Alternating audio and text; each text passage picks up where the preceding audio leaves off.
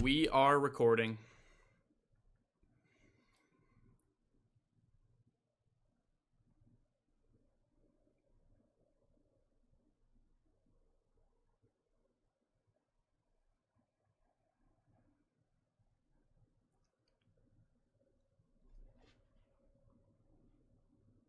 Professor K-Bot, you're muted. I can't hear you. Thank you, Borg. Sorry about that, folks. Today, we'll be reviewing the first half of the course up to this point. I know some of you have been missing the past few days and haven't been getting caught up, so I decided today we'll be taking a step back and looking at reviewing what's happened so far so that we can prepare for things later on. Remember, your final exam is on October 22nd and 23rd. Incredibly important. It's going to be a project presentation. You all should know when you're scheduled at this point, but please make sure you're working towards those. Don't wait till the last minute. I will be able to tell. Isn't that right, Magic? Hey, Magic, turn on your camera. What are you doing? You know the policy around here, all right? And hey, make sure you're taking notes today, because if you haven't gotten the chance to actually learn everything and have everything written down, this is the point to get caught up. All right, so this is where we are in the league so far. You can tell a couple different things going on, but the thing that probably will jump out most to you is that Demons Raw and Sad Boys right now are clear favorites and establishing themselves at the top of the standings. Professor K-Bot, I have a question. Is there a way you can make this easier to understand? It's super cluttered. There's like a million lines. I don't know what's going on. Yeah, there's way too much going on there. Yeah, you know what? You're right. Hold on, let me okay. There. That's better. This should be a little easier to actually understand. Wait, so are there only 8 teams in the league? Yeah, you only need to know these 8 teams. So we'll go over these and understand what's going on here. So as I was saying, Demons Raw look like they're on cloud 9 before falling from heaven, and the Sad Boys are expectedly on top of the standings right now. That means they're happy boys, right? I'm sorry. So as I was saying, this coming week, these two teams are actually going to be playing against each other. So we get to see a preview of what this is going to look like, and we'll see whether or not the Demons will fall from heaven, or if the Sad Boys are going to stop flexing and start shrugging it out, acting like it doesn't matter, although deep down somewhere in there it probably does. But all of that, of course, remember, is a side story for chatting. Remember, they are the center of every narrative. After all, you all are also taking a class this semester from Dr. Bug, so hopefully you understand what's going on there, learning from some of the best in terms of these narratives. But at this point in the league, chatting is on the hunt with Goats, Sundubu Strikers, and Orbits. It's like all of these teams are spinning around that thing on the carousel or on the playground that goes real fast around, and the older kids are whipping them around, and all of the younger kids are trying to hold on for dear life in hopes of earning the respect of any of these other teams. Professor, Yeah. it looks like Sundubu took a win over chatting, though. What's the deal with that? Yeah. So here you can think of it basically in this analogy like the Sundubu Strikers are doing the normal bully thing, and they're just trying to like IRL X-lore chatting from across the actual the circle that everyone's in. So they're being the bullies like they are and just trying to, try to find some kind of advantage. But overall, mostly even here, and it could be anyone's game. But the other thing to talk about is this other team kind of in the middle here. Finesse is still trying to prove themselves, but they need support from the West Coast in order to be able to do that. At the end of the day, they need a bit of an assist to go even further on and further upwards in the standings. So I think that's about it here. Anyone have any questions for today? Yeah. What about that team on the right? You didn't talk about them at all. Oh, are you talking about Core Overflow, the 4th place team from NASL Season 1, if you didn't know?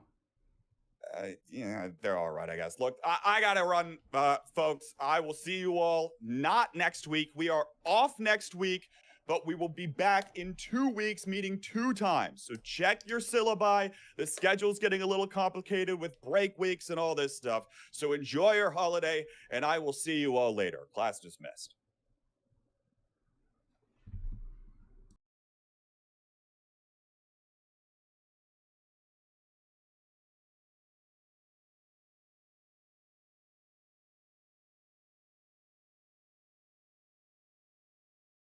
Welcome back to the North American Strikers League, where we are now in week 5 of matches.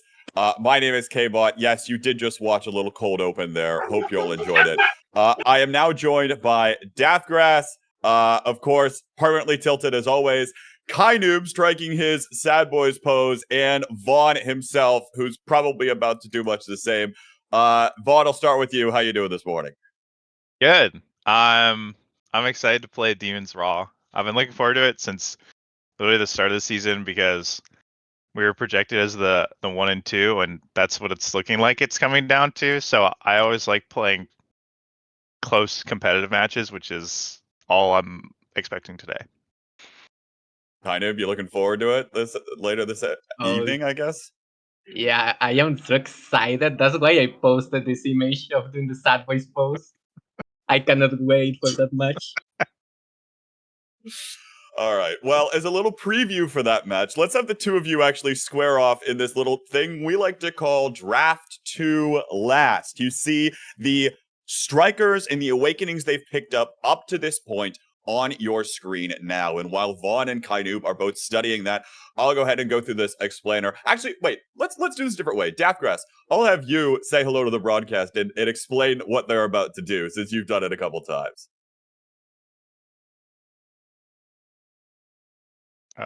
Daftgrass is currently muted. Yep.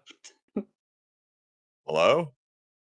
No. No. No. Yo, it's okay. It's okay. Oh yeah. There we go. What? Wait, So confused. No, I'm not muted. what? What? You were talking that whole time and we did not hear you.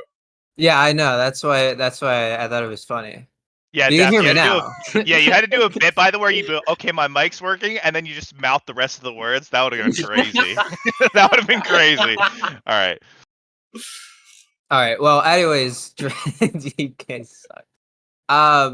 Well, I'm distracted now. Draft to last. Essentially, we start off.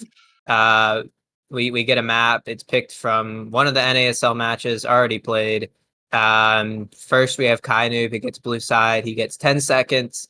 After he gets revealed, the awakenings to him to pick, and then we have to pick back to back to back to back until we finish, and then I tell you which one of you sucked the most at drafting. I have a question. Come on. What's up? Okay.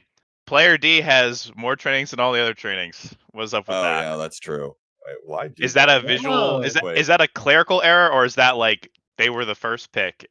And I don't know. I was just curious. Should Twin Drive be there? Is my answer. If the answer is no, let's I ignore it. don't think Twin Drive should be there. Okay, cool. I do not think it should. Yeah, that's correct. All right. All right, cool. Anything else? We good? We ready to roll this, Vaughn and Kainoob? Yep. I'm down.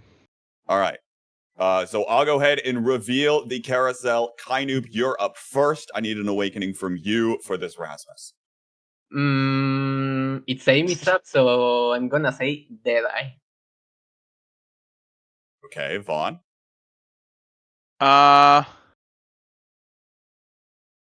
Man, that's hard. Wow, Steve is struggling here. I'll take Timeless as debut. Kainoob. Build different. Vaughn. Yo, red team is so boned. Wow. Okay. I'm gonna take Twin Drive as Julie, which is funny because I guess that's what they did. Kainoob. Probably quick strikes for Amy. And Vaughn, last one. What's left? Cast and Tempo and Cast, Spark? Tempo. Oh, spark it up. Spark it up, young man. Spark it up. He didn't All take right. sparks. So, Vaughn, you had some reactions during that Dude. draft. What's going through your mind while you're doing that? Was this a chatting game? This I was don't a know. chatting game. Okay. Yo, if you're red team, you got hosed.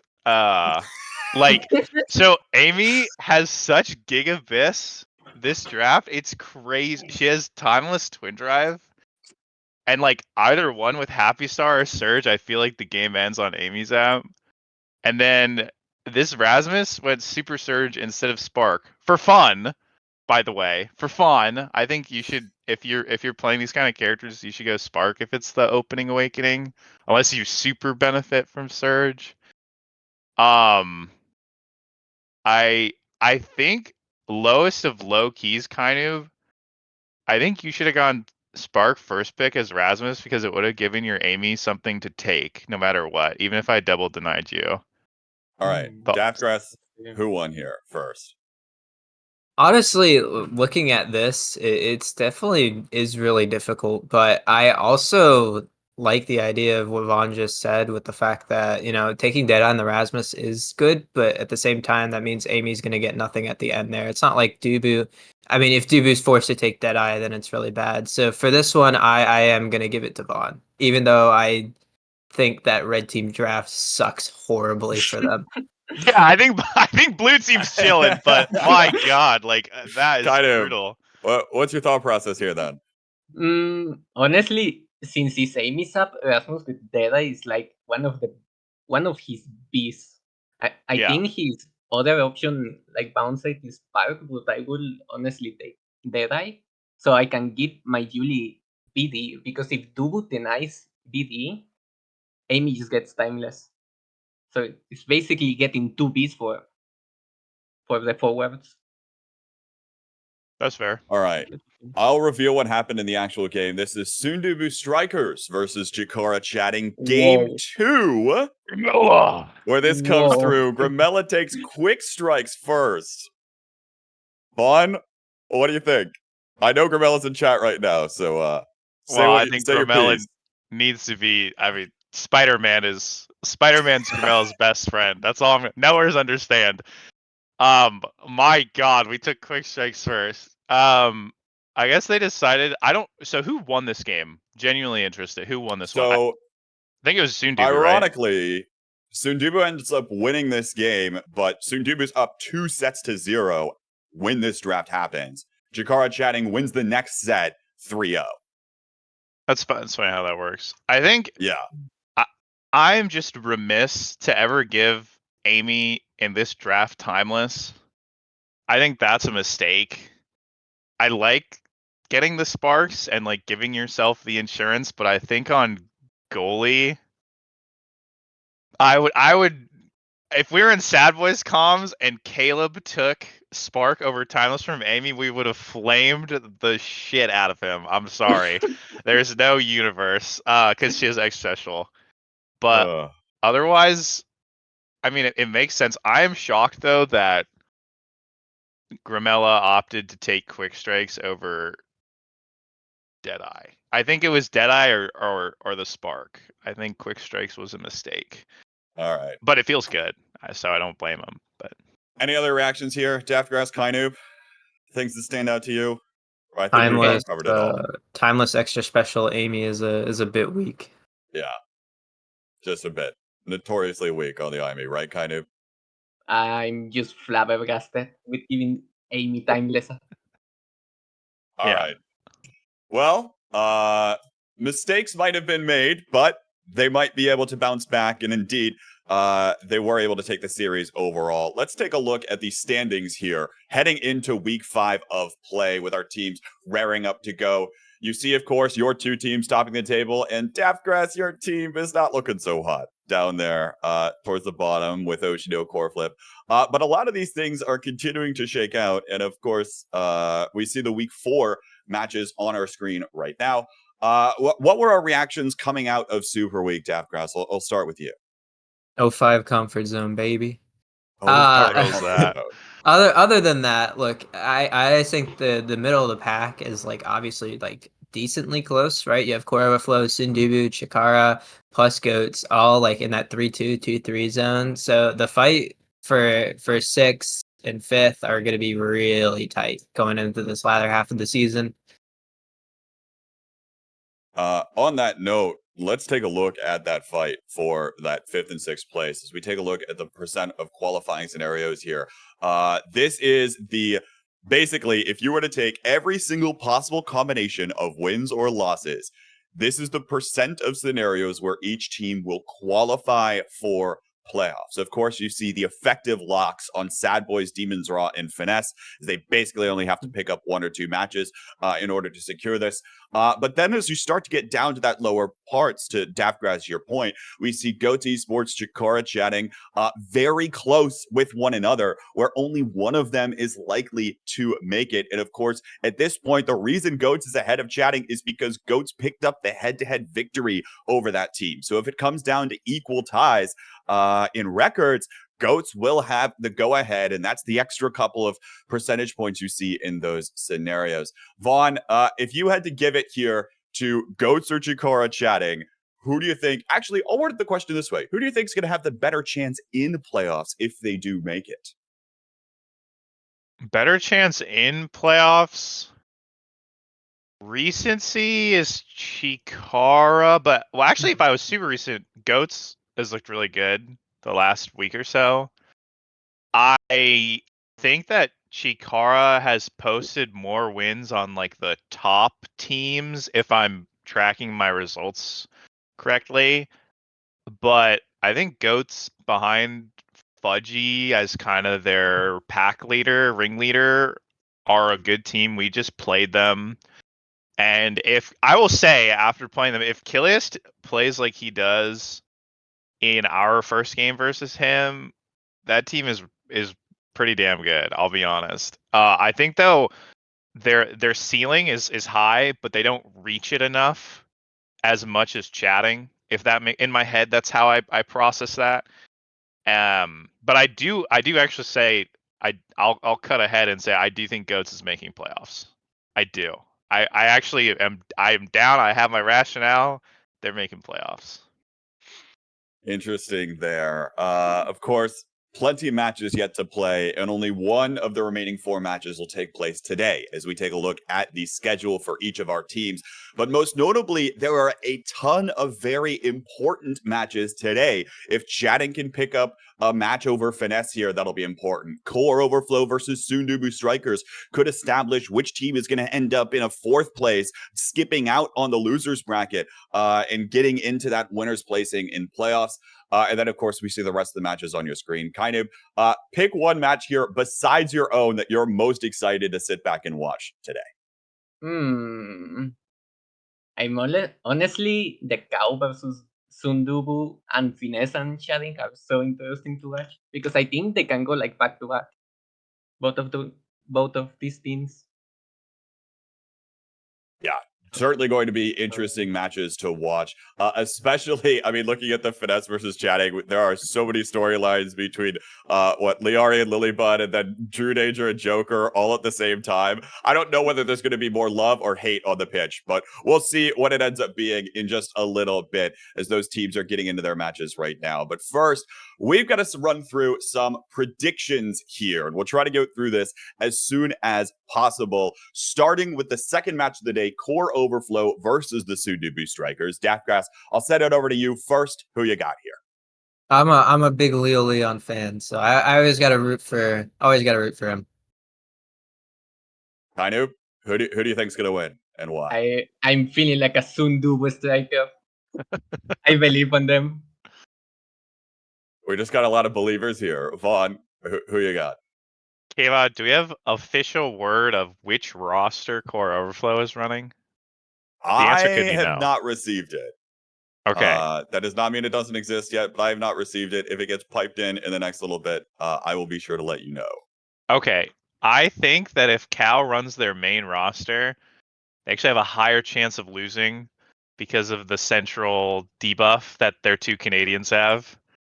I think if they run their subs, they actually have a better chance, which is weird to say, but they have a really good sub bench. If anyone here is familiar, they have Slop and Treddy, among other players that are really good. So I'll give it to Sundubu just because I think if Sundubu doesn't win this, they like need this to make playoffs, which sounds weird, but it's like do or die for them. So they're gonna show up to game, and I think that Koroflo has a significant disadvantage playing on Central, which I think is important to mention. Okay. So I'm gonna give it to Sundubu. I think they're gonna show up. I'll tell you it's not the starters. I will not tell you who it is. I'll tell you it's not the starters. Okay. Can I do like is there a graphic where you split it like There is two or not. no? You've got to Damn pick it. one. I'll stick with Sundubu then, but I think Cow with their subs is a really good team, and Leo Leon is gonna hold it. I'm assuming it's Leo, and then I won't. It's Leo and 2 subs. That's what I'm gonna guess, and I think he'll hold it down if the other side can take it. But I'll stick with Sundubu. Let's see Sundubu get a 2-1 win.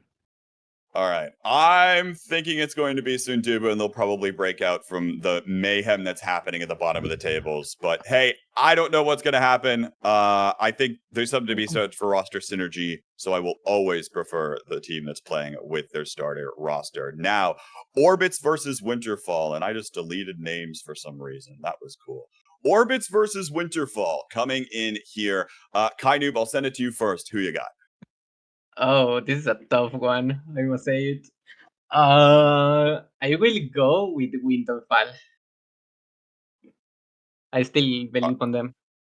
You still believe Daftgrass? Yeah, they're gonna How you come back feeling? here.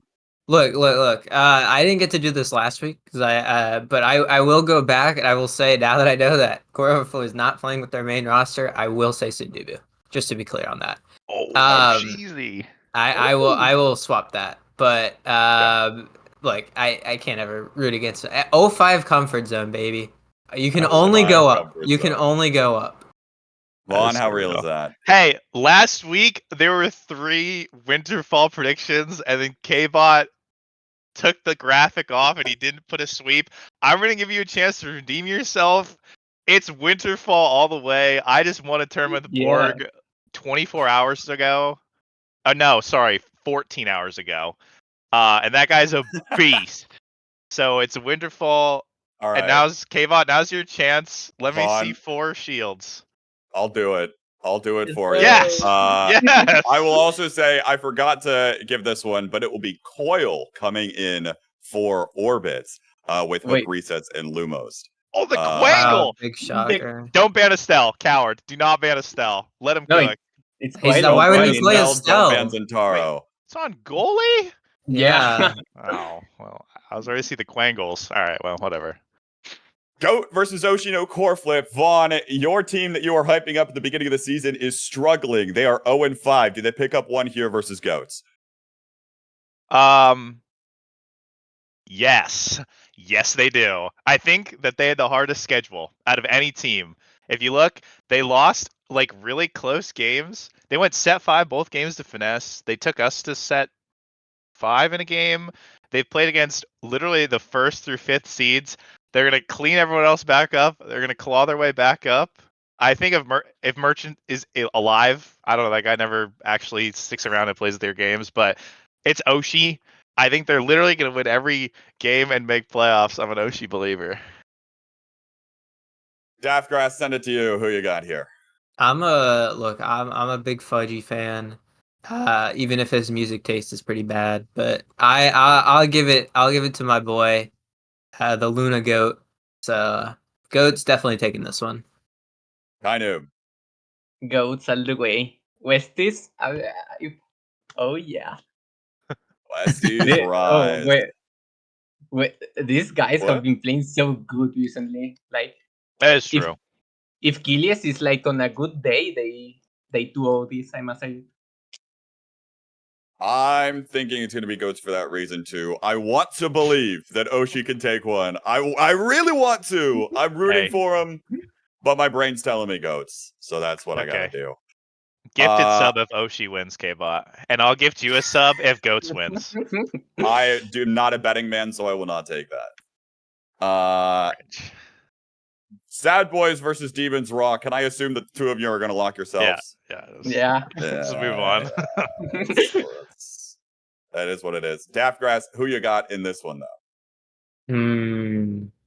I don't know. I mean, like this is like the hardest one to even give like which team do you think you win? It is the top two teams. Um, out of the two of them though, I mean again, it is really tough, but I think Sad Boys is the better roster, so I'll leave it at that. Whoa. Sorry, Kaido. I have to agree too. No. Oh yeah. Oh Look, yeah. look, one team's been, I think, a little more proven in general, especially in the past couple weeks. Speaking of which, kind of, where were you guys last night? You have to like defend your Westie pride or something. That was like the Westie tournament. Where were you Gumi last was not night? Gumi was not home. Okay, So so we we're just didn't blaming play. Gumi. Yeah. Fair enough. First match of the day is Finesse versus Chatting. And this one, again, could have playoff implications, especially determining some of those top couple seeds and even whether or not Chikara Chatting makes it. If they're able to knock off Finesse here, they could have a little bit of an edge heading into a couple of the matches they've got remaining in the last couple of days. Daftgrass, I'll send it to you first. Who you got? Look, for me, I think Drew has been nerfed into the ground, so I'm gonna give it to Finesse here. Kainu Finesse. Oh. and Vaughn. Who you got? Hey, it's Finesse. Ain't no sheezy they lose. There's no way. Drew can't hold the Joker. He can't. I'll say it. Oh, okay. Ooh. Call out for the actual drama and where you'll probably see the most emotes come out of Joker. You all are so convincing on Finesse, aren't you? Yes. Yeah. You're just Yeah. convinced they're gonna take it. That's it. Yeah. Yeah. Yeah. I mean, what position are they weaker in? You could argue goalie maybe, but All right, fine. I'll lock in Finesse. Not that my prediction really matters.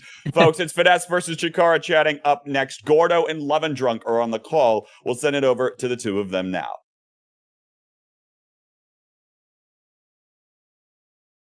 Thank you very much, K-Bot. And my name is Gordo. I am joined by Levendrunk for today's first couple of matches. Levendrunk, welcome to the NASL stream. How are you doing, my man? I'm doing pretty good. I woke up early, was playing ranked like all morning, Dubu relaxing, working out, and here we are. I'm excited to get into game. I'm excited to see Finesse destroy Chikara chatting, apparently, which is what the analyst desk is thinking is going to happen, but we got to hype it up and pretend it's not, so I'm excited for that. For sure. I mean, it's an easy prediction to make. 4-1 record for Finesse coming into the day. Only a 2-3 record coming on through for Chikara Chatting. But as has been previously called out, right? Chikara Chatting, they're right on the edge of whether they're going to be able to make playoffs or not. And taking down one of these top teams, that's the kind of thing you got to do to push yourself over that edge and get into the position where you're going to be very likely to make those playoffs. Absolutely. And given how volatile the map pool seems to be right now, we could see that there is some Inky Gates Atlas Lab, which is extremely volatile, as we know, and probably not. It really heavily favors Finesse here, if we're being honest. But I don't think Chikara chatting is as down and out as everyone else thinks it's going to be. I think we can see a lot of set 5s, set 4s right now as they are doing this. And I think we can make it work, and we can get in game, and they can win it. Yeah, I would absolutely agree with you there, as we have rolled Atlas as a lab for our first matchup of the day. I want to say the evening. My instinct with esports is to say the evening, but we really are in the pretty early afternoon here, depending on where you're at. So it looks like it is going to be the Asher lock-in for Joker. Dubu's on both sides. There's that freshly buffed Rune that folks have been talking about, and then an Estelle coming on through for Puffy. No, the Rune right now, obviously, just getting buffed is a really big deal. The extra, what was it, 150 range is actually massive.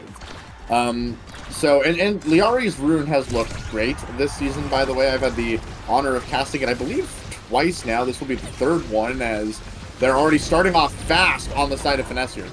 Yeah, getting a lot done, opening up both of those barriers for the goal. And Puffy just waiting up on the top side, gonna push it on through with one more piercing shot. Just a relentless assault from Puffy, going to pair up with Joker and secure them the first goal of the game.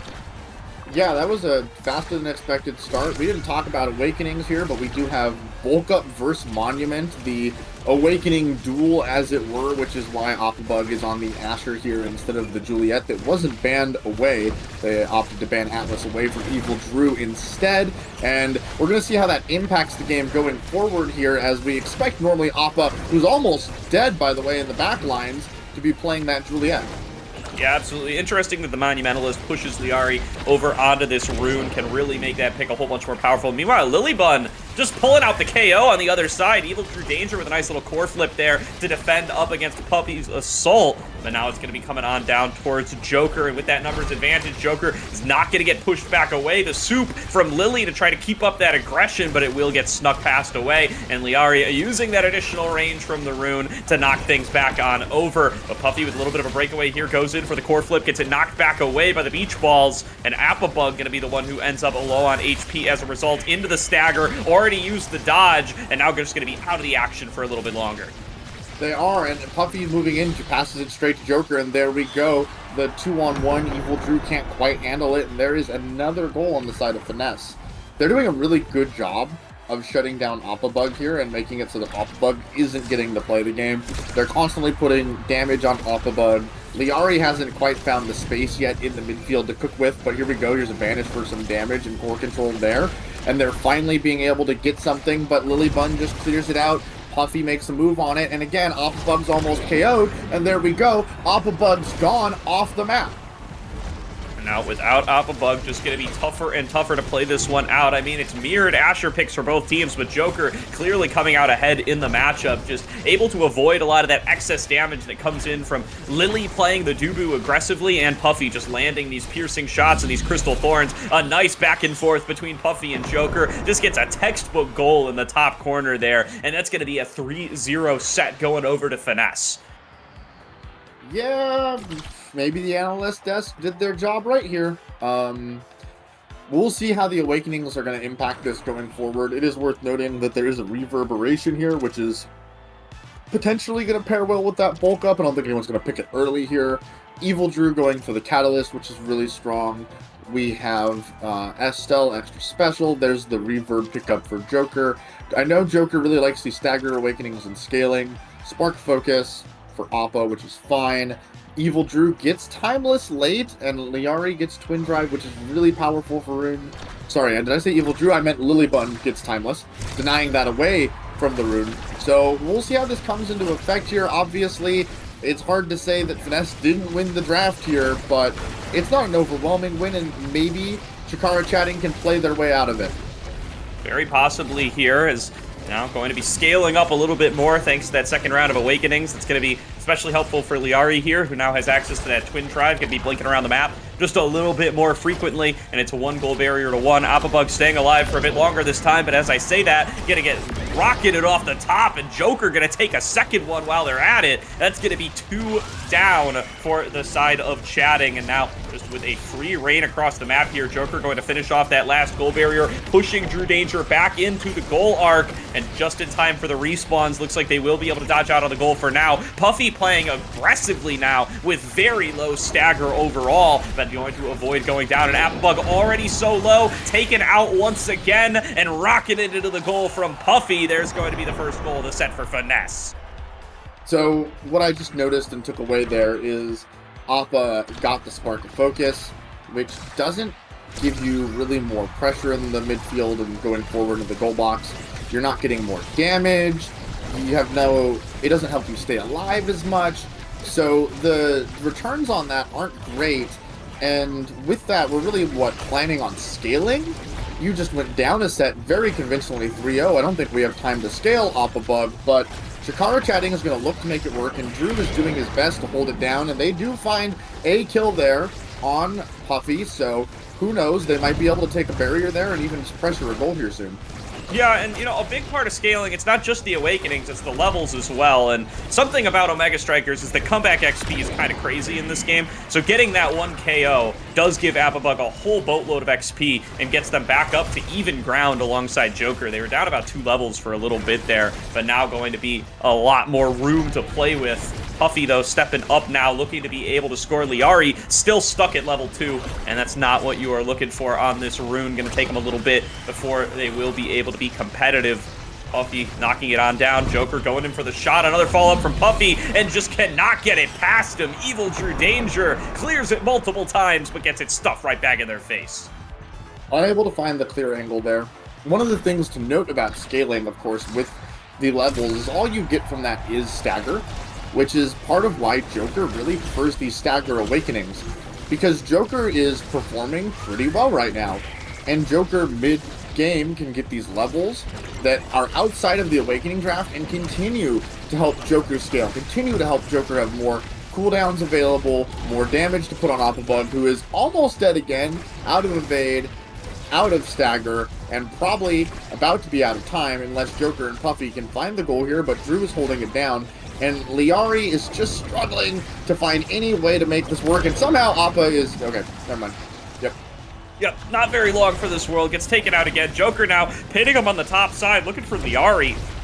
Not been able to quite take them out there, but now Liari going to look for the breakaway over here on the other goal arc, going to be able to open things up at the very least. And Apabug there with assist on the bottom. They could have an angle for a shot, but Joker going to steal it back away, back over towards Evil Drew Danger. They find their KO while they're there, as they seem to every single time. And now Puffy ready to receive on the top side, juggling back and forth with Evil Drew Danger down towards Joker, who can't get their hands on it. And the center black hole really disrupting some of the action here, but a KO onto the goalie will secure a 3rd goal, and that's a 6-0 run so far in this game number 1 as they push themselves to set point.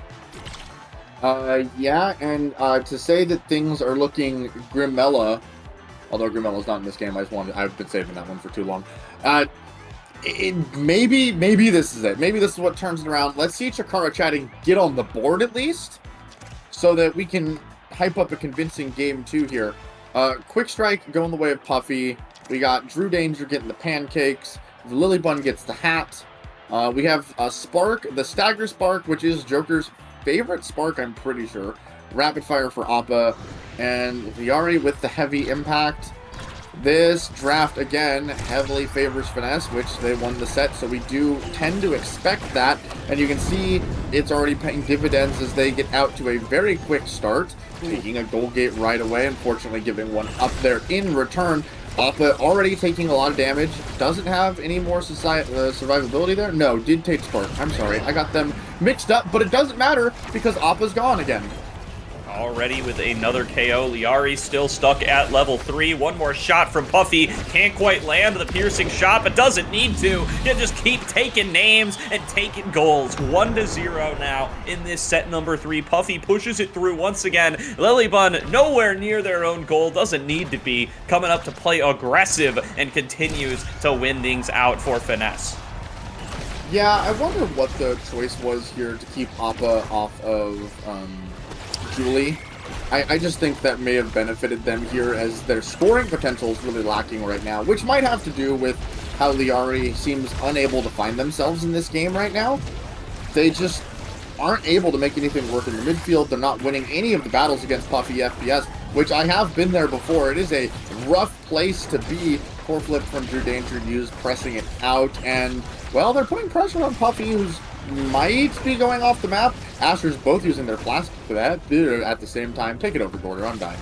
Yeah, no, and I mean, it really does feel like they've just completely lost control of this game number 1. Liari's so under-leveled. The Awakenings have gone so heavily in the favor of the side of Finesse. And Puffy and Joker, they've just got everything they could want in this game. And they're showing it in these midfield duels, just dominating what they show here, and are going to be able to pick themselves up another KO while they're at it.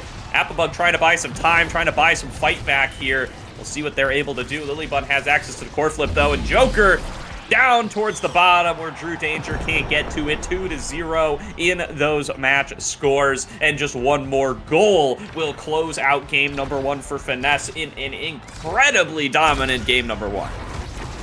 Yeah, very dominant, very convincing. This is why Finesse is 4-1. They've been doing this to a lot of the teams that they've been playing against. They have been making them look a little lost on the maps that they've been playing on, and they've been putting on so much pressure with the Puffy Joker combo, just being able to keep it up constantly. Offenses on the other team don't get a chance to cook when these two are on the field. Yeah, now going to need to find some room to cook right now if they want to stay in this game number one. Puffy taking it up towards the top corner. Applebug thinks they see an angle to be able to take him off the top blast zone, but not going to find it. Joker sitting there, ready with the core flip. Double core flips come through. Liari's on the wrong side of the map, and we're all just all hanging out here waiting for it to end. Finesse picks up game number one. They don't drop a single goal. No, they don't. I think we wanted to make sure that the average runtime of Atlas's lab increases just a little bit, because that is important for the stats at the end of this. Has to be what that was, but what a dominating performance by Finesse, ending this game in 11:31. They just barely missed the 30-second mark there, making it a nice flat round number for me and the folks at home. But wow, I don't know what to say there. Absolutely dominant performance. It could have been an 11:29, 11:28 maybe, based on how they let the core sit there a little bit at the end, but definitely going to be a very short round one way or the other. And you could just see it in the damage stats and the save stats and the shot stats, everything just going up for the side of Finesse here. They really did not give any room to breathe to Chatting, and Chatting, they're going to have to switch up their picks, you know, hope for a different map or find some way to actually give themselves a little bit more room to play in this game number two.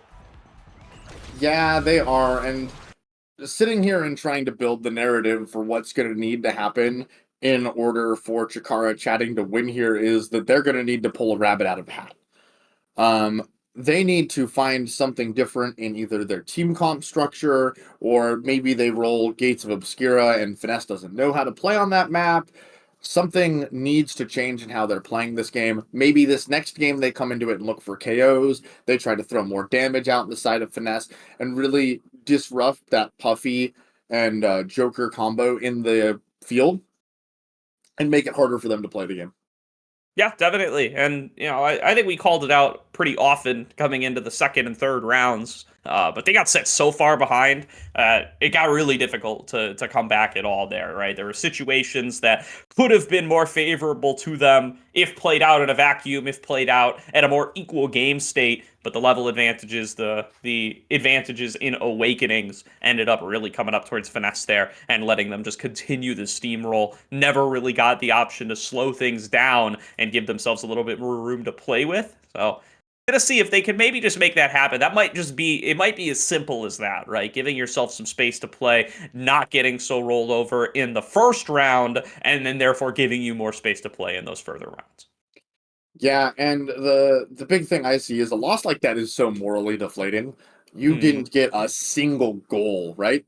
And coming back from that and now saying, all right, we got to strap on the big boy boots, got to put our belts on and pull up our pants and make a goal, win a set, win the game. That is a monumentalist task that you are about to take on, and you have a real mountain to climb here as we head into game two. Yeah, absolutely. I mean, you hope that you could write it off, right? And just say, okay, yeah, we got absolutely steamrolled. We're changing everything about our game coming into game number two. And then once everything's different, you don't have to worry about the holdover, the tilt from the prior matchup. But that's going to be something that is going to be within Chikara Chatting's hands. This is a team that a lot of people were really hyped on coming into the beginning of this season, have fallen a little bit short of, I'm sure, where they would like to be, but still with some room to come back as we get into the back half of the season here. Let's see if they can turn things around up against Finesse as we roll Night Market for game number two. Night Market is, again, probably not the type of map Chikara Chatting wanted to see here. It's also worth noting, as I'm being informed, that is probably, pretty sure, the first 9-0 game of the season. So every other team has been able to put up at least a goal, but this game they weren't able to, and that is just another mark in the history books of the NASL. Yeah, it doesn't surprise me that that's the first one. I mean, it's really hard to get up the full 9-0, especially at this level of competition. I mean, I can't get through a whole game without own goaling on myself. in solo queue, let alone at this level of competition against really well-versed together teams. So props to them for showing incredibly dominant on this game number 1. Let's see how this game number 2 ends up looking as we start to load on in. Looks like it is going to be double Julies this time around. Or no, not double Julies. I'm getting fooled by the bug once again. It is Joker back on the Asher. Liari now onto the Drakkar. Double Drakkars for her and Puffy. You got pranked here, but we also have a fire up start. So we're fire up gaming. This is one of the things that probably could benefit Chikara chatting, that is going to make this game play way differently than the last one. Once we start to get these core flips online, Joker, they're able to just sneak it through Drew. That was mad nasty, but fire up is really obviously explosive, and once we get the first core flip, everything is going to pop, and it's going to be crazy, and it's going to be a real hootenanny.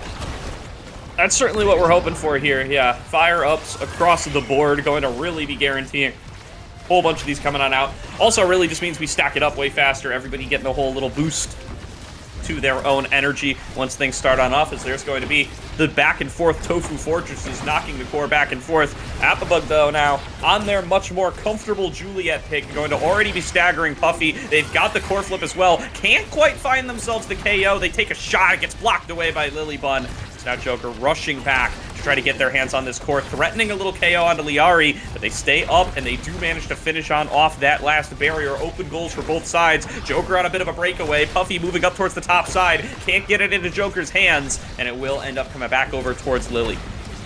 No, and the offense here seems to be working a lot more. I mean, they have the gates open. They're on the finesse side of the map and really pushing forward here for Chikara chatting as Appabug gets it there with the Julie special and pushes it in. This is what we're going to need to see from chatting as they take their first point in this series, putting themselves on the board. We need to see more aggressive, more pressure, and Appabug on the Julie just looks right at home, picking up that speed gate and picking up a barrier. Yeah, no, from 9-0 to getting, from 9 in a row to getting only 1 in a row in this game number 2. So we call it 10 in a row in total. Just showing how difficult it is to pull off a feat like that in the first place.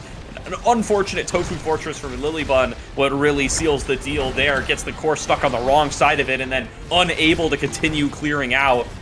Joker going to be able to open on up that goal barrier on the other side. Evil True Danger has had a rough time in these one-on-one matchups up against Joker and Puffy, getting juked out towards the wrong side quite a few times, going to clear it back out with the core flip. Counter core flip from Lily, a little bit too late, but the pass up to Joker, going to secure a 2-1 lead in the set. The counter core flip was too late, but the passing play made off of it was absolutely perfect. So who needs barriers when you score goals is what I would say in response to that.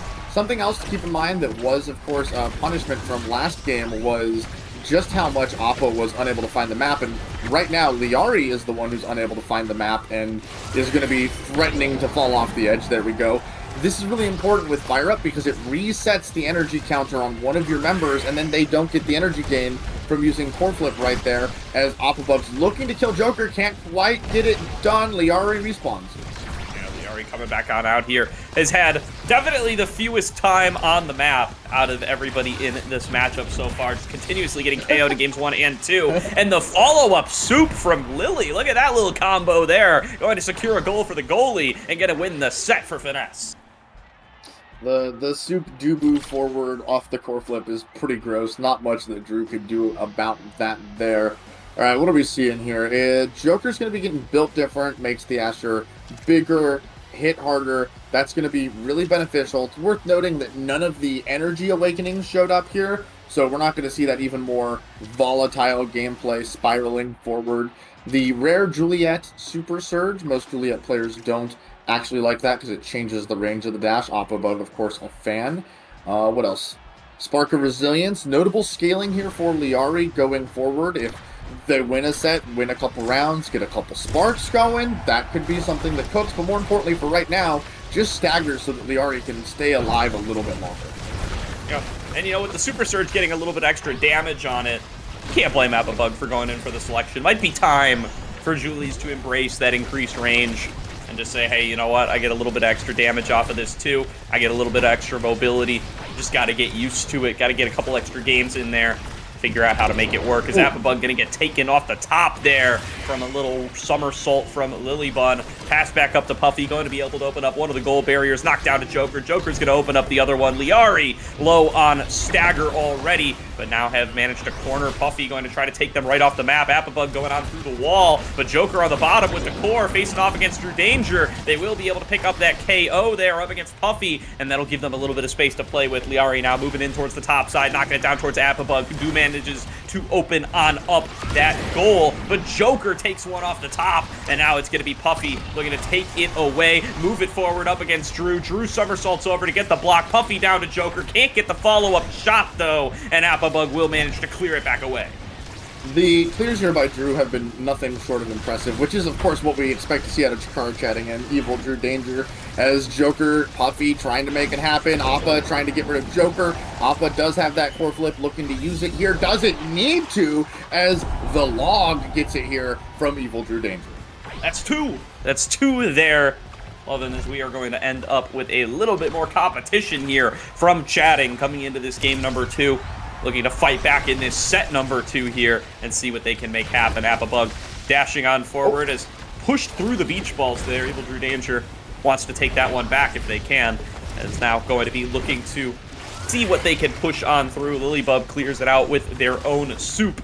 And now going to be moved on over for the side of Puffy. Apabug all over the place, though, looking to find Joker. Knows that they've got him in that staggered state and wants to be able to take him off the map. Puffy falling pretty low as well. The damage coming through from Chatting is not to be scoffed at, as they do manage to take out another member. And Puffy now going to get taken out as well. That's a double KO over to Apabug, a 4 KO streak for the Julie, and maybe a little bit of space to play with here as they open up one of the goal barriers, aiming for the second. And that's what I said that Chikara Chatting was going to need to do if they wanted to get into these games. They're going to have to put damage. You can't let Joker and Puffy just play the game uncontested and leave Drew alone and just hope it works out, because, fun fact, Joker and Puffy are too good at this game to let that happen. Speaking of putting damage on Joker, Joker almost off the map again as Apabug is dribbling off of the core flip. They're trying to reset the offense, buy time so that they can KO Joker. Unable to do it. Puffy does win the 2v1 to get the barrier, and Liari core flips it, and it's actually Apabug who finds, but Puffy, I can't. It went too fast. Too much. Puffy scores. A perfectly timed lock and load there from Puffy, just rockets it back into the goal. No space to play with there for Drew. They did a good job of clearing it out for a while, but it does end up going on through. Then there's a core flip to try and clear it there, and wow. The pressure from Puffy and Joker is actually insane. These two, are they the best forward duo combination in the league right now? I would probably argue that they are, but that doesn't matter because Drew is gone, so all they have to do is get it upfield. We all know that forwards cannot play goalie, and if they can get it to Joker, who can get it to Puffy, we're going to see a probably pretty easy goal here coming up before Drew has time to respawn. That being said, Apabug makes a amazing play there, getting the KO and denying that man-up pressure. Yeah, they might not be able to play goalie, but they can find themselves some KOs and make a goalie's job easier. Apabug making the difference there, saving Liari a little bit of grief by being able to find that crucial KO and get some space on the map. Now back to the full 3-on-3. Apabug makes it unfair pretty quickly, though, utilizing that super surge and making themselves some spaces. Liari finds an easy goal with Lilybun up on the top. That's going to be a 2-1 lead going over to Chatting. This has got to be the first lead they've had all series long. It is, I'm pretty sure. But more importantly, they've theoretically won a set now because they've scored 3 points. So we see that there is potential for them to do it here. Apabug with that core flip looking to get a KO and finds it on Puffy. The number of KOs here is what is making this possible for Chikara Chatting, and Apabug looks so much more solid here on the Julie than the Asher. They're in their comfort zone, they're gaming, they're getting barriers, they're getting KOs, they're getting goals. They're looking for the set if they can find it. Core flip doesn't quite land for Liari, but it doesn't need to. Apabug just takes it up through 2 and finds themselves the set win. 1-1 in sets now for Chatting. They're coming up competitive in game number 2. They absolutely are, and did we hit it? We hit Catalyst. Ding, ding, ding. So, of course, Catalyst is what we expect to be taken here. First, with Fire Up, the energy gain from that is absolutely massive. And with Fire Up, you transfer that energy and you transfer that speed into your teammates and you make the matchup completely hype. We do see that Lilybun gets Timeless Creator, which if we can get Missile Prop going forward is really good on Night Market, just able to lock down an entire half of the map and keep your offense pressure up and deny that from Chikara Chat. See what they end up going for here is they will have that little bit extra movement speed from the defense that they're going to be focusing on for a while. Elusives come out from both sides. They got plenty of energy to burn here with the addition of that Catalyst, plus all the fire-ups already coming on through. Joker pinned in a corner, though. Has to be very careful to avoid getting taken off the map here by Appabug. Puffy gonna get it cleared out against them. True Danger manages to push it up towards the top side. It's Appabug trying to take it in up against the goal barriers, but Lilybun doing a good job of keeping things cleared out. True Danger with the core flip finds one. Now looking to punish Joker for snagging away that boost there, but not going to quite be able to do it. As I say that, though, taken off the top by Liari with the flip, and there's Appabug with a second KO. Fighting back in this game, chatting, want to open things up in the 3v1 situation. The respawn comes through, Joker snags it back away, the goal is opened up, but the round will go on. KO them, emoted there by Puffy. Let's see if they can make that happen, as Joker's gonna have to take it on the top side. True Danger clears it out once again. Lilybub can clear it up against Appa, and Liari going to score once again up against Lilybun. I was counting core flips there. Appabug got 2, Liari got 1, and Evil Drew has 1 up right now. And Finesse, 0. They didn't get a single core flip off there as Drew's just comes out right now. And Appa and Liari back, coming up. Appa has theirs off the KO. They're going to get it to them. They're going to use their core flip. That's going to get Liari's up, and we're going to be at a count of 7, I believe, which is so much here as they get both the barriers. Can't quite get it there with that core flip, but it's okay. You just get the Drakkar in there, try round 2, throw a Dubu Fortress, just throw abilities into this tight space, and you get yourself another goal. I mean, what a run here from chatting. They're up 2-0 in this set now, just completely running away with it. Looking like Finesse looked at game number 1 so far in this set. So there's going to be the counter KO found by Joker. Going to be able to push him out in the bottom. Now seeing what they can strike back with. Puffy really wants to be able to find some kind of goal here if they can, but True Danger has been really clutch on the defense so far. Appabug not able to defend, but will not, if anything, come past Drew. Joker now going to pair on up with Puffy, looking to get back together that synergy that they've been showing throughout this whole series so far, pushing them back with the Path Splitter. Will be able to open things up, but is going to be at the cost of the Drakkar. And now Joker might be the next one on the menu, already very low on that stagger. The core flip from Lily, not going to find the core. Goal gets opened on up. They have to get it past Appabug. Can't find it with the barrier beam. Puffy's back on up, though. Will pass it on up. There's going to be Joker not able to get a control, and there's going to be another goal, a 3-0 set scored by Appabug for Chikara chatting. And if anyone needed convincing that Catalyst is like nerfed and bad now, there's your counter argument, there's your proof. Catalyst is still fire, it still cooks. So many more core flips with the fire up here, so many KOs coming off of the core flip itself, and Appa just picks up Quick Strike. Appa picks up Quick Strike, that's even more energy, it's more core control when you have it, it's dribble potential, it's play potential, it's everything. On the flip side, Joker gets the Stagger Swagger. Joker's been put under a lot of pressure, a lot of damage is falling Joker's way, and maybe Stagger Swagger is the key for Finesse to be able to come back in this, keep Joker on the map alive, and keep pressure up. Absolutely, here is going to be pushed back in right into that 1 goal barrier from Joker to start things off. Now looking to see what else they can get up against these beach balls, but gotta be very aware of what Appabug is going for, especially with the addition of that Quick Strike. Has so much more individual play potential now, and going to find themselves one of those goal barriers to start things off. Taking control now up against Puffy and Lily, but going to sneak it through anyway. Still has the core flip available as well. Joker going to do the same on the other side. One more lock and load from Puffy to open things up, but Appabug now with the core flip goes in for it, tries to get it past Lily. Lily going to be able to stop it with the somersault, and True Danger receives on the bottom side. Appa pushes it in once again, but it is going to be Lily clearing things out onto the top side. Joker now looking to take control in this 2 versus 1. Appabug coming on down. There's the core flip. There's the goal as Joker breaks the streak and tries to pull Finesse back in.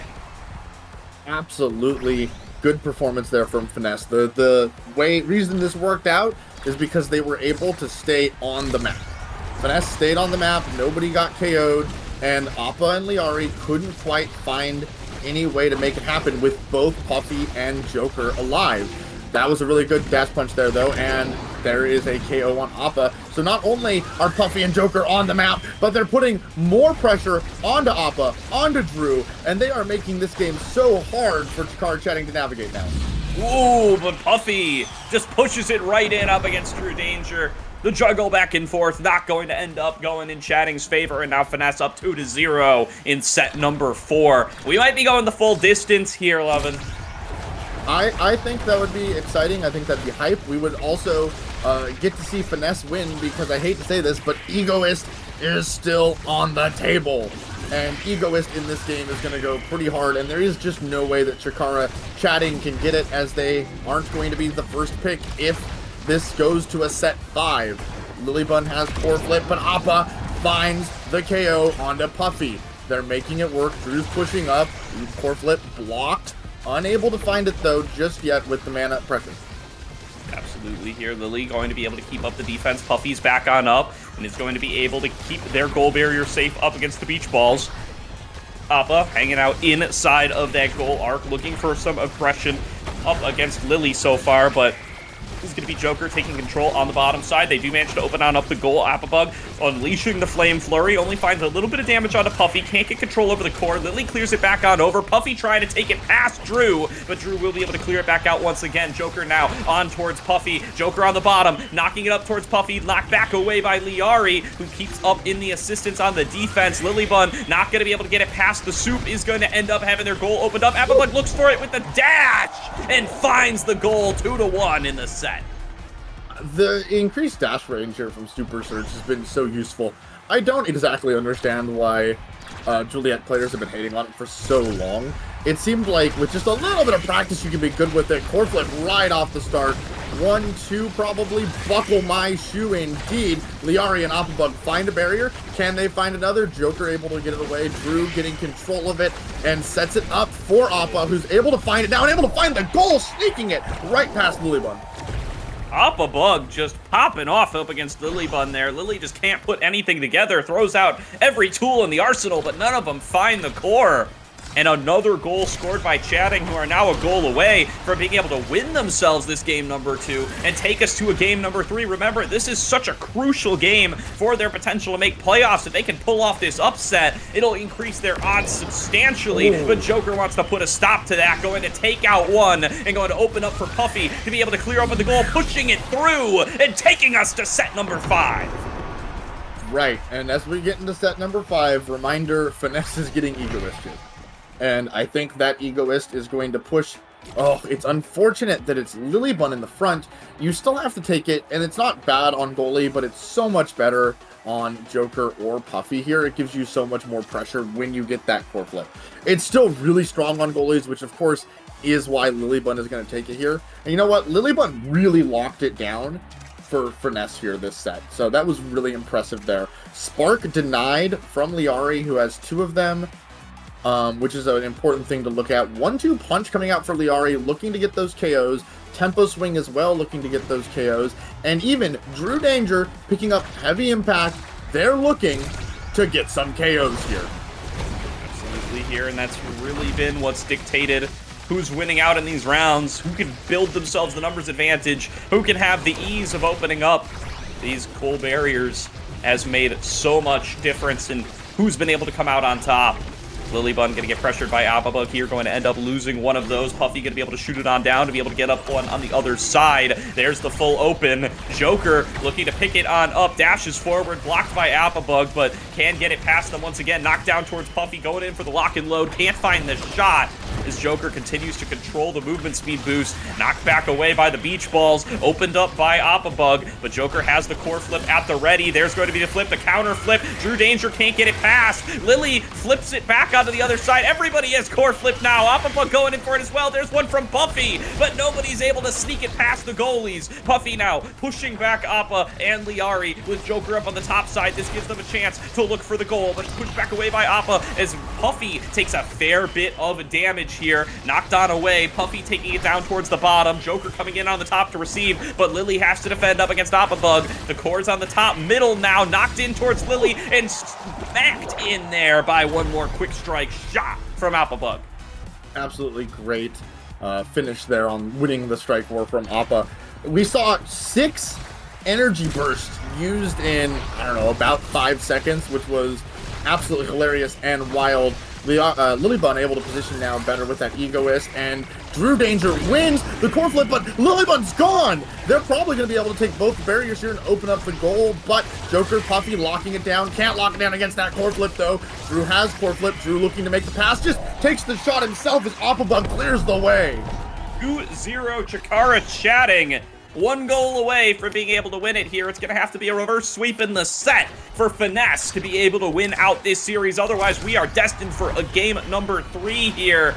Let's see what they're going to be able to make happen. Appabug going in for the core flip right away. Going to be able to open up the first one of those goal barriers. Now taking it on down towards the bottom. Lilybun going to be able to clear it back on up. It goes on over to Joker. Drew Danger trying to clear it away, and that's going to be the KO found onto Joker. But Puffy with an angle here up against Drew Danger, going to be able to open things up at least just a tiny bit, and still keeping things slow, keeping things defensive until Joker is back up on the map. The goal barrier's been opened, but Joker is back, and Appabug is far away from the core. This is going to be a 2 versus 2 over on the right side of the map. Joker clearing things back on out with the path splitter, but gets snuck past it by Liari, who will continue to receive. Appabug has the core flip, gets it past Lilybun, and Chikara chatting are taking us to game number 3. So obviously they were supported by the fire-up start, which changed the game so drastically from how we saw it in the first one, but holy, Chikara chatting really stepped up this game. More kills, more explosive gameplay on their part. I'm really excited to see how many KOs they had in total. Appabug had 14. We already had 1. But that's 15 KOs this game, which is so much different from the, I think, maybe 2 in the first game. And Finesse had 9, so it's still a significant amount, but those KOs are really what allowed Chikara chatting to make their way into this game. Absolutely here. I mean, what a great comeback compared to the perfect game that was game number 1. They show so much more here in this game number 2. And yeah, as you said, the fire-up definitely helps, but the fire-up's something that's available on both sides, and they really embrace the chaos produced there and find themselves the win. And now, with a real shot coming in here into this game number 3, to be able to turn their fortunes around. Yeah, and we'll have to see what it is. I think the ultimate finish to this set would be we see some Gates of Shenanery, because that will just make it so much more chatting afterwards. If chatting wins this and we see Gates of Obscura after an infinite fire-up start, and they walk away the winners versus Finesse, everyone's going to get to call them frauds for the entire rest of the week, and I look forward to that chatting. Yeah, that's definitely going to be a whole boatload of fun if it does come on through. Watching one of those top 3 teams drop to a lower tier team, certainly going to be the talk of the town if it does end up coming on through, as we're already queuing up for game number 3 here, Lovin. So we are going to be able to find ourselves who the winner is going to be before too much more time passes. Yeah, and I'm excited to get into this. It's worth noting how much damage Appabug put out. 38,000 is a really good amount here, being the most in the game by 5,000 versus Joker. But they really seem to have found what worked here. And so the question I have to ask is, going into this game, your Finesse, seeing how the games just went, do you ban the Juliet? You know, I very well could. It would make sense, right? Appabug looks so much more comfortable on the Juliet than they did onto that Asher. So if they can get themselves at least a little bit of breathing room there, if they can force Appabug onto something more similar to the Asher, onto something, you know, Zentaro, pick your brawler of choice. They're probably still going to go with a brawler one way or the other. But if it's not Juliet, it might give them some more place to play. Yeah, and they've been banning Atlas in the both of the games, which of course is the other character Evil Drew's known for. He's known for Dubu and Atlas. So I find that really compelling because I don't think Atlas is that strong of a character. I think the reason they're taking it away is because they have come in with the plan of we're going to put damage on Appa and Liari, we're going to push them off the map, and we're going to leverage that to crack the defensive fortress that is Evil Drew. That could be their option, and it makes sense in a vacuum as a strategy, but as the series goes on, you got to adapt to what's getting thrown your way. And it does seem really clear like Appabugs Julie might be the difference maker that can really affect who ends up winning these matches and who ends up having to go home with an extra loss in their loss column. And let's see exactly how it's going to end up happening, right? These are both teams that, well, it's very well expected that Finesse is going to be a playoff team. We saw the odds in the pre-show. It's like 95% plus at this point. Meanwhile, it's much closer to 50 for the side of chatting. They are going to have to really turn themselves around. And this is what playoff teams are made of. They're the ones who can adapt. They're the ones who have a good understanding of what it takes for their squad to win at all costs. We are right back on Night Market. It's probably not going to be infinite fire up start unless we're living in the Matrix and there's been a minor hiccup. And there is the highlighted Juliet ban as expected. Yeah, looking like they are going to try to take that one away here. And they do! So it's going to be Julie plus Aimee bans. Now, with that stress off their shoulders, what are they going to pull out for the side of Finesse? Try to take out chatting. Looking at that Zentaro, looks like it's going to be locked on in. I was about to say, why are we seeing Octavia here? Holy, what is the Awakening? Were they considering that? You just got killed a whole bunch on this map, and Octavia's weakness is getting KO'd. So are you really going to play into that? I don't know what the Awakening is, as I see infinite rapid fire on everyone, so we have no idea what the other Awakening was. Probably not a Chrono Boost, probably not Cast to Last, as we don't see anything here that benefits from that.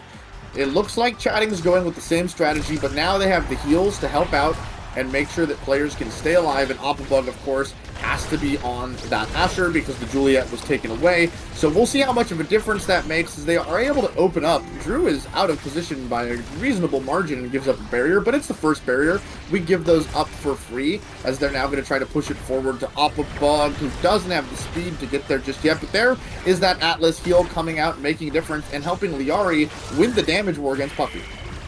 Absolutely, that is what ends up making up the difference. So they are going to be able to open things on up, and Appabug just pushing it forward with the barrier beam, sneaks it past Lilybun's somersault, and it's an easy goal from there.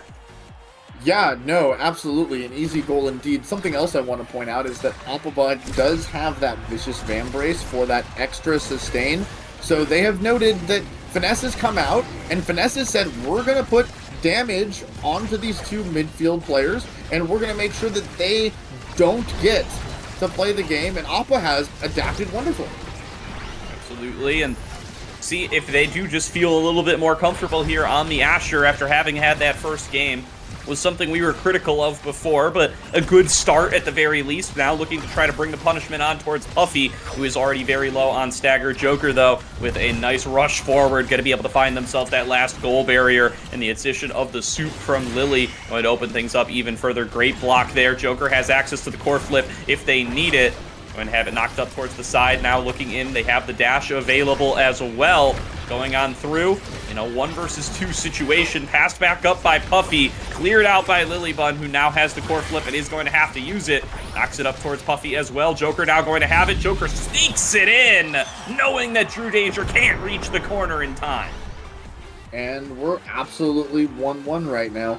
So both sides have shown that they can do it in every game except the first one. So let's just not talk about that. But we're on Night Market. Everyone's feeling comfortable. Appa's already at half health. Probably going to use some abilities here and restore that. There we go. Push them up. Drew pushing forward. Has core flip. Has abilities. Sets the healing zone for Appabug there to keep Appa nice and topped off. Core flips being held. There's Jokers being burned. Drew looking for the clear. Finds it. Unfortunately hits the brick of the Night Market map. Core flips to push it forward and gets it through to Appa. Yeah, you gotta watch out for the little bit of extra structures that can be in your way, but Oni's Blade going to be able to push things forward once again. Nice block by Evil Drew Danger on that Atlas that has been denied to them before. so far have been able to keep things cleared out for the most part using those Celestial Expanses. There's going to be the knock forward. Now trying to find themselves a spot up against Appabug, who is just continuing to bully onto Appa, or onto Lily rather, as Joker going to get pushed around the entire map, has been staggered for quite a few seconds here, and Liari not giving them a moment to get out of that state, but they do manage to find that goal barrier. Knocked on down towards Puffy. There's going to be Joker dashing forward, and they can't get to it in time. Through Drew Danger's fingers, once again, they find themselves a 2-1 lead. Lilybun really did a great job there against Appabug, holding it down.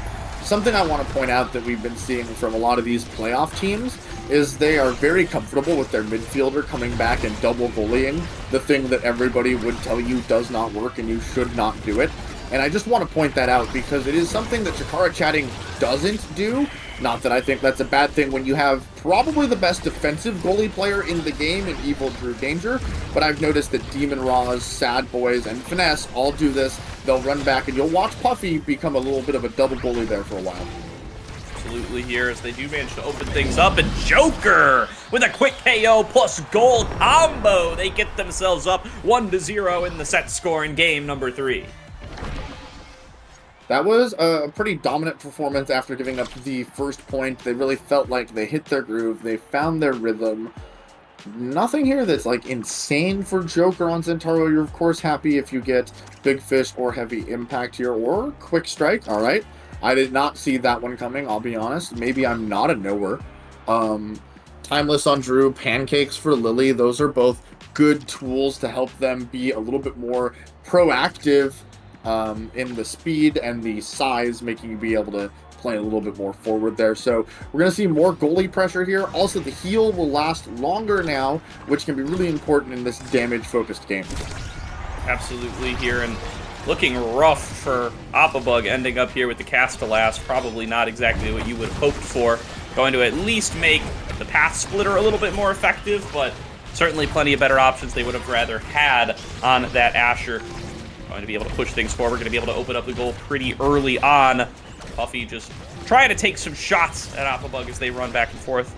Joker trying to take control out of the bottom side, the most mobile on the map for sure at this point in the game, and with the addition of that Quick Strike, looking for a little bit of additional solo power. Going to be able to get some more of those strikes in as well to keep stacking on up the passive. Has access to the core flip if they do end up needing it.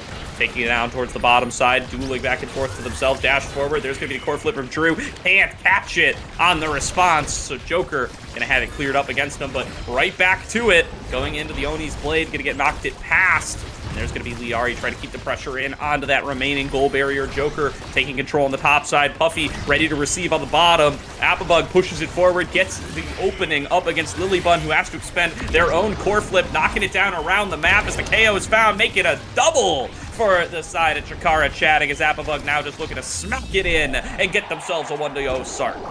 They finally found the KO on Puffy. Puffy was walking around at no stagger for so long, so much so that they got to the point where they actually got back to like half stagger before they finally were able to get Puffy off the map. And then they found the Joker KO as well. A lot of pressure coming out here, actually, on the side of Finesse. But those KOs are really important to their plan here for Chikara Chatting, so they need to be finding them if they're going to win this game. There's the core flip coming out of Evil Drew Danger. Nice block by the Joker using that Oni's blade and dashing forward for a little bit of extra damage while they're at it. Knocked back on up. Puffy has a chance for a shot here. Will be able to open up the goal. Now has to go elusive here for just a short bit. Joker at risk of getting taken down by Appa. Appa now going to get pushed away now without any of those resources. Joker just wants to pass up to him here. They've got 2 targets low on HP. They know they can take out Liari if they find a swing or 2 onto him. There's going to be the shot forward. Puffy gets it in past Drew Danger. Joker there for the assist, and they tie it up at 1-1. 1-1 again. So when we were in this position, Finesse went down 1, and then they swept the next 3 points. We might see that happen here again. One thing to note when we're talking about damage and KOs, though, is that sometimes just the damage itself is good enough. Putting a lot of pressure on someone, making it so they can't play anywhere near the edge of the map, making them uncomfortable, like Liari is right here, well, no longer, is really important to these types of team comps. So sometimes you don't need to be finding the KOs, so long as you're finding good, consistent damage. For sure. This Joker just getting bashed around the map here as they get hit by that last astral projection there from True Danger. Just going to wait for a little bit of regen to come through. Now feeling a little bit more able to participate in the action. Puffy taking it down towards the bottom. Can't get it past the astral projection either. There's going to be the dash forward. Joker looking for a little bit of action. Can't find a spot onto the goal barrier. They are going to be able to get that stagger there onto Liari. Now looking to get the job done, but gets a bunch of damage returned onto him. They're going to be staggered as well. Has to play defensively around the speed boost. Pass down towards Puffy. Back up to Joker, who does get knocked aside. Looking for Liari. The res is available, but doesn't even need to be triggered. There's going to be Joker back out of the staggered state. Applebug trying to take it in towards the top side. True Danger juggling it to themselves. Gets it over towards Lily. Now has it towards their forwards. Liari and Applebug gonna open things on up. Now, looking like they have some solid control in this matchup. True Danger not been able to get past there, but they do manage to open things up. As I say that, little caster curse comes on through. We got open goals for both sides as Joker's looking for the shot. They are looking to try to make it happen. Drew is just trying to find a clear, but Lily is just so consistently good at sending it right back to Drew. Liari needs to push it upfield here to Appa and try to get Appa in a position where they can get it in, win a strike or push it past Lily, who is just so fast with those pancakes. For certain, and chatting now up 2-1 in set number 2. Fighting back as they did in that previous game, showing that it's not going to be that easy to take them out, even though the favorite is going to be Finesse for the day. Joker taking things on one-on-one up against Drew. Not going to be able to get a hold of it, but Puffy flips it, clears it back out, and looks to continue that one-on-one matchup. Liari snags it away, gets it over towards Appa. Liari there for the assist as well.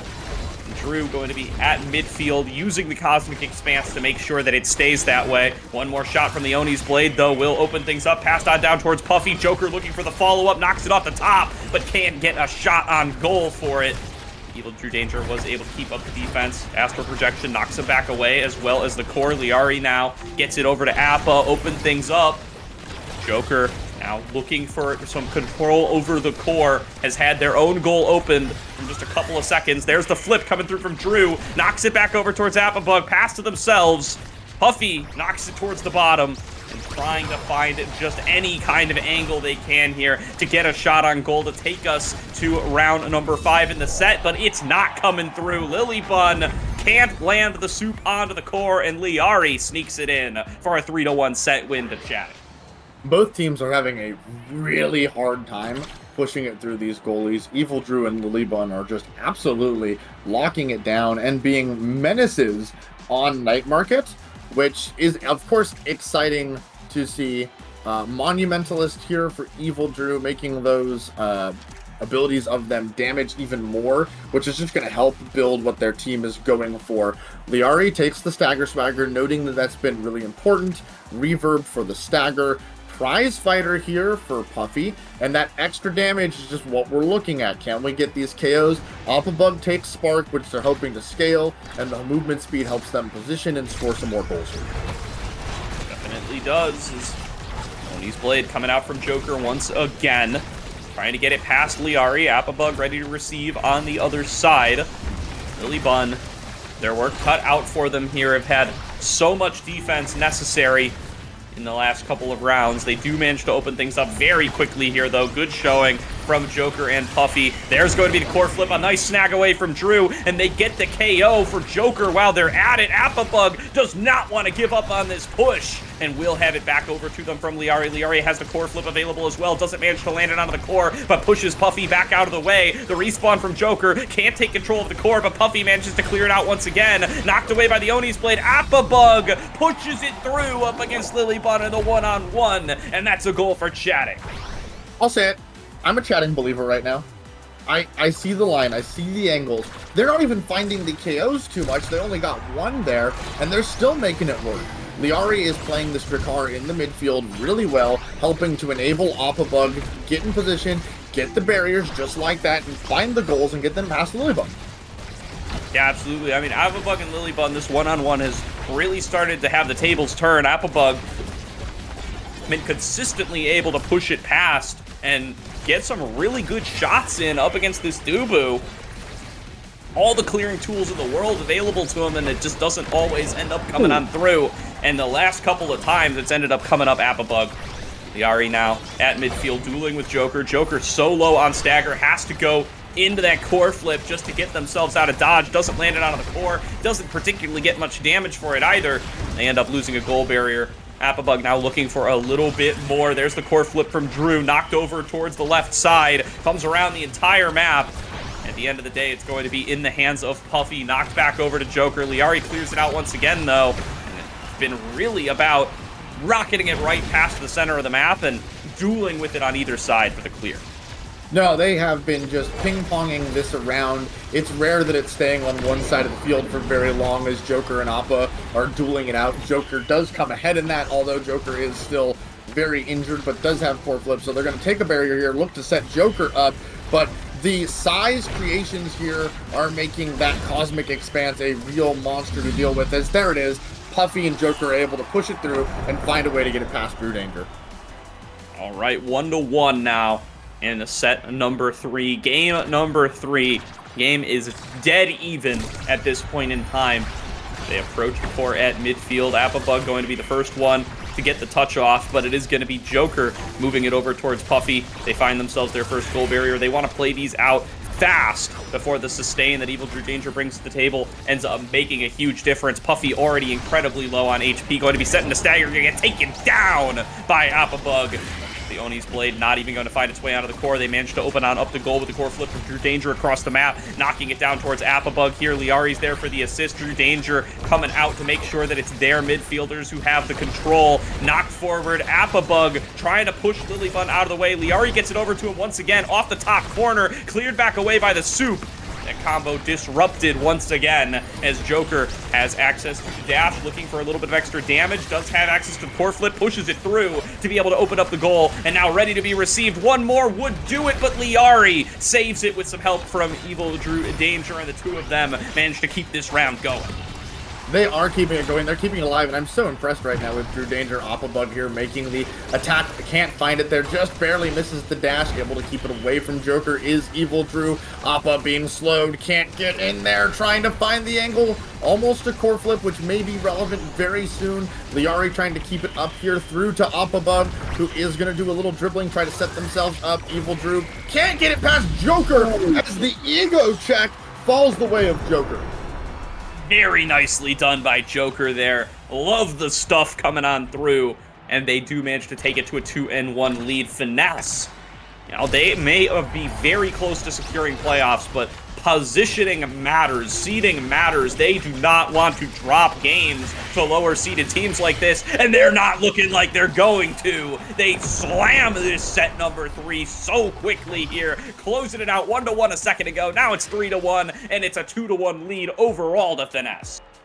Which, of course, is a big deal as the Zentaro is going to scale with more awakenings. With Twin Drive here, Zentaro is always going to be in a potential scoring position here with that dash. It's really important for the cooldown reduction, for the fact that you can store them for when you need it. Drew Danger here taking the hot shot, the cooldown reduction, making these giant cosmic expanses come out more frequently and helping to keep up that defensive pressure. What else do we see here that's important? Perfect form and built different taken away from Apabug, as that would be a little too spooky to give to Shikar Cannon.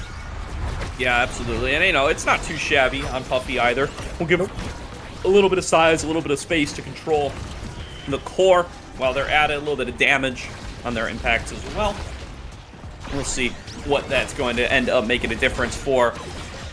Still a very close game number 3 so far as the first goal barrier is opened on up by Joker. Nice pass to themselves with the rush. Looking to get stuffed once again anyway. That is ultimate coming on through from Drew Danger just to make sure everybody's topped on off for as long and as often as they can be. Do not want to end up giving up any of those KOs to the damage that this Zentaro represents. They do have extra rushes, extra damage. See if they can end up putting all those together to be able to end up with a goal. And there they go. They're taking a barrier right now. Chikara chatting is. Drew pushes it forward to Appa, who is very patient. And unfortunately, there is some soup in their way. Unable to find it there. Puffy breaks the barrier. Joker has core flip out of position there. Just whiffs the strike. Appa can't find it through. As Lilybun is just absolutely insane with the clears today. Liari trying to keep it away from Joker. Joker there with the Oni Blade. Can't quite make it happen. Misses the core flip, unfortunately. Health recovery here. In the side of Chikara chatting, helping out, making sure that we keep people on the map, as is the key to this game. Joker cooking, dribbling, making it happen. Drew swats it away. Says, get out of here, Fly. Applebug finds the end. Wow. All right. Another nice score there coming through for Applebug. They do manage to take us to a 1-0 lead here in this set number 4. Going to have to be another set win for the side of Finesse. They want to be able to get themselves the win here today. Closer, but definitely not complete yet. Puffy manages to open up one. There's going to be the knockdown from Joker. Joker takes control up on the top side, pushes it past Drew and Liari, and they do manage to open on up the goal. And now this duo, they're just pushing on through, and they get themselves another one up against Drew Danger. Drew Danger and Joker have done enough of these core flip battles that Joker has got Drew Danger's timing down. Drew Danger is going to need to mix it up because he just lost 2 in a row after notably winning a whole bunch of one-on-one strike wars and core flip situations earlier. But Drew is going to need to mix it up if he wants to get it past Joker more consistently now, as he's been a little bit downloaded. Joker there, getting the core flip, getting the pressure, opening the barrier. Liari clears it away. Unfortunately, takes a really awkward bounce here, but is able to sneak on in there as the slithering lizard they are and take the barriers for themselves. Appabug nearing core flip. Puffy trying to push it through, is able to push it through and score. Wow, 2-1. what a shot there. Puffy getting a nice lock and load on through while the core's pretty much just completely stable. And they just push it on through, not even moving particularly fast, but it gets on through. There's no tools left available, and now it's 1 goal left until Finesse can crown themselves the winners of today's game and push themselves up to a 5-1 total record. Would guarantee them a winning record for the season. They already have a winning record for the season, but get them really into that positive territory. Definitely get them one of those winners bracket side berths into the playoffs. Puffy now already having found one of the goal barriers. As you said, it's been all about Joker. Seems to have the download onto Drew Danger at this point in game number 3. Has really been able to work it past them pretty consistently. But low on stagger here and blocked by their own soup. They just dash right through, but they get taken down. Liari lock and loads them off the bottom side. And now with the numbers advantage, some space to play with for the side of Chatting. Applebug can't get their hands on the core. Finally pushes one through. Evil Drew Danger's up with that astral projection to push through for goal barrier number 2. Off the bottom, KO found once again by Chatting. The core flip from Liari blocked away by Lilybun, and Lily keeping it up but can't for long, as it will be another goal coming through for Chatting. But now we're at match point. Either team takes this and we end the game, or we go into another Awakening draft and we go to a round 5, which of course would be pretty hype. If they can find a way to get this past Lily and make it happen, that would be awesome. Lily has been such a defensive monster this game, as Liari and Drew are able to just swat that away so effectively. That was a really impressive save there. A lot of pressure being put on this bottom side as they're trying to find an angle to get it through to Appabug, who hasn't been able to touch the core in the while, but Joker is able to open up the gates, put some pressure forward, and try to work the core here, but Appa does have it, is pushing forward. Liari in the midfield. Joker with the core flip. Liari saves it. Appabug can't find it. Trying to get it in. No can do, says Lilybun. Right now, Drew Danger with their work cut out for them, going to have to clear it back away with another Cosmic Expanse, looking to find their way into the set number 5 for this game.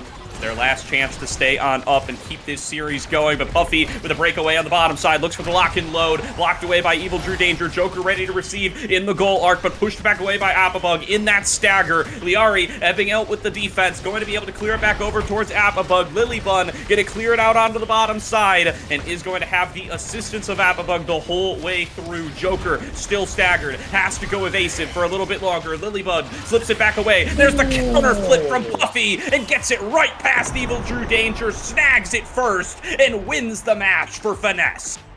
That was so close. Drew almost had that there, but unable to save it. GG's. Finesse wins in a convincing 2-1. I don't know if that was quite as convincing after that impressive game 1, but Chikara Chatting showed why that they're in this, and they looked like a very competitive team after that first game mishaps, whatever went wrong there for them. This game was much less KO-centric, which is a little surprising to see. Ababug just continues to look uncomfortable off that Juliet.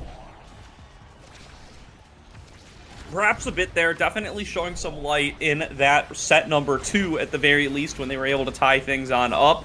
Definitely had some good showings in the play up against Lilybun where they were able to push through a few goals, but was not to continue as it does eventually end up coming up. Evil Drew Danger, Liari, and Appabug cannot end up pushing it through for that game win, and they are going to end up dropping down now to a total record of, what does that leave them at? That leaves them 2-4, I at, believe?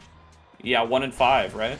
No, 2-4, I think. 2-4. You are correct. I think they were 2-4. Yes, 2-3. they won against Orbits and they won against Sundubu Strikers, who are going to be coming up here before too long. Yeah, I mean, I don't want to walk away from this game too soon, but that is what we have coming up, right? We have Sundubu Strikers versus Core Overflow. Absolutely. So that'll be fun. But coming back to this, the Finesse team play is so good. The way that Puffy and Joker are able to find these passes between each other is really impressive. Lilybun's defensive structure has gotten so much better from where we started coming into the season. There were a lot of questions about can Lilybun really become that lockdown goalie that we just saw from Lilybun right there. Before this, we had Lilybun only can play Aimee aggressively, really forward, strong presence, and Lilybun during this season has stepped up and showed that they have an extremely strong Dubu goalie play. Yeah, absolutely. And I mean, gotten very few opportunities to play Aimee this season as well, right? It's been more Dubu than anything else. A couple of Kai games in there as well. Only one Aimee game when all is said and done. And I think that's, a lot of that's due to bans, of course. But, hasn't gotten to play it a whole bunch and has still ended up helping out this team, right? And being able to represent far more wins than losses and move up to this 5-1 scoreline. Going 5-1 while you're not able to play the Aimee, I think that's going to do a lot to quench the Aimee one-trick accusations. Absolutely, and a lot of teams have been banning it away. I mean, we saw Chikard ban it 3 games in a row. They said, this is going to be a problem if we give it to you, so much so that we have to take that away from you, and then we're only able to win 1 game while doing so. Which is to say that Lilybun's Aimee is very scary, which is why they do that, and it's why it continues to happen. Lilybun has been the really impressive linchpin for this team, as we've known that Puffy and Joker are really good forward players. The only question mark coming into the season was Lilybun, and she has stepped up massively. Definitely, and now going to be solidifying themselves further as one of these top 3 teams that you're really going to have your eyes on coming towards playoffs. They did, of course, drop that one series. Sad Boys, who are still considered a big threat in their own right. And then Demons Ra, who they have not yet gone up against. Going to be the other big question about where Finesse stacks up against them. We'll have to wait and see. Let's start to move into our next matchup here before too long, Love and Drunk, because we've got Core Overflow taking on the Sundubu Strikers. This is a matchup that's a whole lot closer towards the center of these standings. Both of these teams coming into the day 3-2. Yeah, the 3-2 matchup here for both of them. This is a really important game for both of them here. It's going to probably drastically affect those percentages we saw at the beginning of the cast. The winner of this game is probably going to be 70+% to make it in. And the other team will probably still remain around 50, given that one of the 2-3 teams just lost today. So the loser of this game is also going to have their eyes on Goats to see how that goes. They're probably going to be rooting against Goats, but that's yet to be said. Sundubu and Core Overflow here are both 2 really strong teams. It is worth noting that Core Overflow has some subs in today. I believe they have Slop and Hungry Boy playing along with Leo Leon. Yeah, so, they've had Slop quite a few series over the Yes, course they have. so far, right? They had Slop in up against Finesse, and they had Slop in up against Orbits. So lost up against Finesse, won up against Orbits. And then Treddy has been coming in for Elo Heaven pretty frequently. It looks like it's going to be Hungry Boy this time around. That's a player they have not played with yet, so going to be their first showing in the NASL for the season. Meanwhile, Sudoku Strikers, yeah, they come in with their full squad. They've got Grimella, they've got 3Z, they've got Obscure Breads. So they are going to be maybe a little bit closer to what we would call full power. That's what I was about to ask. I was about to ask has Hungry Boy played, right, in NASL this season? And Now, the answer you just told me was no. reliant on my quality of notes. So take it with a grain of salt. But to my knowledge, no. I do That's not fair. I do not believe they have. I went and I took down what characters everybody played, who played in every match. I had a lot of Treddy in for Elo Heaven, but as far as I know, it's only been Treddy and Elo Heaven in that position. Okay, perfect. So we're expecting probably Hungry Boy to be playing Aimi if it goes unbanned, as Hungry Boy is mostly an Aimi Rasmus Drakkar player. Those are the three characters they play, just to keep us kind of informed on what we should be looking at here, coming out from Hungry Boy. Yeah, and that fits into their game plan a little bit, right? When they've had Treddy in, they've had Treddy on the Rasmus pretty frequently. They've had Treddy on the Aimi a little bit. And then when Elo Heavens come in, they've had them on Drakkar quite frequently. So they should be used to all of these characters. It should fit in quite nicely with the compositions that they've traditionally run.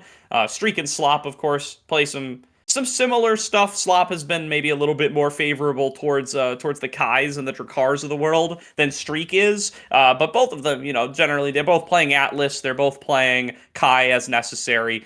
So it shouldn't be too big of a difference towards them either way. Slop even busted out the Luna when they subbed in last week. So curious to see what other spicy stuff they might be cooking for us. And then I'm a huge Leo Leon fan over here, of course. I mean, their Zentaro has been absolutely great. Every time I've gotten to see it has been some of my favorite highlights throughout the first season of NASL. Want to see what they can cook for us here today.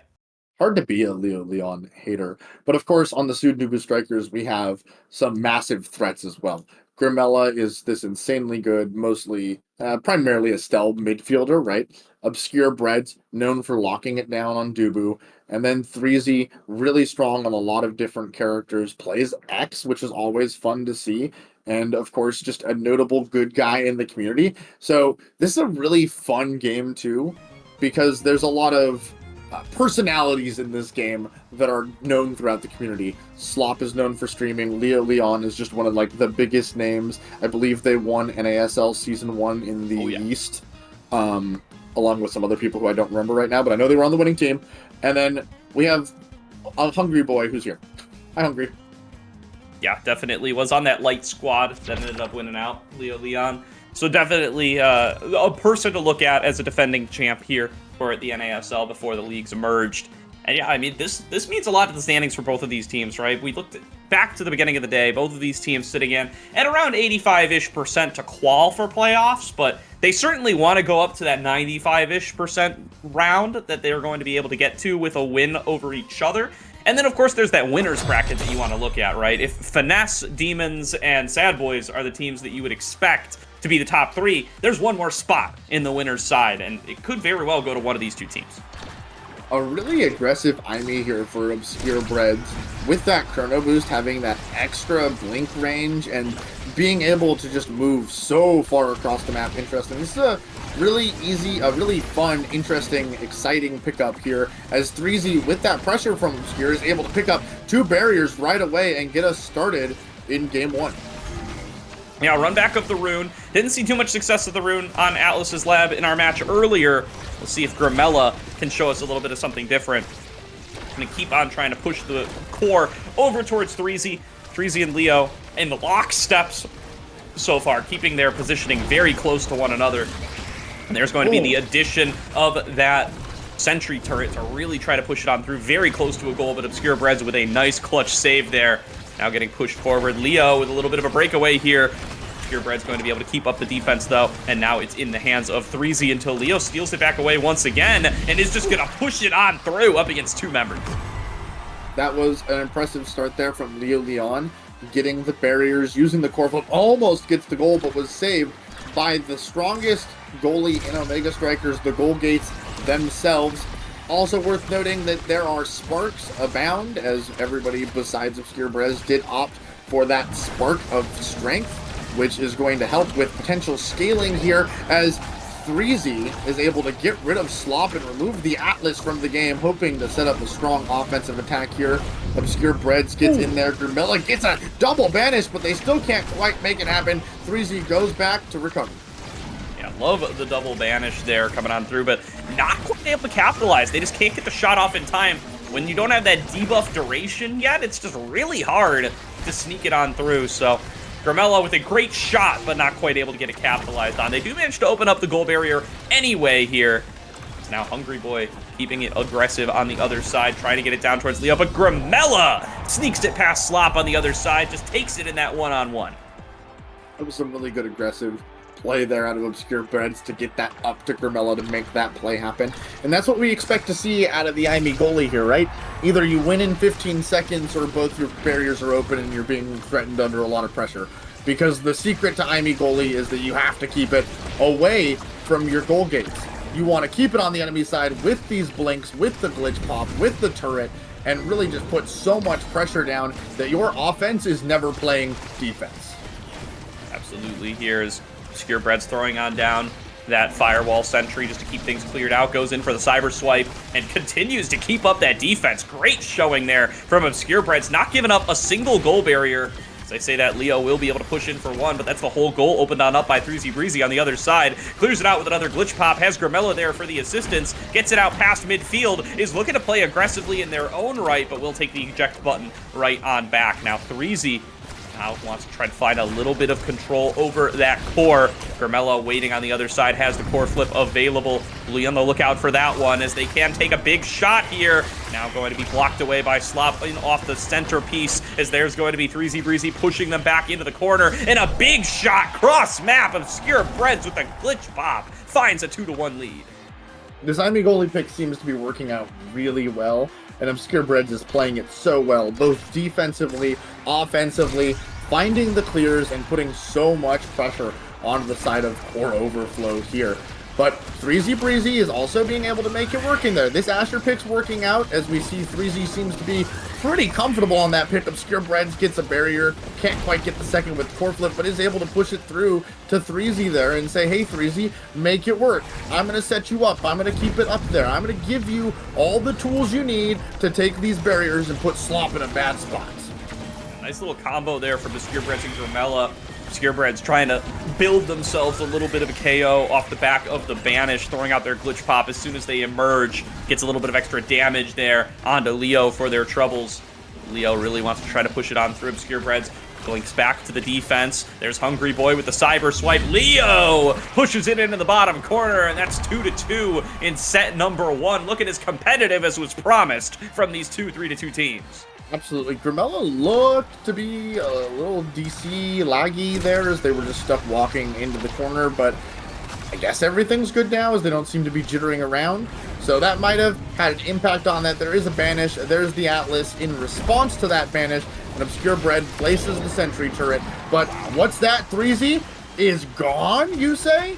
So a lot of potential pressure coming out here from Leo Leon and Hungry Boy with that striker advantage. Hungry Boy pulls the core with him to the glitch pop, blinking on Leo Leon. Not the best thing in the world. You don't want to blink on your teammates necessarily. Obscure Brez keeping the pressure up. Glitch pop clears to 3Z. Grimella trying to make it happen in the midfield. Double core flip coming out. Actually not sure who got it. The players are confused. Obscure Brez pushes forward. Unlucky with the glitch pop. Grimella trying to make it through with the pillar here. Obscure Brez pushes it forward to 3Z. Good save by Hungry Boy, keeping it away, clearing it out to Leo Leon, and giving Leo Leon an opportunity here to make a play on Obscure Brez with the core dash flip. English. Great shot there by Leo. Leo and Hungry Boy pairing up together, showing some great stuff here in this very first set. You know, they might be a substitute coming on in here, Hungry Boy, who has not yet played on the NASL stage with this squad, but really showing some good stuff there alongside Leo. Maybe a little to work on alongside Slop, as they do both end up using their core flips together, but overall looking good. For coming in, and that's your first game in ASL, you're on the big stage now, you're playing with the big boys, these games matter. Hungry Boy showed up. Hungry Boys looked good, Catalyst even for them right here, which is, of course, pretty powerful. What else do we see that's important? We see that Atlas gets that rapid fire, more clears for Slop. And then finally, I want to note, specialized training on the IME turret makes it so that it does so much damage and that you can't just face tank it to block its effectiveness, as the IME is banished currently. Yeah, that'll be part of it here, as Hungry Boy looking up on the top to try to get control. Breezy Breezy taking a boatload of damage, though, getting stuck in that corner alongside Leo. Now Hungry Boy trying to keep that damage up, landing another glitch pop. There's going to be the core flip on down towards Leon. Leo doesn't even get a hold of it, but it does manage to open up a goal barrier nonetheless. Now they're going to try to move up towards the top, going in towards midfield. Grimella with the blink down, pass to themselves. They do manage to open things up. Breezy Breezy with an aggressive angle. They push it through, and they find themselves a goal.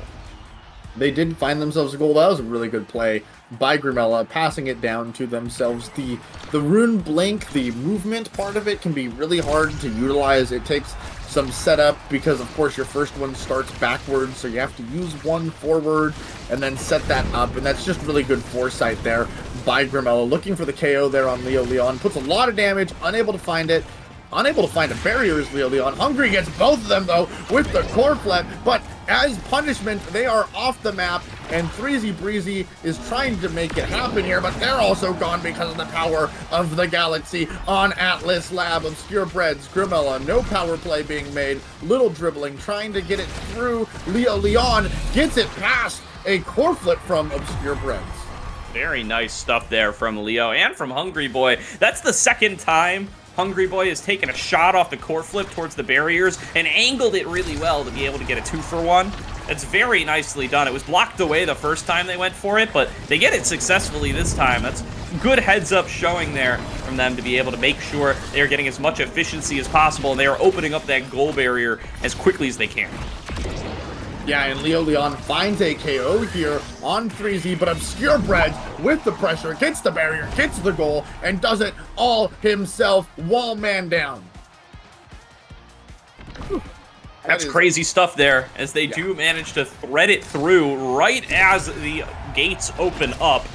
Always really hard to defend against that if you're somebody like Slop, and they do not manage to get it on through. Leo goes in for the core flip, doesn't quite find it there. There's going to be that counter flip, another shot comes through. Hungry Boy was looking for that angle again, but it gets stopped before it even reaches the goal barrier this time around. Now getting pushed back by Grimella and 3Z. 3Z especially going to be using that path splitter to try to open things on up, and will be able to buy themselves an opened up goal. So this is one of those things where it's important to note, as a never mind, Obscure Bread is putting down too much pressure. KO is found on the side of Grimella. Hungry Boy running around at no health. Can they stay alive? 3Z's not interested. 3Z wants to play the core game, but Obscure Breads is interested. He wants to show that he is the dominant IME player. Grimella in position, scoring.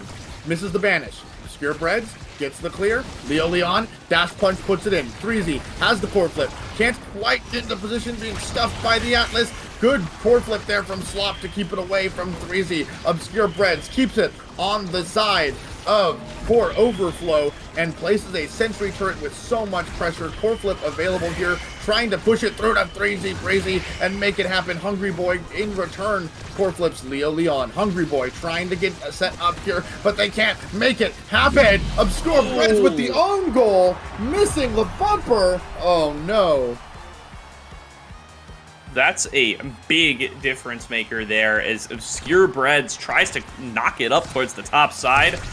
Still can't adjust the angle effectively enough, and will end up getting the score through there. Great pressure from Hungry Boy and Leo Leon there, pairing up, playing each side of the map, and making sure that the shots just keep on coming. They do manage to get it through for a goal. Now 2-2 here, looking to get themselves a 2-0 set lead, having crawled back in this one. Of course, Dudu can even things all up here, but they are down a member already. Core flip comes on through. Nice pass up to themselves from Leo to open up the goal. And Hungry Boy has access to the core flip. They're going to plop it on in, and they knock it in for a goal. 2-0 core overflow. Hungry Boy just looks like they should just be a starter on an NASL team the way they're playing right now. This has been really impressive. One thing I wanted to note is that when you do go for like the same type of core flip shot as they have, they need to now mix it up because you see Obscure Breads has responded to that really nicely. Anyways, in the draft here, we see a hot shot falling the way of Atlas. We've already talked about how hot shot's really good on Atlas and how it does so much for those cooldowns and for the pressure here. Obscure Breads opting for even more damage with the Deadeye, and we see 1-2 punch falling the way of 3Z and the Castellas to Grimella.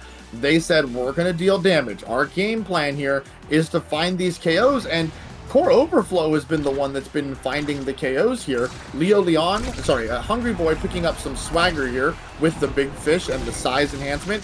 Maybe they're going to have some trouble because of how big they are and how much of a target they are, but Leo Leon has been finding these kills and is even threatening 3Z Breezy in the back line right now as I speak. Yeah, absolutely doing a great job here. And yeah, Hungry Boy, you came into this, you're saying, hey, he plays Aimi. They're probably going to play Aimi. And, hey, they're playing Aimi, and it looks like they could do that. Pretty effective NASL level. They're doing a great job on this pick. They're getting some great shots off the glitch pops and some great positionings here on their sentry turrets. That's really just coming up huge for the side of Core Overflow. And it was called out in the pre-show. Core Overflow, they've got a great sub-squad here. They got a great bench. Looks like we can add Hungry Boy to that list of names here who've been able to show up even in these sub situations. Slop doing a great job as well, a sub in their own right, coming on through with the defenses. Now looking to close out this game number one. Could be the final set. They just keep up the defense on that one remaining goal barrier. Will eventually be slid on through by 3Z Grimella. A nice shot from the Unstable Anomaly. Keeps the aggression going, but is getting beaten on by Leo Leon the whole way through. They will eventually get it back into Hungry Boy's hands. And Leo now stepping forward with Hungry Boy to try to find themselves the goal. There's going to be the banish coming on through from Grimella, just hanging out there the whole way through, but Leo comes out just in time to keep up the shots. Grimella taking it back out of the bottom side. Leo now dueling it to themselves, knocks it in up against Obscure Breads. There's just nothing the IME can do in that situation. No, there isn't. Grimella is really struggling here with the lag. After casting their banish, they just kind of stood there for a little bit, and then immediately after the banish was over, they jittered. So that lag might be playing a big part of this, but that is not to discredit what Core Overflow has been doing, because they have been playing really well right now. Leo Leon is a little staggered, probably going to look to stay on the middle of the map and get that health back. Slop unable to get it through. 3Z Breezy uses the core flip, secures a barrier. There is the banish, and Grimella is able to finally use their abilities because they aren't lagging. Pushes it forward to 3Z Breezy there. Obscure Breads comes in, continuing to secure the pressure here, but Leo Leon is camping a little bit in the back line here, trying to make it so Obscure Breads can't play the game, and they're doing that successfully as Grimella comes back to defend. But it's too little, too late. Leo really coming alive here in this set number 3, just keeping control of the core for so long there, pushes it through up against Obscure Breads once again. And now going to be a 2-0 lead for Core Overflow. 1 goal away from shutting out this game number 1 in a 3-0 fashion. Knocked aside on the top is Hungry Boy, but Leo there to pick up the slack, to keep it up with the Flame Flurry, and to push back Grimella and 3Z. Grimella still looking to struggle here as Leo Leon is just gonna pop it through. A 3-0 set for Core Overflow as they take game number 1. Yeah, no, that was a pretty dominant performance here from Core Overflow. I wonder if we're going to see like a little brief pause between games here, maybe give Grimella a chance to reset a router or something, but we'll see what happens with that in just a minute here. I will want to go back to a point you made, which Core Overflow has a really strong sub-roster. And, I mean, the question is, do they have the best sub-roster in this tournament in NASL? And how important is that to the fact that they're 3-2? Because we know that they have had basically a different team composition, different set of players every time they've been going into these games. And is that an advantage, being able to switch in these different players with different skill sets? Yeah, I mean, I would think if they could run Elo Heaven Streak Leo Leon every week, they would. I Yeah, mean, that really is like that's like an ASL super team right there, right? The core overflow core of Elo Heaven and Streak from season 1. They only finished 4th in the East Conference, but they were the first seed. They had the best regular season performance. It was a bit of an upset that they ended up dropping down to 4th place. And then Light were the eventual champs with Leo Leon. So this is like some of the best players that we had in the Eastern Conference last split, all combined together. So I think they would run that squad every week if they could.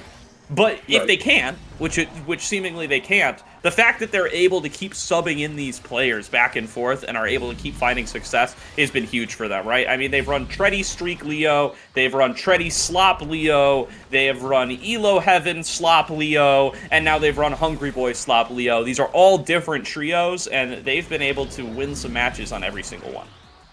No, and it's been working for them. It's been able to cook, and that is something that's really exciting to see because in theory, when you're putting subs in, there should be a pretty significant drop off, right? Because we're talking NASL's 10 teams, so the 30 best players in NASL are on the main rosters, right?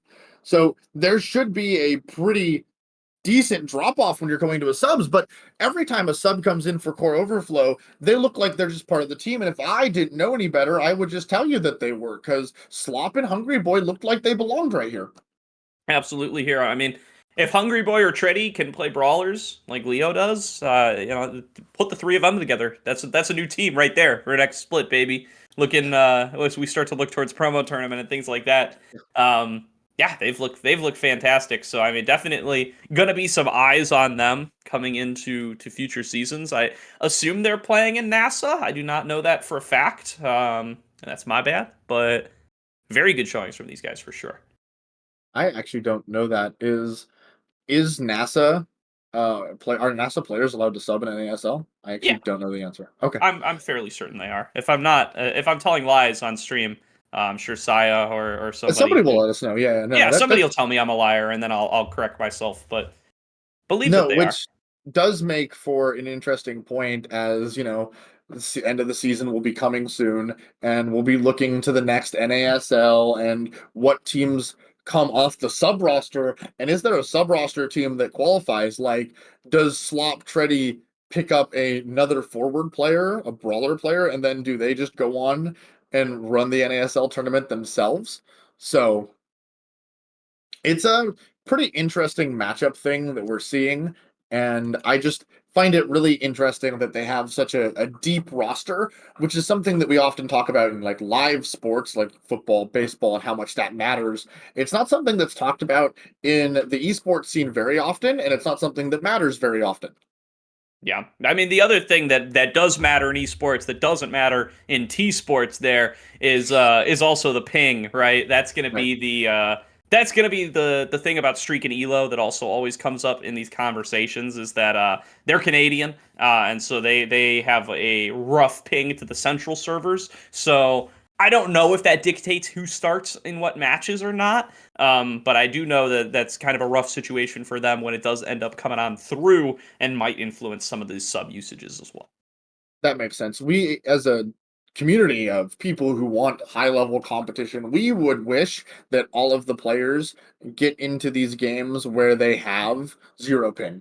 We wish we could somehow make ethereal LAN Oh, work. we'll get to land one day, baby. We will, but it's hard when all your players are everywhere, right? For Like sure. there isn't a huge congregation of players in one spot of the world. I mean, the Philly land was pretty successful, but you miss out on a lot of the top West players. The Canada players probably could make their way to Philadelphia pretty consistently, but it's hard to get that grouping right now. So the best we can deal with is, hey, some players just have to play on 100 ping, and that's the way it is. And speaking of 100 ping, I'm hoping that Gramella's 100 plus ping is fixed because I want to see that Sundubu Strikers come back here and they make a real showing of the next 2 games. Yeah, for sure. Haven't heard anything about any substitutions or anything. We are already searching for the next match, so looking like we're going to be keeping the same rosters. There's not going to be any shenanigans coming in for the time being. We have been searching for a while, so I assume there's been a little bit of space for a router reset or something of the sort to come on through. So hoping that Grimella will be able to show everything that they would want to show coming into this game number 2 once it does get started here. Yeah, no, I figure. I mean, we're waiting for whatever happens. Once we get out of game, we hit the Q button, and then we just Bing chill until suddenly we're in game, and then we talk about a map. And I haven't got to talk about gates yet, so I'm just gonna keep sitting here wishing for gates because, let's be honest, gates is what everybody doesn't want to see, and I think it's so funny when it does happen. I still think I'm still here to. I'm happy to meme about Inky Splash Zone whenever we get it. It's just I love the water turrets. Is there a chance we can get them on every map? They're so fun. Whatever else the copy pasta has in it.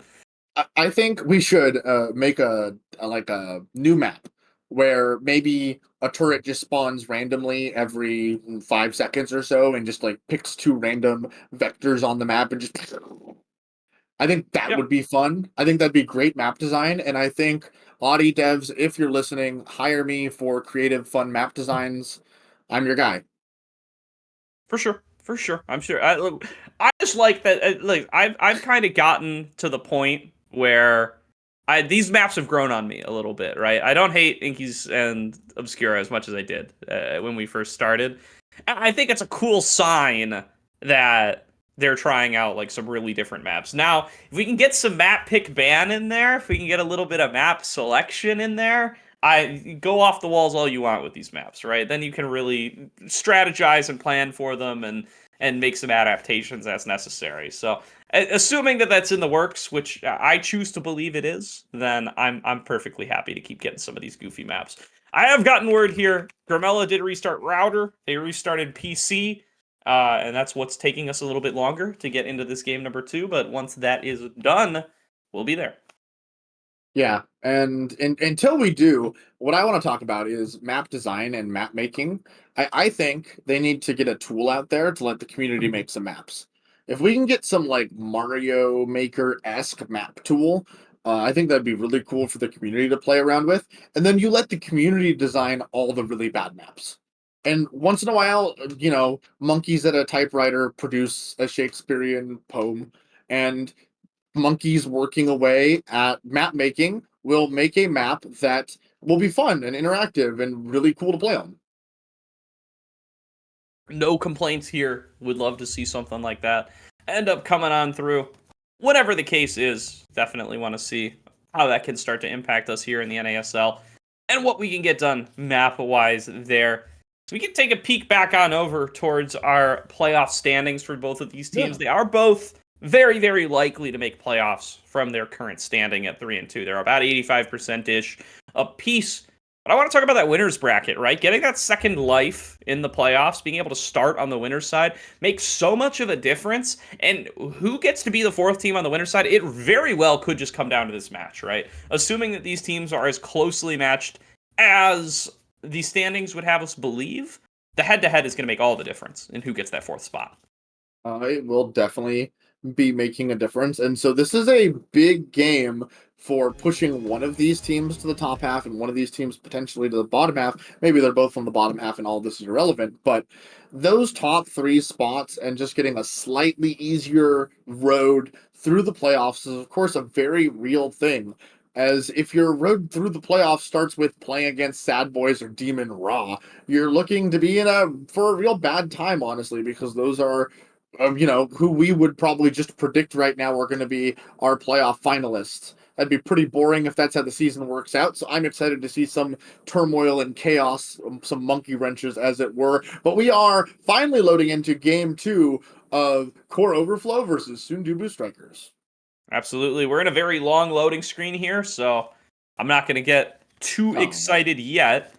But with a little bit of luck, it looks like we're about ready. All right, we've been thrown back to the main menu, so not too much longer, but we're getting there. At the very least, somebody queued up, somebody started a game. It just didn't quite manifest all the way through. But I think that means Grimella's router's back, Grimella's PC is back, and hopefully that means we'll be getting this game here before too long. So we just need to throw some energy, some voodoo magic into the servers so that we can actually connect into the game, actually load in, and actually re-roll the map. That's the fun part, right? So in loading, it rolls the map, and if we were to go through our logs right now, you could actually find out what map it was. And now it's not that anymore. Who knows? Who knows? Who knows? Always hard to tell.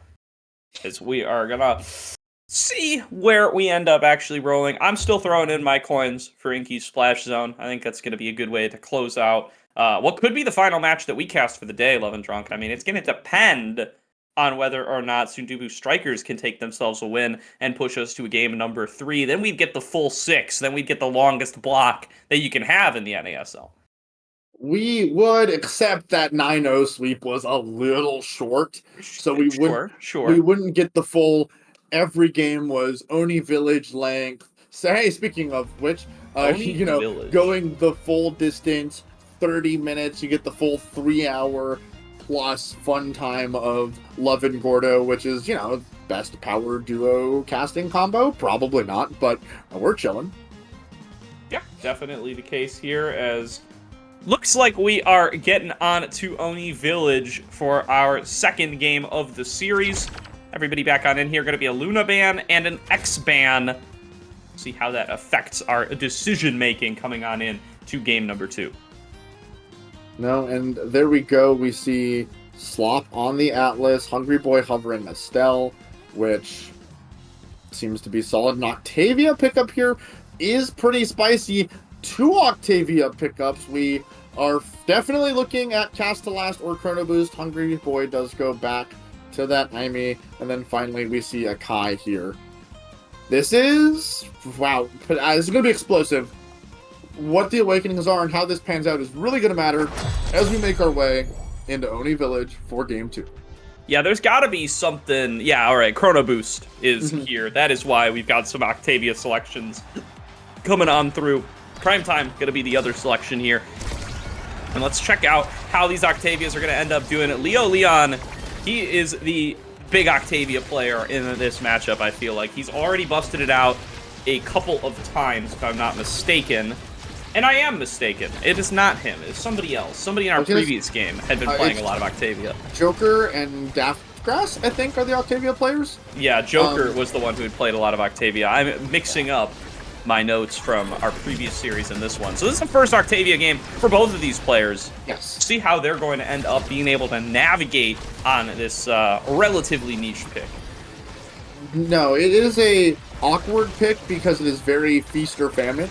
But when there are 2 of them, well, one of them is going to be feasting and one of them is going to be famining. But it's a little bit of a coin flip as to who's going to be the better Octavia, as we finally see the second barrier to fall for one of these 2 teams. 3Z activating that core overflow state. But Grimella says, it's fine, I got this, I'll just punch it in right through Slop.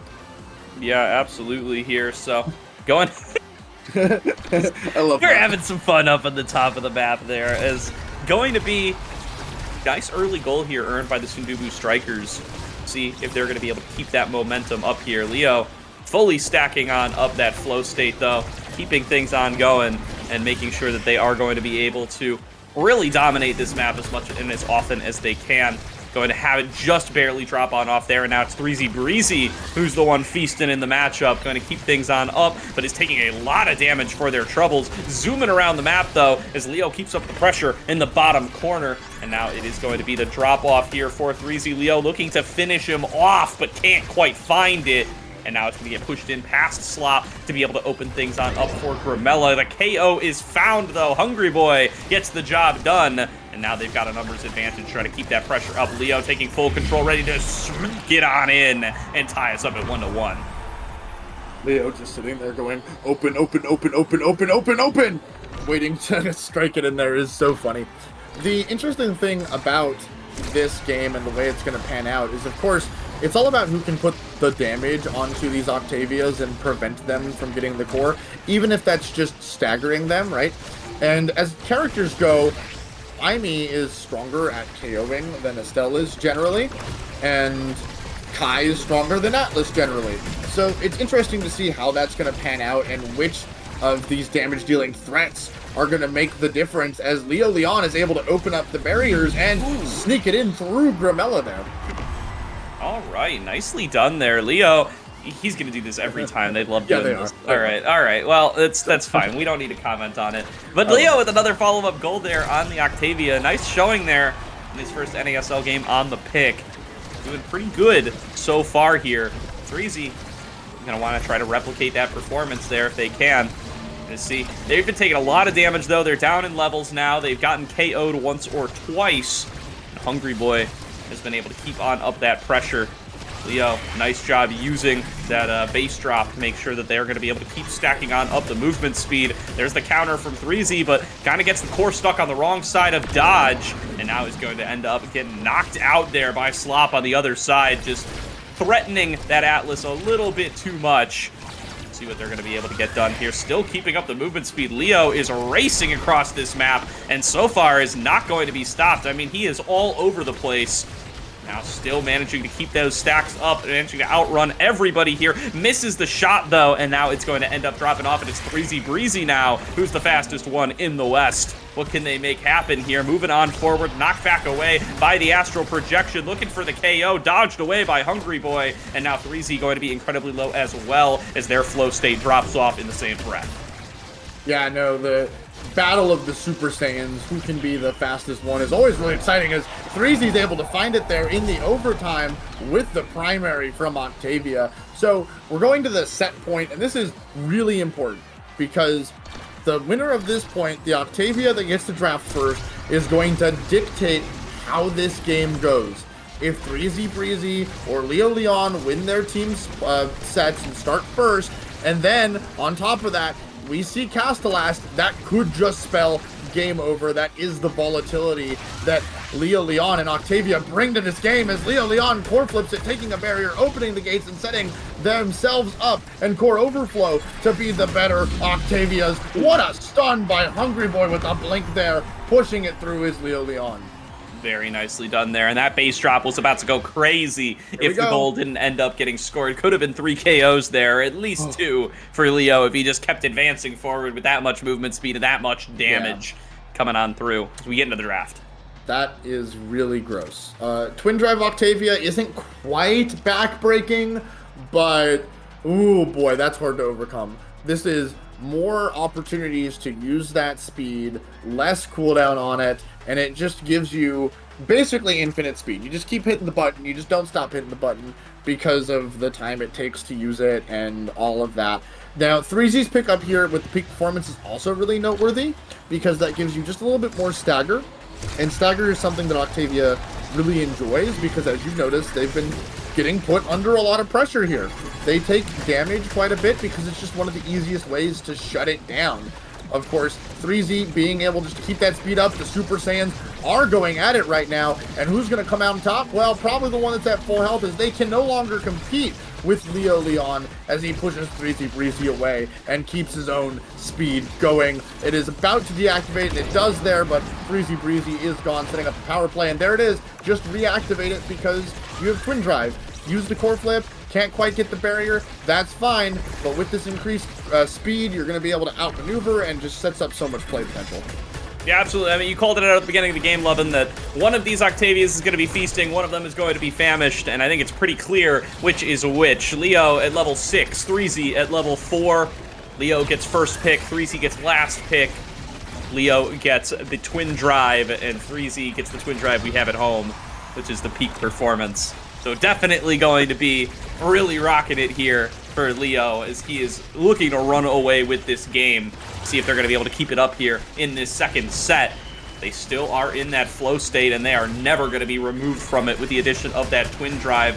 So they're just trying to keep it up and aggressive, using the beat drop to try to push them further away. There's going to be Hungry Boy. He has got access to the core flip as well now at this point. Threezy Breezy, though, with a little bit of a breakaway. Going to try to take it up against Slop. Stuffs it up against Hungry Boy when he goes in for the flip, but it's Leo now with it on the top side. Both of them out of flow state at this point. There's going to be Leo getting him into that stagger. Gramella, though, looking for the shot, blinks forward, can't find it, up against Slop, but Threezy in the top corner gets it past Leo with a little bit of assistance from the goalie. Obscure Breads really pushed it through there nicely to 3Z. I don't think Leo Leon's flow state was inactive there for more than like 5 seconds that entire time. So the power of Twin Drive really coming into play here, really showing itself off, able to clear it away there from Leo Leon is Obscure Breads. And we're barrier piece right now, but never mind, because the goalie's gone. Forwards can't play goalie. Leo Leon's probably too fast. Hungry Boy sets up the turret. Leo Leon trying to push it through. 3Z is looking worse for wear, but the speed from Leo Leon is just absolutely too much to handle here, as Octavia, with the proper awakenings, is really disgusting to play against. It's watching these two Octavias just bounce off against each other is just ridiculous. It's obnoxious at this point, and not going to end up with either actually pulling out the score. There's going to be that beat drop. Isn't enough. Hungry Boy can't actually sneak it through. It actually goes over to Leo. Yeah, I don't know how that went to Leo. Leo must have hit it with a primary. That passed the viewer. Back at the hit off of 3Z's ult there. It actually did hit the blitz pop right. That is what happens Hilarious. there. So that's the type of thing that can happen when you, unfortunately, Octavia ult in your goal box. But the character power level is insane, and I call it a Super Saiyan battle because it really feels like one when they're both going at it. They're both core chasing. They're both trying to be the faster Octavia, and it just gets to this absurd state if it goes on long enough. Yeah, and going on long it is. This has been a very quick, or very slow round and a half. I will say, is going in overtime quite frequently. Leo looking like he might take it this far once again.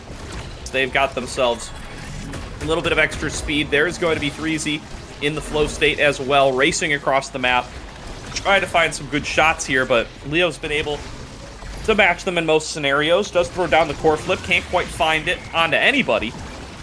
Is Leo going to have to stack that one back on up? Gramella goes in for the shot, can't quite find it. And 3Z now in the stagger as well. There's going to be Leo finding the KO there. Getting one more nice little shot to take them on off, and they are going to be able to open up the goal with that. Hungry Boy knocks it up with a quick glitch pop, but Leo can't quite smack it in. Gramella does have access to the core flip, going to flip it in and gets it in the top corner. Nice shot by Gramella. And there we go. Gramella is showing their presence and making themselves known in this game, right? Last game, they were struggling on the rune. They were sent to Obscura, both metaphorically and literally. And now on the Estelle, they look a little bit more comfortable. They're playing with a bit more poise, and they're able to win this midfield battle against Hungry Boy and consistently set up 3Z for opportunities, which is what they need to be doing here. If they're going to have a chance to make it through the powerful threat of Leo Leon's Octavia, Obscure Breads, Gramella trying to work together here to get this through and get 3Z that chance that we're talking about. But Leo Leon sets up such a powerful play with the core flip. Can they find it? 3Z, I think, denies it, but the speed is still active for Leo Leon. Yeah, he's still racing around. He doesn't have to slow down just because one shot gets blocked. And now is back into the flow state as soon as he exited it, thanks to that twin drive, constantly having it available. As I say that, now it's going to be out. Now it's actually going to be unavailable for at least a little bit of time. But Hungry Boy going in with the core flip. Nice block there by Obscure Breads. Leo taking it out of the bottom side. Dash forward by Hungry Boy, but he can't quite find the core to be able to knock it in. Leo back once again in the flow state and dropped out of it a second time. Can he actually really do anything on this Octavia without that available? Answer is frequently not really. So one more shot though, as I call him out from midfield. Just knows where Obscure Breads can't get to it. Barrage isn't available, Giga Blast isn't available, and he sneaks it in for a goal. Yep, and now we're again 2-2. We're looking at match point for both teams here. Who's going to be the team to take it home? Are we going to see some crazy Octavia awakening? If so, is the Octavia going to get it? Because Gramella or Obscure Breads are probably first for their team, which means they're going to have to deny the Octavia awakening away from Leo Leon. It sets up some crazy game states here. Either way, Octavia is a game-warping character, and Octavia there, Leo Leon, is able to find the barrier away from Obscure Breads, even through the core flip, which is mighty impressive. Absolutely here, now looking to take themselves up 2-0 once again here, and one step closer to a big series win and that tiebreaker advantage over the Sundubu Strikers. Would be huge here for Core Overflow to be able to find this, and they're looking real good thus far. Leo taking it now up through midfield, is so much faster than everybody else on the map. Passes on down towards Hungry Boy, who's just trying to keep them cleared out with the glitch pop. Cyber swipe forward, can't find the core. Knocked back up to Leo. He's still quick. Obscure Breads barrages it back away, and Leo just trying to keep that flow state going. Will drop off here, and Gramella looking for the shot. Can't get a hold of it, and Hungry Boy with one more cyber swipe pushes it past Obscure Breads and takes the set 3-2. Both these sets have gone on long. I feel like almost every single goal is going to overtime. Holy Oni Village. Nothing insane here for the Octavias. Super Surge is, of course, pretty good of a pickup, as it just makes that even faster now when you start it up. Makes it scale better, too. Peak performance here for Kai is pretty good. Lower those cooldowns. The Stagger Swagger pick here for Slop is probably a little bit of a denial, as you don't particularly want 3Z getting that. Hungry Boy is able to get away with a Timeless pick, as nobody else really wanted that. That's extremely powerful for the Aimee, and we will probably see that pressure some barriers and set up some really good goals here for Leo Leon. Definitely, they do manage to not quite get it forward. I mean, it was some early control for Leo and the squad, but they don't actually convert that into much of anything. Leo's still zipping around the map plenty quick. They're not really going to be able to end up cashing out too much. It's now 3Z Breezy with control up the top side, but Hungry Boy takes him down. 4 KO streak on that squishy Octavia, and Leo with a chance to just push it up against Obscure Breads. Now that numbers advantage really gets exacerbated when you got a character just this quick. 3Z Breezy, though, back out onto the map here. They are just looking to get themselves one more barrier to open things up. Leo can't do it up against all these ranged blasts, but there's going to be coming on in with the beat drop to be able to keep things going. Taking a lot of damage from 3Z Breezy on the other side, but the goal opened on up, and Hungry Boy having access to that core flip. He's going to look for it. In goes the sentry, down past it. Glitch pop doesn't land. Passed back on up, goes in for the flip, blocked by 3Z Breezy, and there's going to be the KO found by Gramella on the other side. It's a numbers advantage picked up for the Sundubu Strikers as they want to try to get themselves some game in set number 3 to try to work their way through to a comeback into a potential game number 3. Leo's back up onto the map, though. He's taking control once again with that flow state and is going to knock it on down towards Hungry Boy. Goal opened on up with another shot from 3Z. Leo trying to take it back on over. There's going to be Gramella looking for the Rose Warp. Can't find a shot on goal as Slop blocks away. But Slop walks past the core. He doesn't get it in time. And it's a goal scored by the Sundubu Strikers. Ooh, wow, that is a little bit of a mishap there on Slop's part, but we're going to move past that. Leo Leon, Hungry Boy are looking really strong here. 3Z is having a really hard time being the Octavia that is, as we mentioned now 3 or 4 times, famining on this map and in this game. And, okay, Leo Leon accidentally stumbles into a brick wall, which is, of course, not what the edge of the map is made of, because that wouldn't exactly make sense. But they're able to take a barrier here, able to take 2 barriers here, maybe even able to push it in as 3Z Breezy uses that secondary, that special. Gramella whiffs the core flip, unfortunately. Obscure Bread gets the core flip, uses it to get away, trying to get it through to 3Z here, who does have core flip available, but Gramella, looks like the jitters are back. Slop clears it. Leo Leon, Hungry Boy trying to make the pressure play. Gramella almost finds the edge of the map there, but not quite able to fall off. Yeah, Gramella still standing strong, looking for another piercing shot, continuing to offer that extra range support that this whole composition has, and that really makes Slop's job plenty difficult as 3Z Breezy finds themselves another goal, 2-0 now in set number 3 for the Sundubu Strikers. Yeah, and this is a really quick 2-0 actually, which is surprising because the way things have been going with Gramella now just disappearing, it seems like Leo Leon and Hungry Boy should have all the more reason to keep up the pressure that they once had. That being said, there's so much pressure right now that they're both gates up. They're almost in scoring position off of the power play here. Core flip, blocked well. Hungry Boy follows it up though and pushes it through with the cyber swipe. As you're calling them out, they pair up and they make it happen. They get the early KO up against Gramella, and they never let up. They get both goal barriers opened up, and they just keep Obscure Breads on their toes. consistently until eventually being able to push it through with a really nice cyber swipe from Hungry Boy. Again, showing how well versed they are on this Aimi. It's not been the ban that Sundubu Strikers have decided to go with, despite the knowledge that that's really where Hungry Boy specializes, and has been trying to punish them for it. Did it really well in game number 1, wants to finish the job here in game number 2. A little bit of miscommunication there. They were unable to procure the rock to 3Z, who was in that flow state and had it pretty stacked up.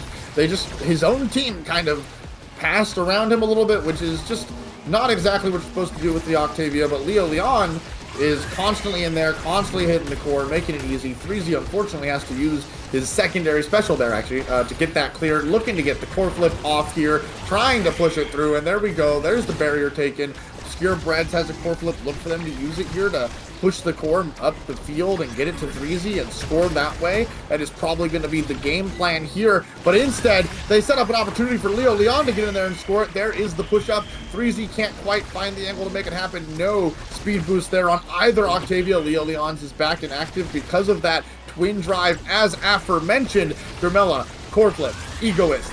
Can't find the angle. 3Z trying to knock him back, and 3Z wins the strike war against 2 people to take us to stat 4. Right, some playback coming through from the Sundubu Strikers. They get us to set number 4 off the back of a big win there. It's there. We have a game. We have a game. Don't you dare troll me and not take Castellas. There's no way, right? I saw the Octavia's face on Aerials and I panicked. It was not 3Z, but I saw that and I was like, no, don't you do this to me. Oh, take it away too. Oh my god, holy.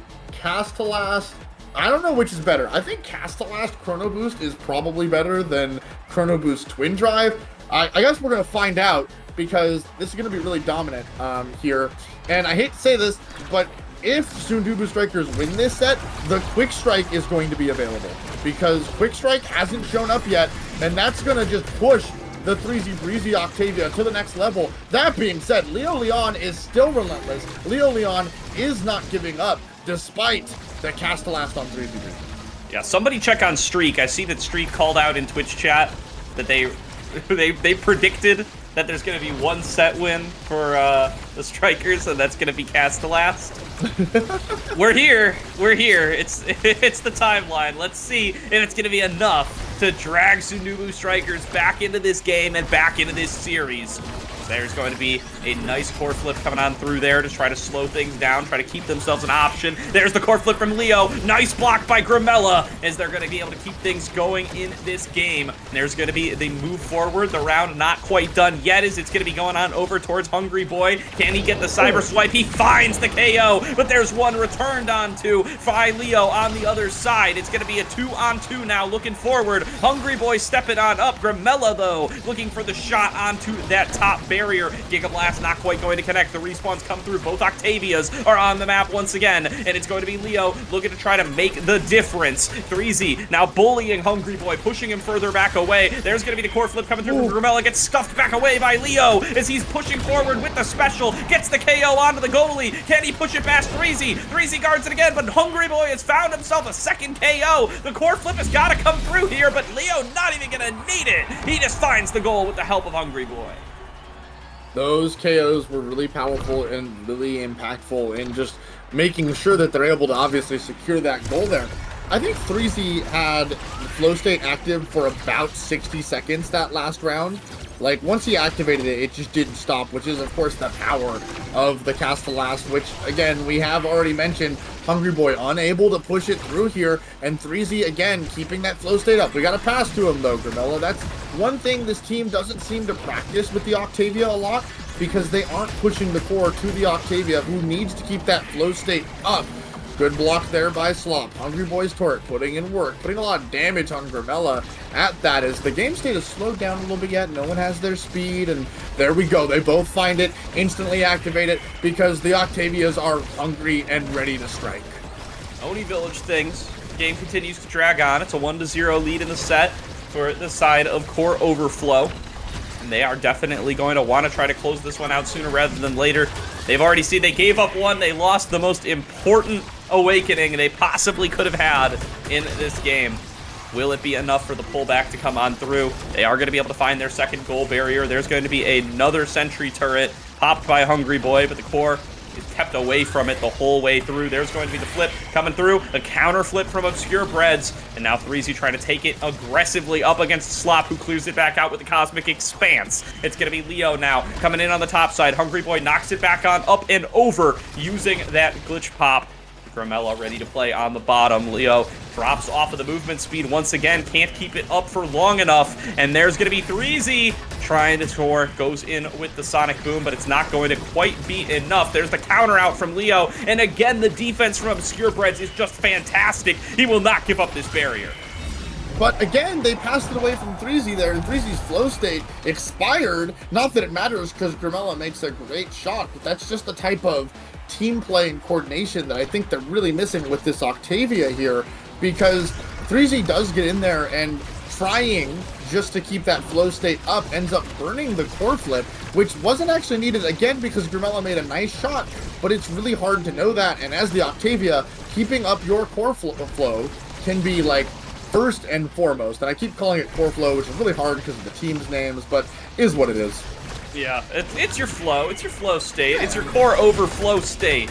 If you would. If you're on the side of Leo Leon there, as they are going to push forward. They do have access to that core flip. They use it, but they only land the damage onto the players. They don't quite get the core snagged away with it, and might have their movement speed dropped off before too long if they're not careful. They do have a little breakaway here, cleared back away by Obscure Breads. Hungry Boy on the bottom, in towards Leo. Leo's lost the movement speed, though. He pops it again, but is going to have to stack it up over the course of the next couple of seconds. Takes a couple of shots, knocking him down. He's got Hungry Boy waiting for the cyber swipe to knock it through. That's been their best recipe so far, but he doesn't find it. Another glitch pop on up, throws down the sentry turret on the bottom side. There's going to be that Sonic Boom. Not going to be enough to push it past Obscure Breads, who now has access to the core flip once again, just to keep the defense going. And Leo and Hungry Boy, they've paired up for so long. They've had such a great push through, but they just haven't been able to get it past Obscure Breads. Another stuff away by Leo. More shots from Leo. Skelly sneaks it into the top corner. And there we go. Yeah, another overtime. I'm not counting or anything, but I feel like we're at least 9. So it's something like that. It's been a lot here. Not only does Octavia versus Octavia result in a Super Saiyan battle, I've watched enough Dragon Ball Z to know that Super Saiyan battles last at least 3 episodes, a minimum. Sometimes they go on for 9. So we're getting into like Frieza fight territory, man. This is gonna be like a whole season. No, exactly. Like, this is season 2 of NASL in itself. Like, we just watched the entire season. So, that being said, we find out that one of the Octavias, Threezy, is absolutely gone right now, but it's okay because this isn't Dragon Ball Z and you just respawn after a little bit. I guess they found the 7 orbs and Threezy is back on the map.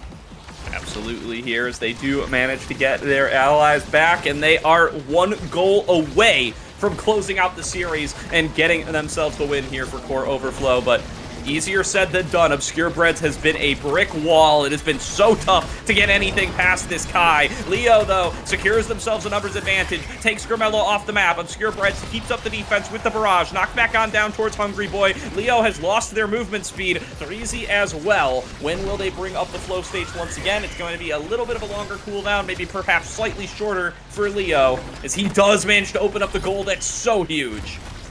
That is massive, and that little just tiny poke, the Atlas heal resetting, so when Leo Leon's speed boost is up, we're going to see that get activated, and we're going to see the pressure come out from that. Threezy's activates at the same time, gets the barrier, uses the overflow, the flip, can't find it, great saves coming out. Slop is not a slouch at all on defense either, even though Obscure Breads has been locking it down and continues to do so. Hungry Boy with the core flip, gets it up to Leo Leon, can't quite find it there, able to sneak it through the core. Gramella winning the strike war, taking core overflow into victory position, right? Here we are. Yep. Woo! Absolutely beautiful stuff there from Core Overflow. A 2-0 win up against the Sundubu Strikers is going to break that tie in the standings and push them into, I believe, sole ownership of 4th place, if I'm not mistaken. Yeah, that would check out. Yeah, so they are going to move on up to 4-2. A great showing there for Core Overflow, even with 2 substitutes. They make it happen, and they get themselves now that little boon in the standings. Yeah, no, I want to highlight the redirect count because Whew, boy, how long was that? That was a 27-minute game that didn't even go to the final set. We have redirects at most 312, which is just a lot, but everyone's in the 200 plus category. This was one Oni village of a game, if I'm gonna say so myself. But hey, Core Overflow take it. Right now they're in 4th. We haven't seen Goats play today. If Goats make a win today, then they will again be tied with someone for that 4th place. But for right now, they're securing their place in the standings and showing how dominant of a team they are. Absolutely here, and I got to give some shout out to Slop there for that very last save. That was absolutely incredible. And they end up coming up big time. Also, big shout out to Hungry Boy, who, I mean, really made it just their duty in a game that was all about the 2 Octavias, made it all about bullying 3Z Breezy's Octavia the whole game. They double everybody else's damage about at 63,000. They get 8 KOs over the course of the game, most of those onto 3Z Breezy, a couple onto Grimella as well.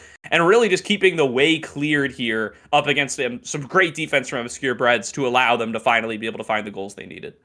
Yeah, no, Hungry Boy played absolutely fantastically this game. And the Octavia game plan, it looked like one team knew better how to work with the Octavia than the other. One team was punishing the Octavia, which is Core Overflow. They were constantly putting 3Z in bad spots. Leo Leon was able to move around freely. They passed to Leo Leon. They didn't pass to 3Z. It just wasn't... One team navigated the Octavia duel better. Definitely the case there, and that is going to be a win in Leo Leon's Octavia one-on-one pocket, and it is going to be a win going on over to the side of Core Overflow. That's going to do it for our little section of the NASL day there, Lovin, as we are going to be sending it on over to the analyst desk for a little bit, and then we're going to be swapping out to some new casters for the rest of today's games. Yeah, it's been a blast. I was had a fun time. These were some fun games, and I'm looking forward to seeing the rest of this cast too. So, absolutely. So stick around. We'll be back before too long. Not us specifically, but the rest of the stream, and we'll see you there for the rest of today's games.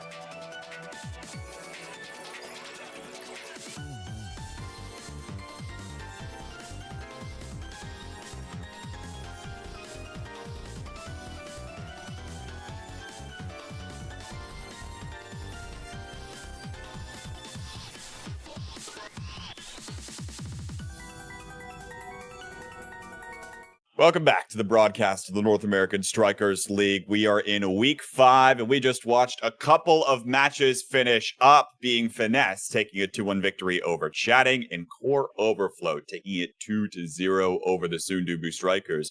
I'm finally joined by a Core Overflow member. Really excited for that. I've been trying to get you guys on, Leo, for such a long time. How was it to take the 2-0 victory here over Sundubu? Oh, it was nice. It was nice. We kind of it's been weird since, our main roster is Elo and Streak, and Yeah. having to sub out people for like central games against West Coast people. It's kind of awkward, but we kind of drafted the roster with that in mind, so we got some central people. Yeah, it was fun. It was cool. I got to play Octavia. I hate that character, but Chrono Boost start. What? Dude, You hate the character, so you're playing it? What? Dude, Octavia sucks. It's just Chrono Boost mirror. It's just who hit ball? Ooh, ball go past enemy Octavia. Me win now. So cringe. Better than Asher. Better than Asher, at least. Better than Asher. Okay. We'll go with that. I'm also joined by Lily Bun, who held it down there versus Chatting. Lily, how was your series to play? I wish I got to play Aimee. She got banned 3 Yeah. times in a row, but it was fun, even though I was on Dubu for yet another week. I heard about that in staff call a moment ago. Appa decided to join, and you had some choice words for him. They are fans, that is all. They were fans, that's it. But they're it was fun. fans. That's good. Also wanted to ask you, speaking of Appa Bug, Lily, that Super Surge Juliet seems to cause quite a bit of struggle there. What was it about Appa picking that up that makes it more difficult for you to find those holes? I think that in a fire up game you're really worried about conserving energy and you don't really want to evade. And I think that taking Super Surge broke broke our brains or something, because we were getting hit by a little too many dash punches in the corner that probably we never should have been hit by. But yeah, I think it was just a Super Surge range really just caught us off guard, and it's like on fire up if you evade then you're kind of losing because you're evading and not using core flip. So it kind of makes sense that we struggled with it. On the kind of in that same vein, obviously you all decided to ban the Juliet in your game 3, so that Aquabug couldn't take that. But Leo, I wanted to send a question over to you because in the first game, both Asher and Juliet were online. You elected to go for the Juliet. 3Z elected to go for the Asher. What kind of is the difference maker to you when you're picking between one of those two characters on the Striker select screen? All right, I'm gonna keep it shrimple. I'm gonna put my mic to the keyboard. I'm gonna hit 2 keys. Guess which 2 keys? All right, so I hit those 2 keys, and in my brain, it's easier to hit them with Juliet than an Asher. But yeah, it's just for me, it's preference. I just think Juliet's a more consistent character, can do a lot more with the core. Asher's kind of like, if the core gets by you, then it kind of sucks, and you're just stuck okiing. But Juliet can, fly around, have some fun. But yeah, just 2 buttons. That's it. 2 buttons. It's that simple. Simple as a 1-2 punch. So, good for both of you, of course, to pick up those wins and improving your likelihood of actually securing a playoff spot. And indeed, also improving your likelihood of securing a winner's bracket spot, because that's the other thing we have to talk about, is that if you don't make top 4, you'll be starting in the loser's bracket once we get to that playoff stage. So that can be a rather important thing that, of course, we'll be breaking down as things start to progress and we get closer and closer to that playoff stage. But we've got a couple more matches coming up here that could start deciding some of the teams towards the bottom here of the standings, especially this GOATS esports team, who is continuing to try to pick up a couple of victories here. Today, they're up against Oshido Coreflip, who has had the toughest schedule in the league so far, and now has a little bit smoother sailing for the rest of the league. Want to get your 2's thoughts in terms of who's actually going to come out on top in this one. Is it going to be GOATS or Oshi? Leo, I'll start with you. Man, I love all the teams, but I think it'd be really funny if GOATS wins. It'd be really funny. I think it'd be funny. I think I'd enjoy the storyline more if GOATS wins. So that's your prediction? You're I'm sticking with that? Yeah, I'm gonna go with GOATS. I'm gonna go with GOATS. Lily, who you got? Talking about Oshi's really hard because they switch goalies like every other set. I think both of the goalie players are good, but I think that their team works a lot better when they're with Merchant. I think that they function a lot better with an eject button goalie player. So if I see Merchant, then my money's on Oshi. If I don't see Merchant, then my money's on GOATS. To my knowledge, Merchant is playing. Okay, I think I will say Oshi no core flip then. Okay. Sounds good. Other match we've got coming up in just a moment is the match between Orbits and Winterfall, 2 teams that have been struggling a little bit. Look, Orbits picked up a couple of victories and could indeed pick up a win here to continue going forward. But Winterfall now has a roster that they're locking in. Borg is back. It actually has now had a week to play the game a little bit more to get tuned up for this one. Lilybun, who you got here? Wait, Winterfall versus who? Orbits. Oh, Orbits. I think that's a hard one. I'm gonna put my money on Winterfall. I started playing this game and I didn't really know Borg when I was like learning. But after watching Borg play Drunk and then seeing him win this tournament recently, I'm a Borg fan, so I'm gonna put my money on Winterfall. You're a new Borg fan as of this past week. Yes. Okay. Good to hear. Especially, by the way, that tournament that the 2 of you played together in, right, last night.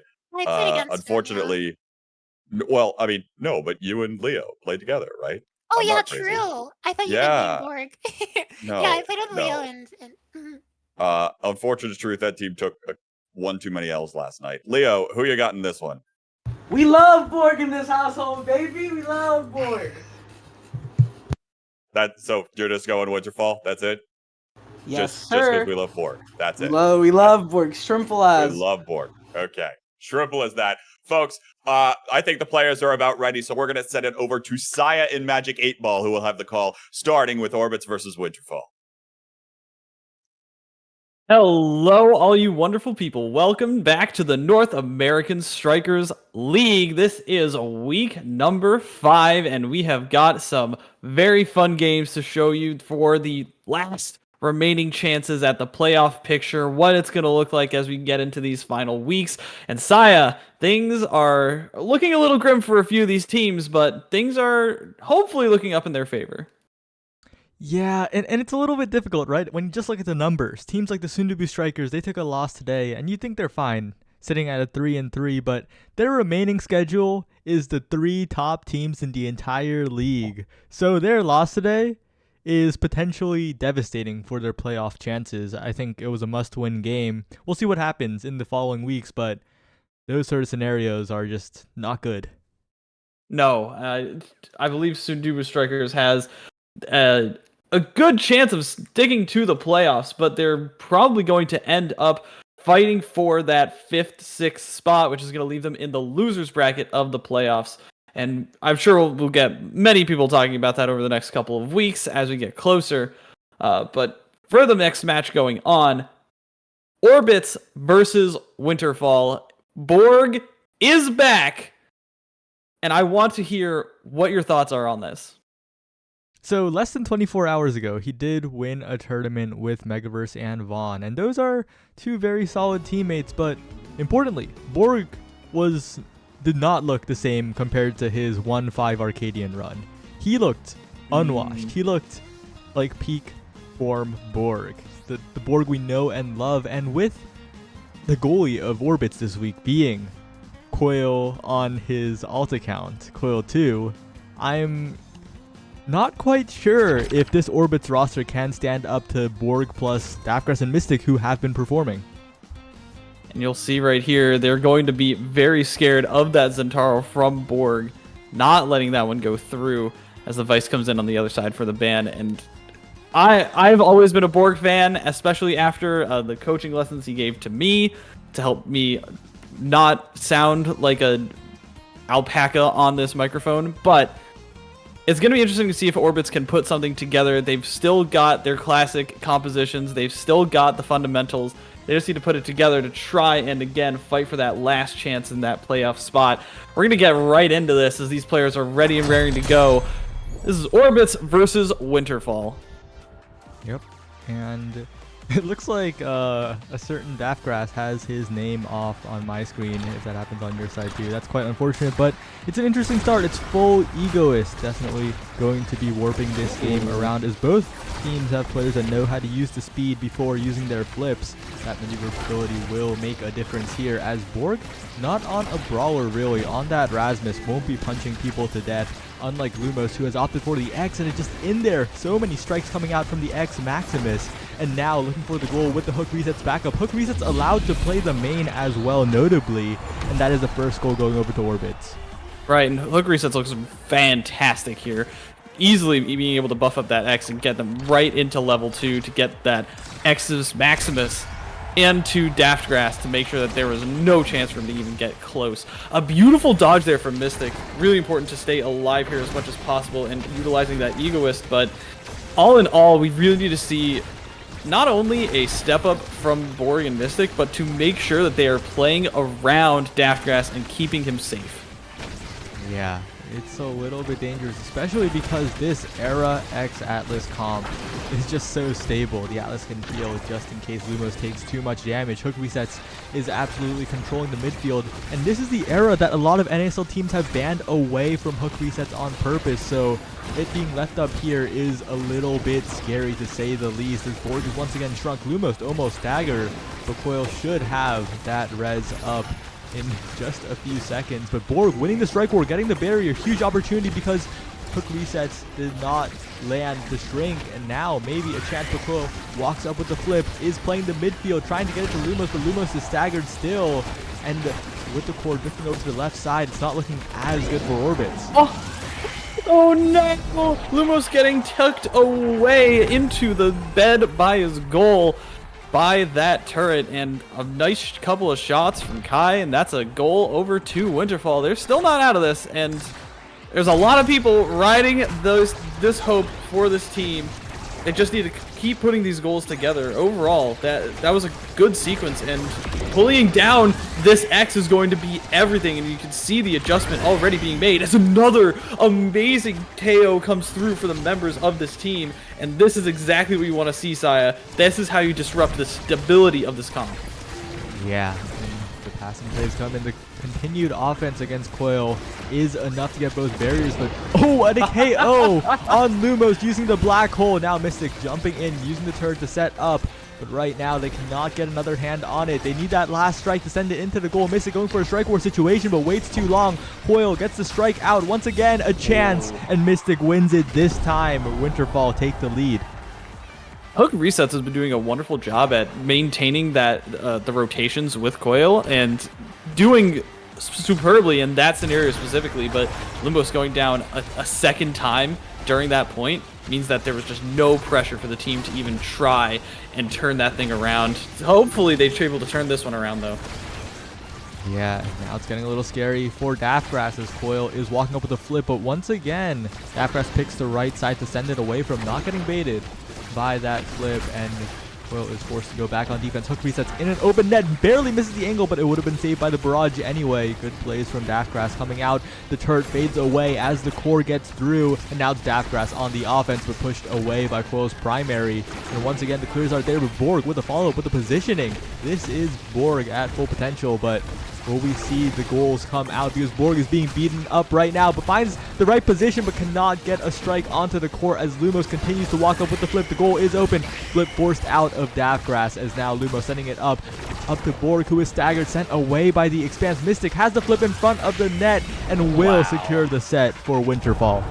Such a melodic back and forth from these players, right? Sending out those insane core flip shots to just try and get past one another, burn out the cooldowns.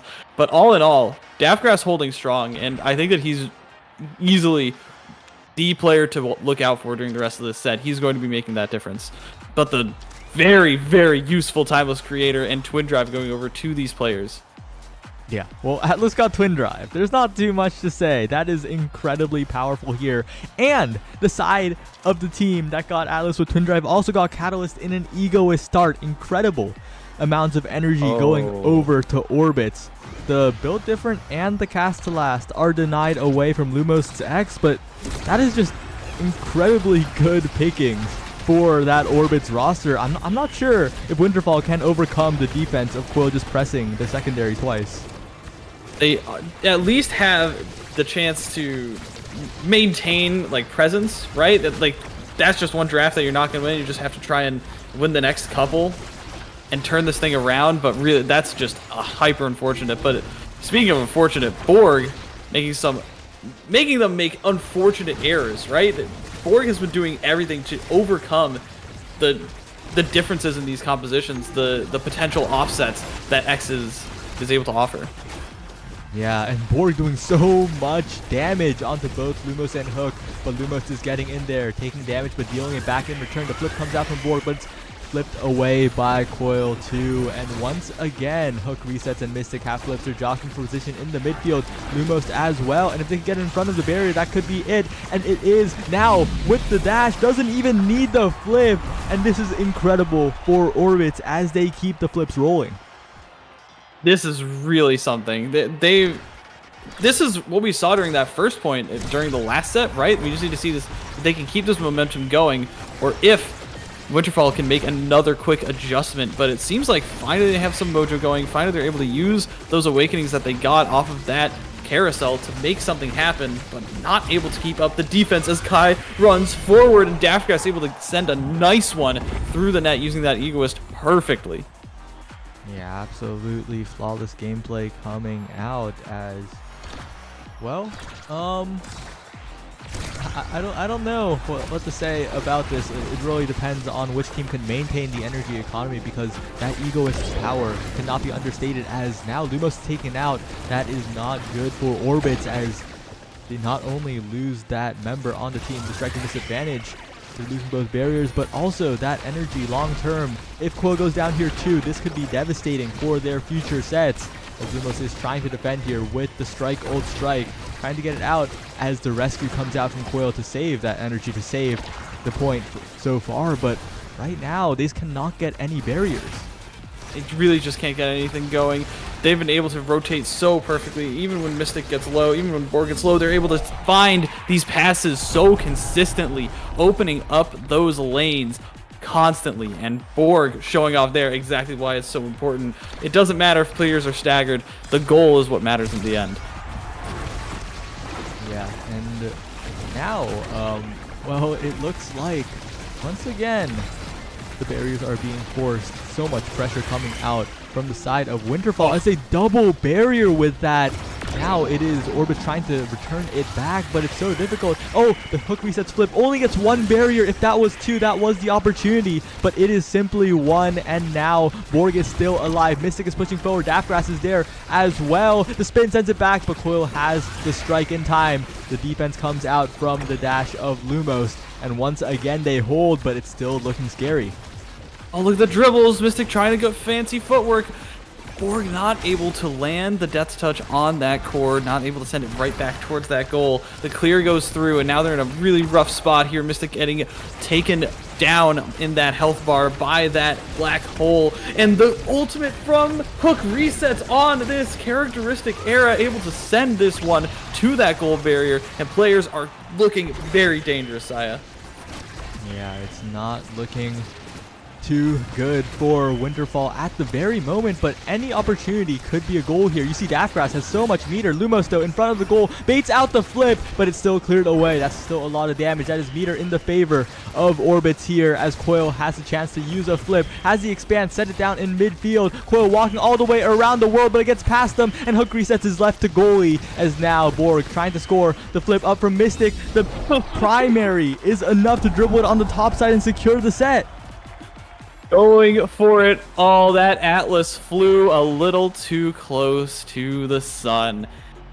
Not able to land it. A beautiful cyber swipe from Mystic to stun the Atlas and prevent the core flip from coming out at the right moment, and ends up wasting it and completely wasting all of that potential speed. A very heads up play from Mystic, and they're going to be rewarded with a overall good draft on their part, right? Yeah. Overall, I think you will be happy with this draft, but I do have to say that 1-2 punch on Lumos is going to look a little bit scary if Orbits can clutch out a set win. If they can get a draft going, this X could just be KOing, but right now, Lumos not at the threshold, not enough, just barely not enough to make the difference here. Right, and the other important thing too is that now that two drafts have gone by and Winterfall has gotten the MVP on both of them, if there are any more drafts that happen, they're going to go in Orbits' favor. They kind of need to win this set now, and you can see Borg is playing like it. Yeah, Borg with the dribble, forcing the flip out from Coil, and now one more attempt will do it, especially because the meter is rising for Winterfall. And the barrier is not taken by Lumos. It goes all the way around. If they can just get the core out of here, this could be huge. The flip comes out from Hook resets, but it just waited out. It just goes to the other side. Borg gets to the top side, and the defensive flip from Lumos as well as the KO onto Borg, but Daftgrass is rushing in. The expanse will prove an obstacle as another one comes down. The twin drive working its magic here as Hook resets, looks for the barrier but cannot get it still as Borg respawns, and once again the defense from Winterfall is too much. Defense from Winterfall still maintaining strong as this core flip finally lands from Hook resets, but is it enough? No. A nicely placed hook pendulum swing from Borg to get it right past the projection from Coil. That's such a slight interaction that Borg had to have practiced maybe 100 times to make sure that he can get that positioning just right. And that's the kind of level of play that we're seeing from this player. That's why so many players during that mid-show were calling his name out specifically, because he really can make the difference in this game. Yeah, and right now, the defense from Winterfall, I hate to be so repetitive, but they are still holding. Meanwhile, Mystic is getting flipped. Borg is sitting in front of the goal, and one interaction here could mean the barrier, could mean another advantage for Winterfall. But as Lumos and Hook resets push up, they're trying to find the path, they're trying to find the angles, but once again, Mystic just drops back to double goaling with Daftgrass is holding on, and Lumos just cannot reach them just does not have enough reach with that X. The strikes are dribbled around. Borg in position with the flip. Flipped away by Coil. Borg has flip available. Heals up a little bit with the orb. And once again, the offense stalls out. But the burst shot gets it right past Coil's Celestial Expanse, and it's not going to be able to save the barrier for the time being as Borg is sitting up on this top side, trying to pull Lumos out of that special from Atlas, and has a runaway, but not able to land the abilities quite in the right spot. They're going to need to try and burn so much here on this defense. They need to try and get it away from hook resets, but no, they cannot get it through. That is at least a sign of life in this potentially last set from Orbits. Yeah, and we know they can do it, right? They have made it happen. It is just they need to get past the layers of defense from the side of Winterfall, the core control, and once again, the offense is too much. Lumos is taken out, and this Winterfall roster is coming online. Maybe it is the 0-5 comfort zone. Maybe they will sweep the season after this. Who's to tell? But right now, they look like they could do it. Borg once again rushing in, trying to deflect the core flip into the goal. Not quite yet, but Bathgrass just waiting, trying to send it to Borg, and once again the offense is not punished on the other side as Borg mixes up Coil, and that could be the second to last goal of this game. My goodness, the way that they collapsed around that net at the bottom was immaculate, right? Bathgrass coming along the bottom baseline, Borg standing in a nice position. Even though they didn't get it through, they burned out so many cooldowns from the Atlas. That is how you collapse around a character that seems like an unbreakable wall. You just give him too many options to try and clear from. You make him put so much effort into clearing that it's fruitless in the end. And speaking of fruitless, it seems like this X has not been working out, has not been getting the KOs. And I think that that's really the difference maker here, is that Lumos has not been getting online at all.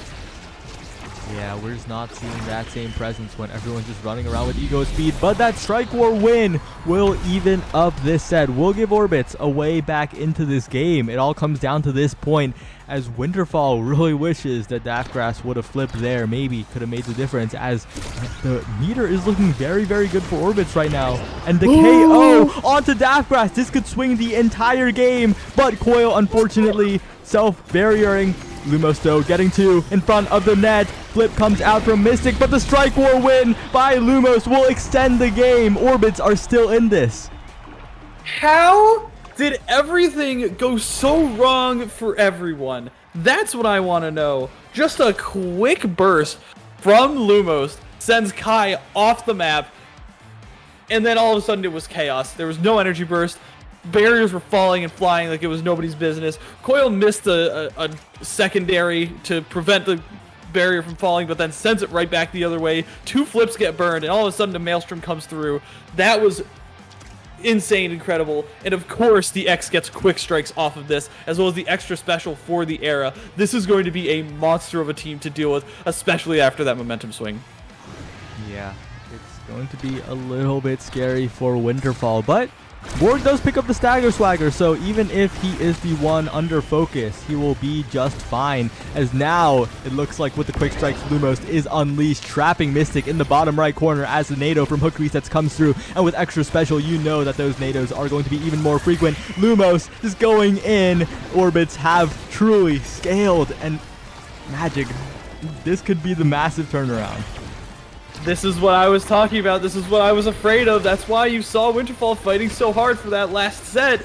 This is where the scaling starts. This is where the scariness starts. Look at Lumos playing so perfectly into Hook Reset's hands, playing off of one another well to just completely screw up that Kai defensive hold.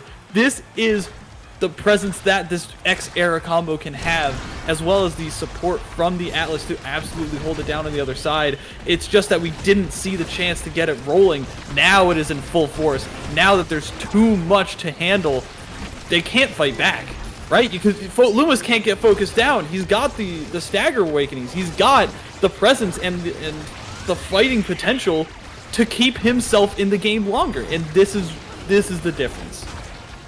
Yeah, and the flip economy looking quite decent right now, as Borg though gets the hook, opens up the barriers, and all of that could be for nothing if Lumos cannot even make it to the other side of the field, if Lumos is forced to defend, as Mystic sets down the firewall sentry.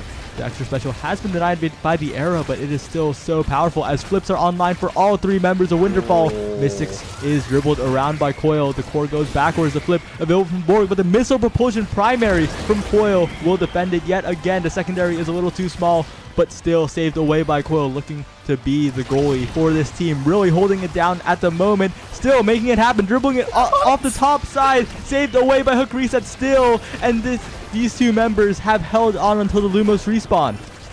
Is this Barcode incarnate right now? Coil's going absolutely nuts with these saves, hitting it off of his own barrier so many times to try and just keep it at the furthest possible distance from everyone who was so scary with core flip. And now Borg is down, and now the barriers are down, and Orbits is looking like they're keeping their playoff hopes alive if they can just keep this up, Saya. Yeah. And once again, Hook resets, winning the strike war, sending it in. Orbits are 1 goal away from the 5th set, and it was looking so good for Winterfall, but they slipped up once. They let Orbit scale, and here we are. It is not looking too good. Not looking too good at all. It seems like all of a sudden every single thing that they were doing the past 2 sets to try and negate Lumos is just not going to work, and they're going to need to find another adjustment, some kind of way to prevent the insane amounts of control that these players have. You have to try and find a way around or through them, or because the KOing is not going to work anymore. They have too much control, Saya. This is oppressive X to the max, as he would like it. Lore accurate X, by the way.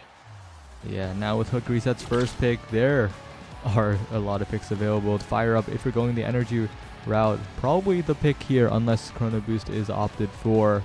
But Monumentalist Hook Resets is an Air Tornado fan, I gotta say. Gives the fire up energy over. Gives the fire up over? Really? I mean, hey, if there's one way to turn this thing around, it's to get that fire up economy started and just start churning out those Egoist boosts, right? Interesting that Sparkington City is almost making a small comeback for Coil, who's decided to pick up agility on top of the focus. Gonna be flying around even more, but this could be something, right? There's still a chance here if they can just keep themselves alive. Yeah, and the agility, definitely the spark you want to have in that Spark duo for the defense, but Borg is here. Borg is here to play. Borg gets both barriers, and now with one trade on the other side, as long as Borg can stay alive, that Stagger Swagger should regen him up to full, but this is Atlas's lab.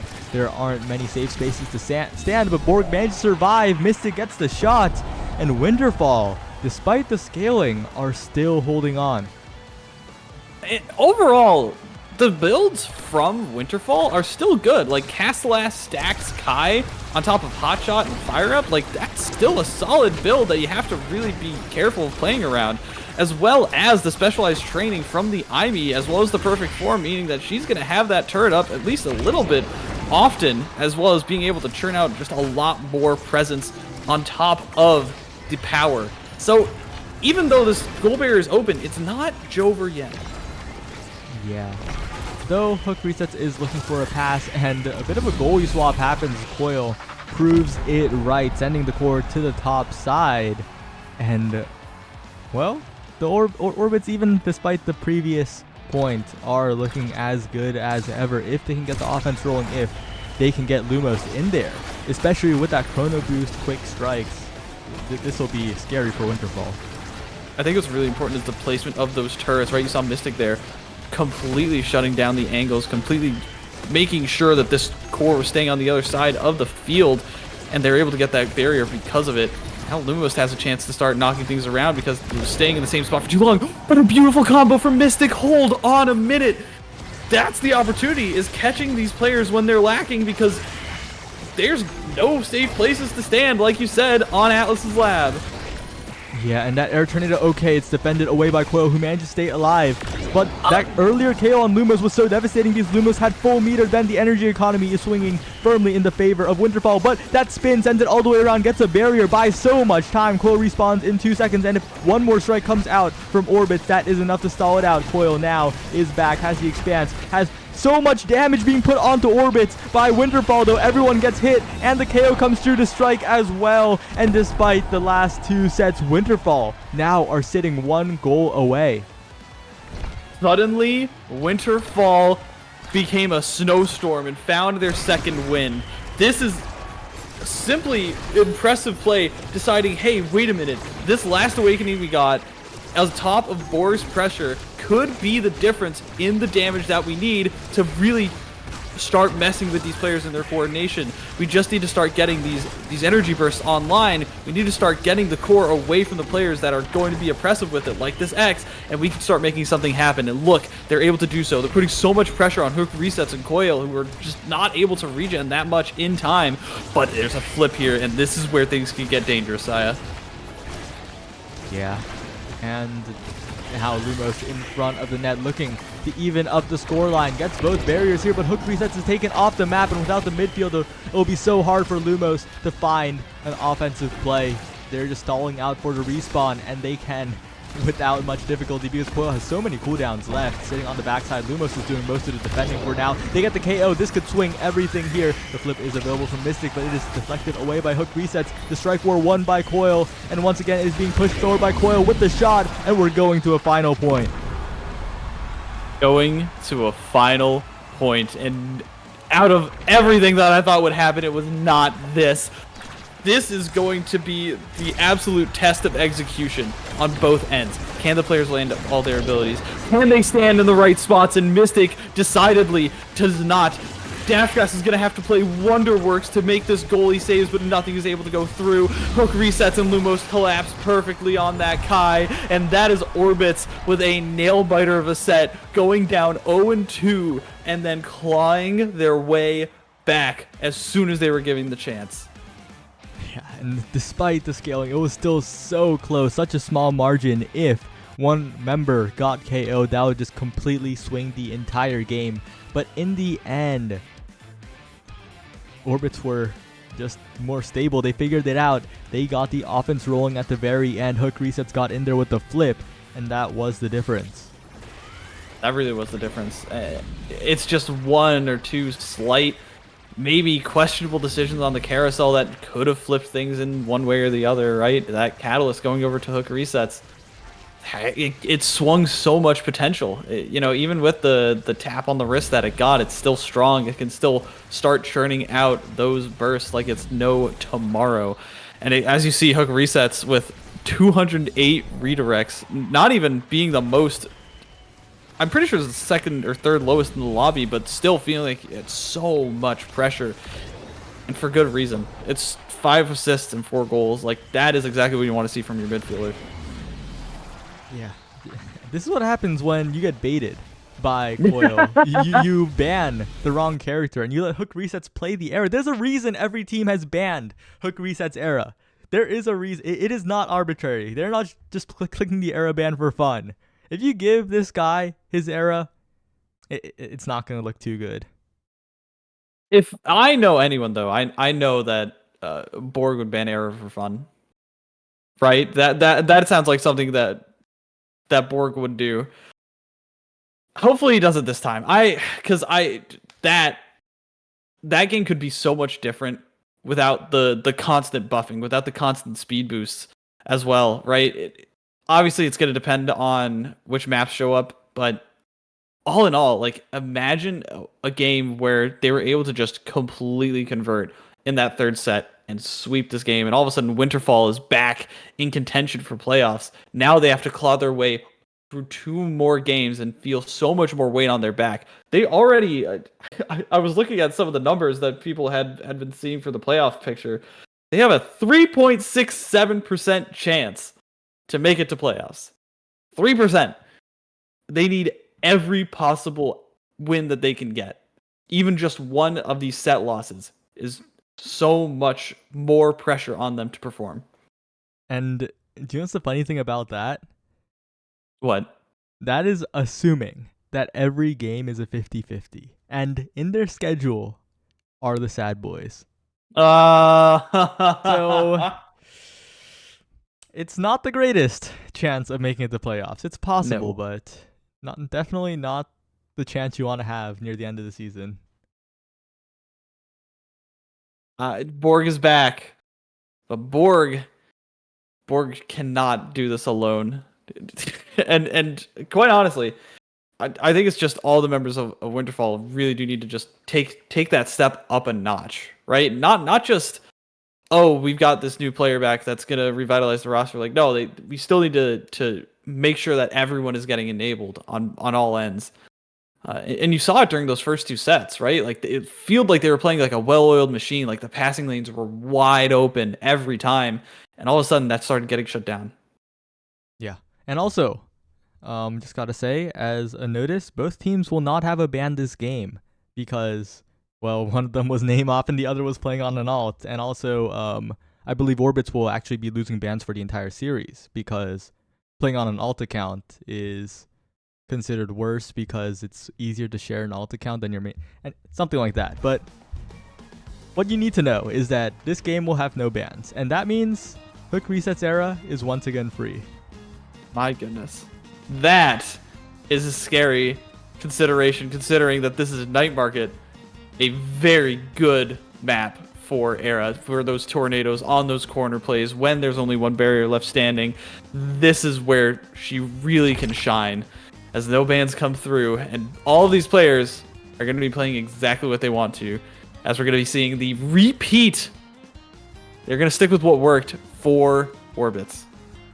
Yeah, pretty unsurprising here, as, well, this is arguably a better map to do it on, as the Borg Zentaro is set free, though, on the other side. It is the battle of the two people who represent their character quite a bit, as Daftgrass will pick the Atlas this time, matching it, and we'll see how it goes. Oh, that's why. There was Timeless Creator as one of the opening awakenings, as well as the Big Fish, going to be taken by Lumos, Hook Resets, and Borg there. That's why. And we're going to be seeing the mirror matchup, because there's a lot of creation things going on for Daftgrass and Quail.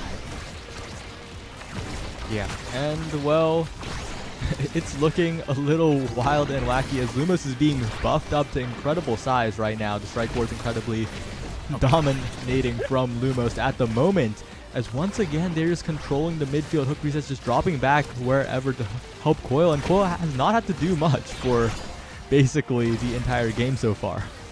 No, most certainly not. I mean, that Lumos Bellringer took up the entire lane after getting buffed up by Era, after getting buffed by the X Maximus, and having the Big Fish as well. Size Awakenings go crazy on this map specifically, and we're going to be seeing that used to its full effect, as these strike wars are going to be so much more easily won on both of these players' sides, as the Oni Blade comes through, does not catch the core, is not going to lead to that second barrier falling, but finally, the glitch pop from Mystic is what's able to do it.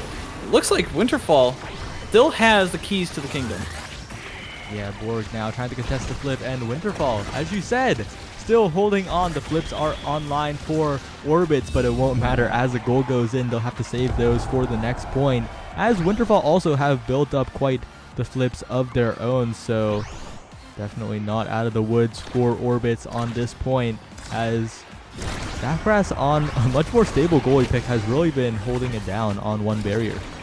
Oh yeah, Daftgrass looks like he's comfortable, which I was not expecting as much. I've only ever seen him on that characteristic Kai, but showing a very strong showing already. If he can keep this up, it's going to be very, very easy for the players like Borg, like Mystic, to do what they need to do best and get this forward pressure moving. They just need to get a couple more passing plays. They need to get around Lumos, who has that energy burst online, and make sure that these orbs actually go in their favor, which could be a little bit of a swing. It's not too important, but if Lumos can start gobbling those orbs, it's going to lead to a hefty level advantage, as well as no health for the players on Winterfall.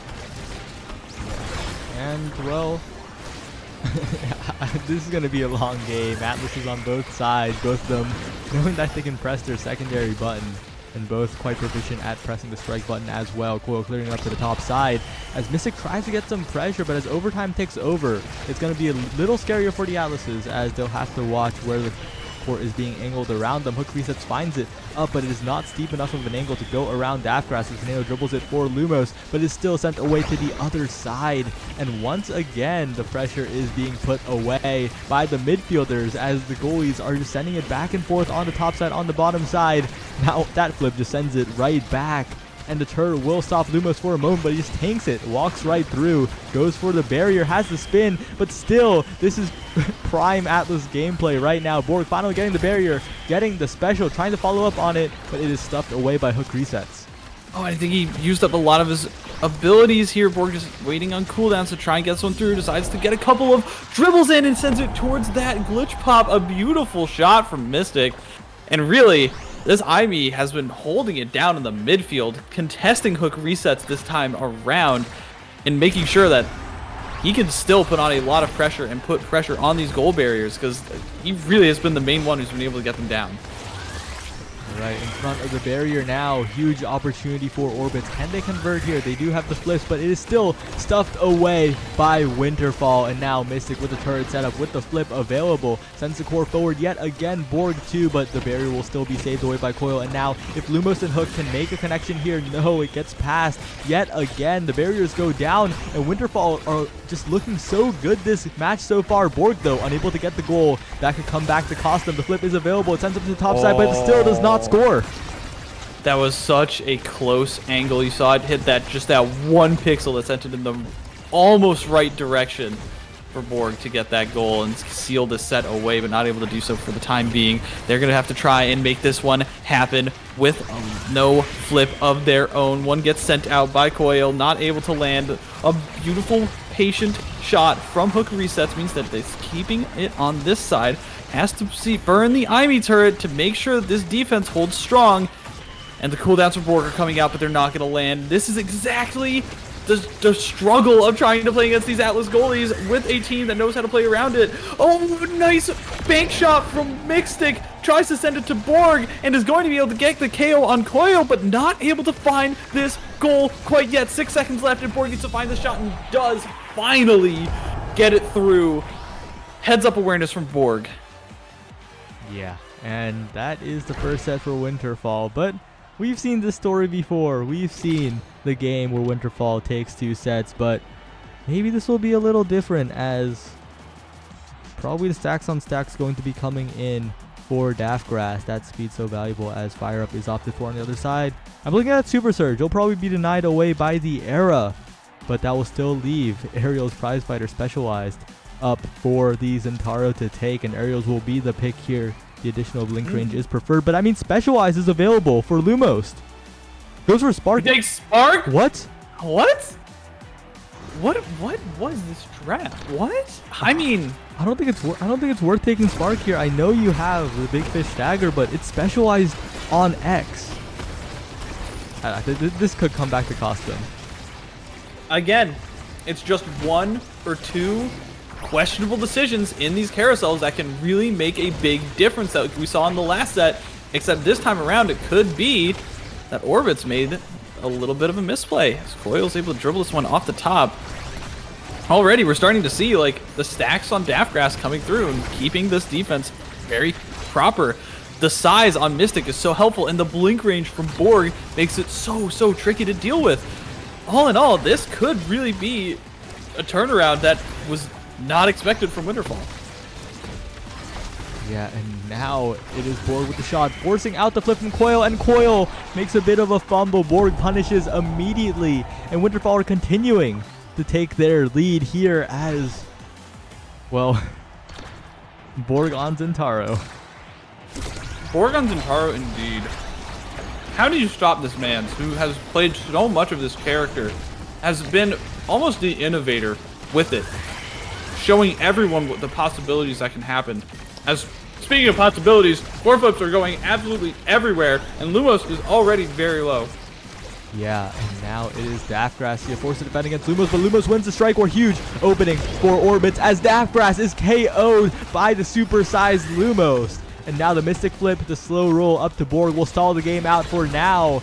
as once again Lumos goes in, tries to find a strike, but the strike war is won by Mystic. They are defending in the net. Daftgrass comes back, and now it's looking a little scary as one barrier goes down. Coil forced to find a way out of the situation.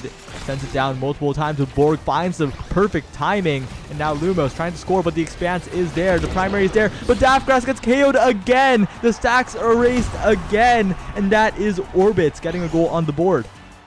Hey, it might not come back to bite them after all. Lumos able to get into good position there. Oh, that was so close for Winterfall as well, but all in all, good holds from the members of Orbits. They were able to maintain with the pressure. They were able to keep themselves at their wits to make sure that nothing crazy happened at the end there. And again, that's like a clutch factor, right? That's something that can't be taught, is being able to keep your wits about you when all that pressure is coming your way. Oh, and Hook resets assists on the defense, but it's still not enough. The follow-up from Mystic just overwhelms them. It was just one too many strikes on the core as Winterfall try to get in that 2-0 lead position. Can they do it? And this time, I just gotta say that lack of specialized on Lumos, that pick just, I don't know how they're gonna find the wins here. Maybe this is how, as, oh no, the flip does not send it in. It bounces off the goal gate that is opening. Now Borg getting a barrier, Mystic passing it back. Huge opening for Winterfall as once again Borg leaps in. The turret is placed down, but the good clears from Coil and Hook manage to get it out for now. Lumos with the flip though is lurking, trying to find a dribble with the spin, but it is still sent away from them. It's so hard to keep it out of the control of this Orbits roster. You saw that Mystic and Borg often have to dribble it on their own side of the field to try and keep this one away from this X that has so much potential to take over this game. So you see this Celestial Intervention come out, time this secondary from Daftgrass, able to prevent Disaster from striking one more time, but it's so hard to get this one through, to keep it in control. Finally, a cyber swipe from Mystic, sending it along the lines of that Sentry turret. That is going to do it. I've seen this one before, but hopefully things do not go as they did previously. Yeah, and that last one was so tragic because Coil sent it into the turret instead of down and away, and Mystic capitalized immediately. And now, so many good awakenings here. Perfect form will be taken away from Lumos. But imagine a world where Specialized was taken, Specialized 1-2, or Specialized Chrono Boost, or Specialized Extra Special.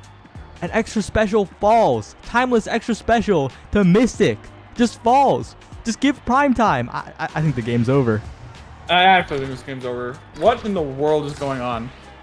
Prime time over denying Extra Special from Mystic, who already has been using these sentries to their maximum effect, has been using them so well in this game in particular, and not going for the same play that you literally made in the last game, deciding this prime time is so much more effective, this prime time is so much more worth it.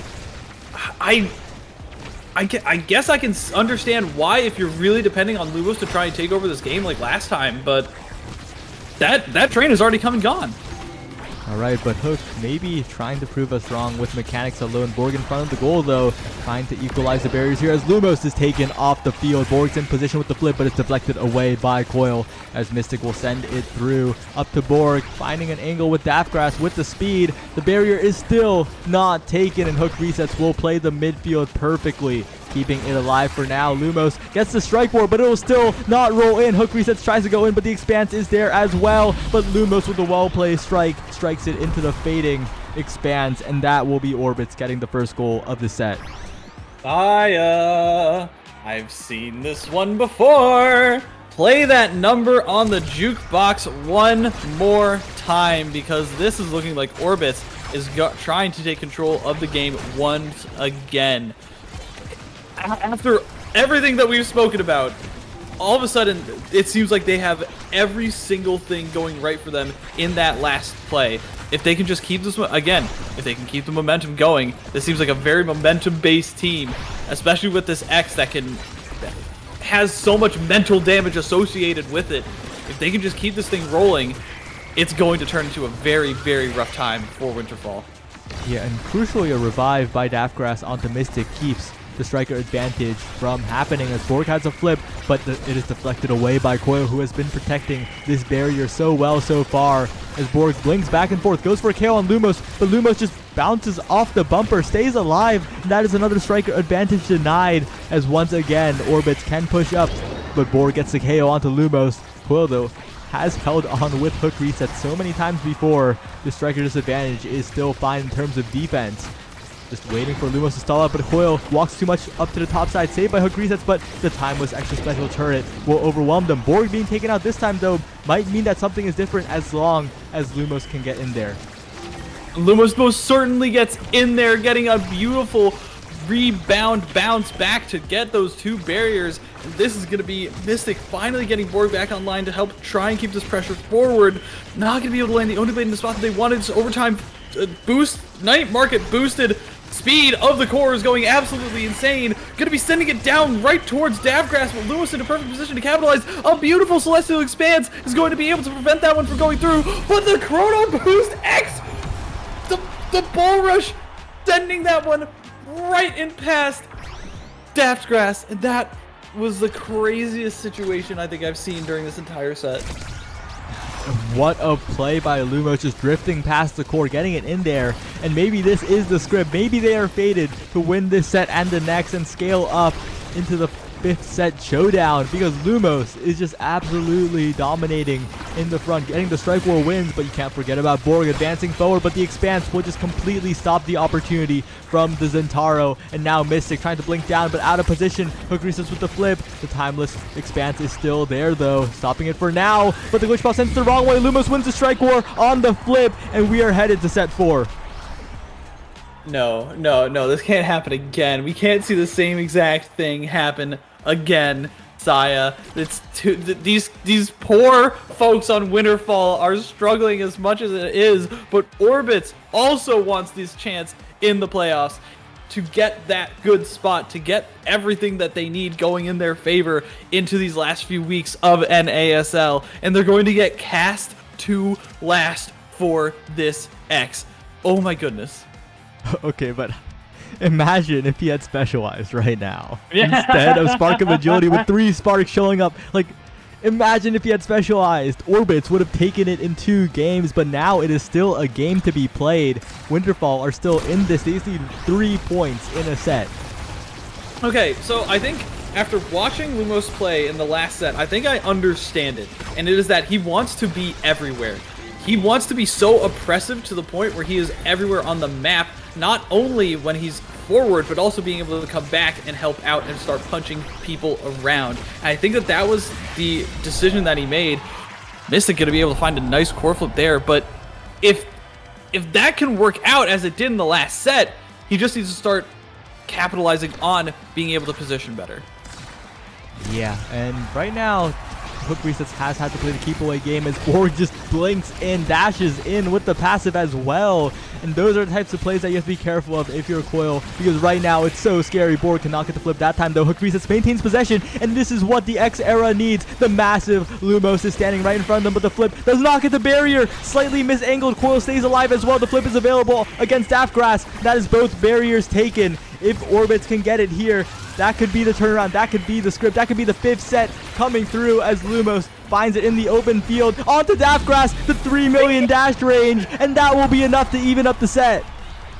Almost knowing exactly where to position that core to put Daftgrass in the worst spot possible to get exactly hit with the displacement and the stun from the Bull Rush to send it in the opposite direction.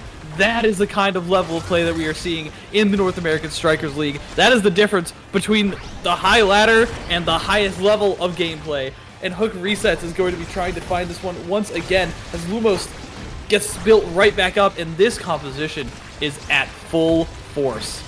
Oh, does not get the barrier there though. Bit of a chance for Winterfall if they can get out of the situation, if they can push the offense. Borg in front of the barriers. It is deflected away by Coil somehow against a flip, and now Borg looking for it, getting it, but only gets one barrier. Does not win the strike war against 2 hook resets, managing to help defend, but will get the second barrier now. Huge opportunity for Winterfall. They need this goal right now. Coil sending it away. Daftgrass has the flip in front of the net. The Expanse is there in time and will send it away with the help of Lumos. But Zentaro is there. Borg with the primary. Coil does not get the strike war win at all. And Winterfall, despite the scaling, are just still 1 goal away from winning the game. And this is the danger that you pose, right? With the scaling composition, it means that you need to play these last few sets perfectly without giving any opportunities for the opposing team to even get a couple of scores. You need to be oppressive. You need to be on top of them. And if Borg can manage to find these slippery, slick plays, these nice core flip angles to find these barriers, it's going to leave them grasping for straws to find a way to shut things down. Because eventually you're going to run out of stuff to hit the core with. Yeah, but Lumos in there, but again, the extra special that was given over is a thorn in their side. So many turks, but they will get the barrier here. This is the goal they need. The primary is good from Coil, sending it forward yet again to Expanse, used to save the barrier. Now Lumos and Hook trying to get into position, but no speed available, and it just drifts away from them. Coil loses the barrier to nothing, and Borg is there. We're going to a game 3. Yo, I didn't know this set was going to be such a banger. Because this is already so much fun from both sides as they're trying to battle back and forth on the strategy, on the carousel, trying to adjust their strategies mid-game to work around what one another are doing. This is so much fun to watch. I'm having such a good time. Yeah, but I just can't shake the regret. If Lumos had picked up the specialized, Orbits, I feel like would have just won this because it was such a small margin, right? Yeah. Oh, it just feels so bad. Feels bad, man.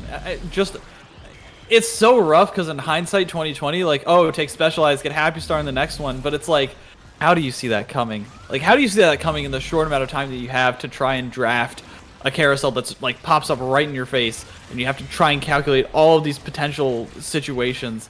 It's so hard, right? Which, that's why, like, the best players could do it really well. Ah, goodness, the margin of error is so small for both of these teams, and this is why. But even in a vacuum, you can't gamble on single spark when specialized is right. I know everyone's complaining about the ruling. I know everyone's complaining that Orbits doesn't get a ban here, but I'll be real. They could have won this in 2 games. That was a winnable game. That was a very winnable game. There was an awakening that was available that would have bypassed that entirely. And interesting choices were made. Very interesting choices were made. So we're not going to get to see the Zentaro ban. They're going to have to come up with something else to counter this Oni from Borg. If you're on the side of Orbits and you can't ban it, what do you play against it? I don't know, because theoretically the Atlas is the goalie to play, right? You have the 1-button counterplay. The goalie, I think, is pretty locked in here, but then the real question is, well, if hook resets is allowed on the era, then of course it's the era. And if I feel like they're just gonna go back to the era X, and I don't know. It sounds like they're really scared of like Vice. It sounds like they're really scared of getting like not only like punched out by X, but getting overly damaged, right? So maybe if there's more of a brawly map, one that's like really heavily in Orbit's favor for the X, like Gates of Obscura, then this could be a really good situation for them. Yeah, and I'm not sure how it'll play out here, I gotta say. I have no idea. I've made my opinions very clear on what I think about this map, so I will not repeat them here.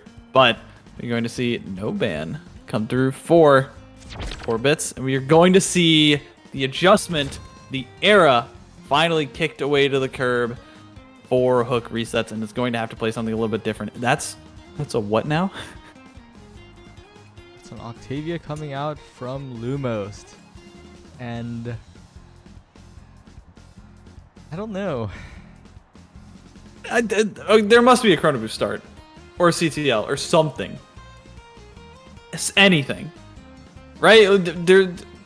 Yeah, it has to be Chrono Boost because Daftgrass picked Kai. Mystic is going to stay on the Aimi, so no changes there. We're going to see the Atlas from Coil, and we're going to see the Zentaro from Borg once again. They have to be cooking something, but I don't know what it is. Yeah. It's so hard to play Octavia on this map. But it is Chrono Start. It is Chrono Start. Is, yeah, it has to be. It has to be. So maybe they're trying something completely different. This could be what makes the difference here, and definitely better than going to the same old without the Hook Resets era, and unfortunately it not being enough of a difference here. But we'll definitely have to see how it plays as Borg once again gets the barriers. Daftgrass pushing forward, but Hook Resets playing the corner quite well. The top right, so powerful. No portals to clear to, but this time there's a portal available, and Borg will capitalize immediately for the first goal. It's so hard to try and cover any and all of these angles with the teleporters open. That was a beautiful use of the side teleporter from Mystic and Borg, communicating that, seeing that passing lane option and capitalizing off of it. And that's really the difference between players who can really capitalize on Obscura and who can't, is knowing exactly, like, not just like sending it in a direction and then just like, oh, wait a minute, maybe I have to think about the portal, but just like able to see it before you strike the core, before you, like, your opponent is able to figure out what you're doing. And that is really going to be the difference here. Yeah, and well, I don't know. Well, this Estelle is doing a lot of work for Hook Resets, getting a lot of those barriers from long range that the era cannot. So that could be the difference maker here, as once again Daftgrass is put under a lot of pressure. Both the barriers open up, huge opportunity for Orbit comes in here as Lumos has built up speed but is taken out by the core flip. Coil though does have flip, can score from range. Mystic coming in for pressure, but the Expanse will stop it for now as Coil sends it through to the top side. Mystic, the dribble from Hook Resets is good, stalls out so much time. Lumos does come back as well, will go through the portal when available. No, the chooses not to, sends it through, goes through, and Hook Resets goes up to the top side, flips it, gets the primary, and Lumos has the follow-up to even up the game. Oh, that corner barrier really throwing off Daft's clears and trying to get it through that side portal, getting it right into the corner, and then all of a sudden the portal's open. It's just, oh goodness, so hard to try and play around it. But gonna be trying to do playing around it here as Daftgrass sends one nice one in through that corner. And this is really the chance for the goalies to start strike warring and winning goal barriers on their own. Yeah, as the KO comes through, Lumos getting KO'd again. Hook Resets in position, helping defend with Coil. The follow-up from Borg is just too much. 4 different strikes on the core, and it cannot be cleared away by Coil. And Winterfall again looking pretty strong, but you can't forget the last Orbits point, because if Orbits can hold on for long enough, that Lumos Octavia, the snipes from Hook Resets, will just score the barriers. We'll just score the barriers here. Players trying to come in through, trying to come in clutch. Gonna try and send it through these barriers. This is through these portals. It's so tough to try and manage, right? Because if you're a Daftgrass on this side here, like, there's an opportunity for it to come from both the top side and the bottom side at a moment's notice, and you have to be ready for both. This is the opportunity to show what these goalies are made of, and Lumos is trying to make sure that there's no chance for that. Positioning right here where Coil might be able to send it to him, but not able to find it. Gonna try and send it right back, but no. The Resets has the core flip available, and Saya, this is already getting a little too crazy. Yeah, and overtime isn't 10 seconds. If both teams hold on until then, it gets crazier, but the barrier goes down, and with barriers down, it's looking scary as the flip sends it right into the Zentaro special, and that's not where you want it to be as Winterfall take the first set. Winterfall did take this one looking pretty clean with it overall, right? It seems like they know these passing things, they know exactly what they want to be doing with their players in their positions. overall, Mystic seems so comfortable right now, making so many good plays, so much good progress in the prime time, going over to Daftgrass, as well as the heavy impact going to Borg. This is a beautiful draft to pick up for the members of Winterfall. Yeah, and the Octavia not sitting with much, but Spark of Focus will be good if the Spark of Resilience comes up in the future, so definitely not the end of the world here, but definitely not what they would have wished to get.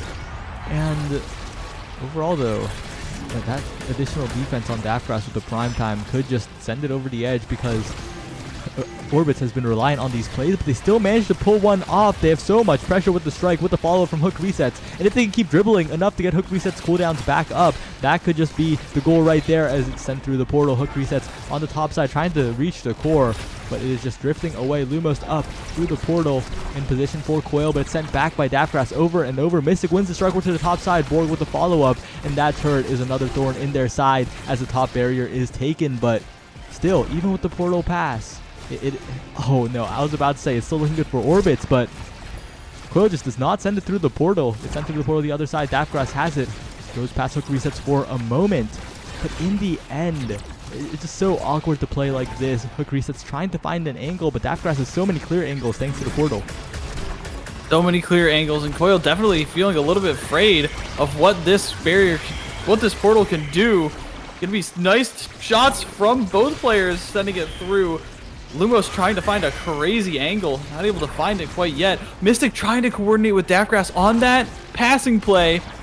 Borg is gonna try and get this one out of this portal. There's so many ways that these clears could go wrong, right? And that's exactly what these players are scared of. Coil is just standing in the middle of this goalie box trying to find something, finally getting ping-ponged in the corner from this teleporter, and Daftgrass just still will not let up, constantly putting the pressure on, and unfortunately does not able to find that one. Hook resets able to use these ping-pongs, use the energy gained, and send it one right past him. Yeah, and now it's a little bit different here, as hook resets does not have meter. It might be a little bit dangerous, but Borg being harassed immediately by Lumos. In that top right corner, once again, the non-portal side is being played by the side of Orbits. Winterfall, though, manages to defend it with the help of the turret and just goes down through the portal as a KO on the hook resets, wandering towards the core. Just a little bit too near the edge there, as now it is Coil on the bottom side. Mystic approaching as well, getting the bottom barrier, as Borg and even Daftgrass are all the way pushed up, looking for the goal as soon as possible. It's really interesting. Coil, I think, avoids those portal plays to try and keep it away from the members of Winterfall, but instead it's just the stacks, and oftentimes this Octavia not able to find these flow states consistently chaining means that the players of Winterfall are able to get to the core faster anyways, and it just falls right back into their hands. There's no good place for Coil to clear it with these potential barrier plays, because if it just goes back to the portal, feels like he's going to lose the strike board to Daftgrass. And speaking of Daftgrass, not able to hang on to that barrier, and this one's going to go to a wild, wacky overtime. Oh, but it's not in a good spot. Borg immediately capitalizes with the special, and what could have been just a 2-0 lead for Orbits is now Winterfall looking to win this set as well. They're trying to get this one through.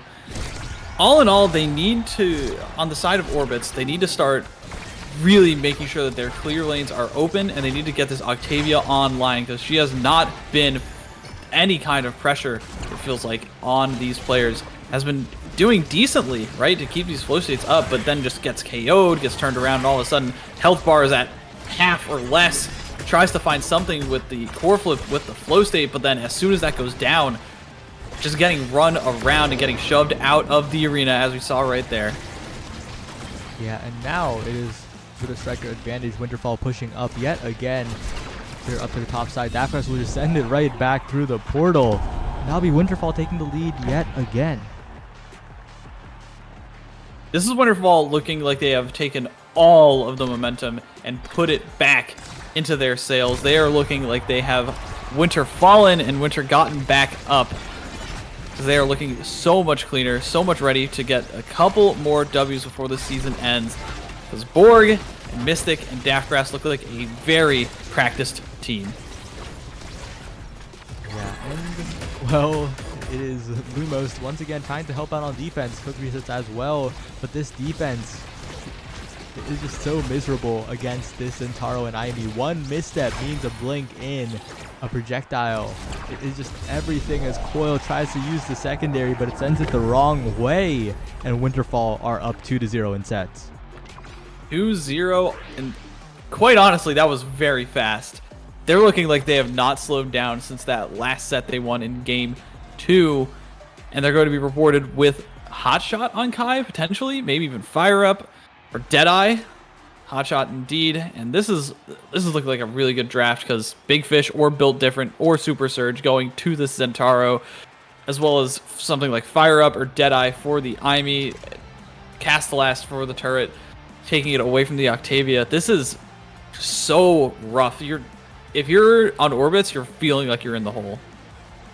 Yeah, the Castellast and I is super rough for Lumos, and time Hotshot means that Zapgrass basically has infinite barrages to work with. It's so hard to deal with, and once again the barriers are being pushed down. It is looking so difficult for Orbits right now as Hook resets, sending it forward. Zapgrass defending for now as once again they're playing the top corner, getting one barrier, but Lumos is not long for this world, taken out already.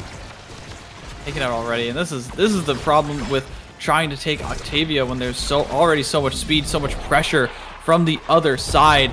Is she can just get run around if you're not careful. And really, like, Lumos has just been feeling all of that pressure. Look at the difference, level 5 versus level 7 for both of the forwards on the side of Winterfall.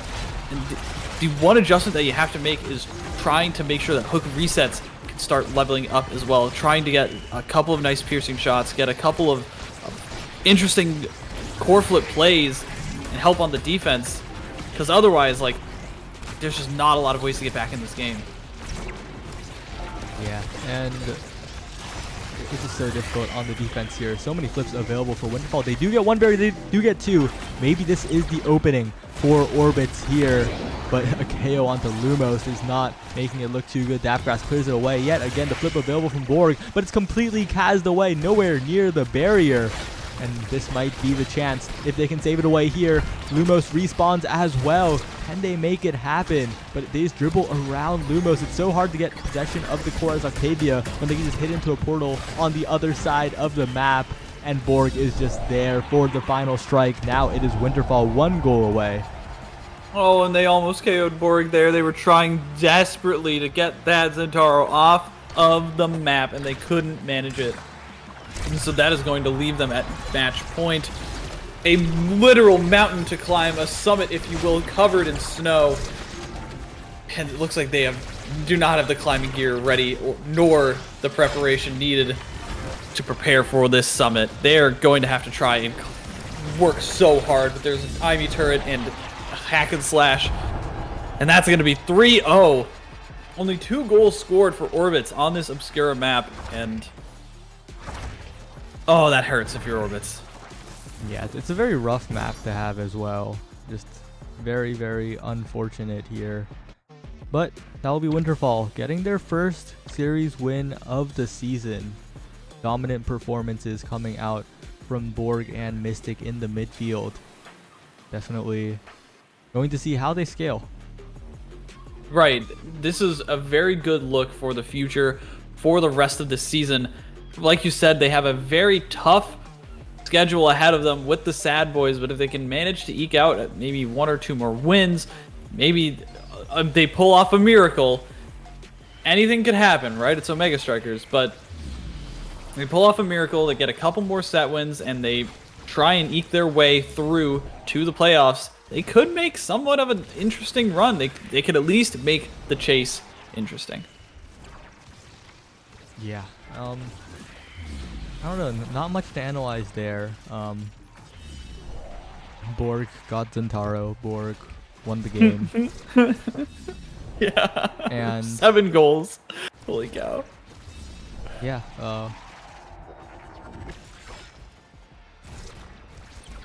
Not really much to say here. I think we just need to look towards the next series because yeah, the next series is also very interesting as well. Again, seeing some players on the bottom of the standings going to be trying to fight again, like Hunger Games style for those last couple playoff spots. We've got Oshino Coreflip versus Ghosts Esports.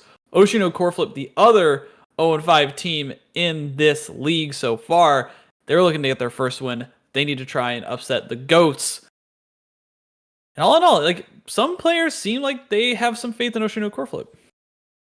Yeah, and well, while we set that up, we'll send it to a very short break. Don't go anywhere.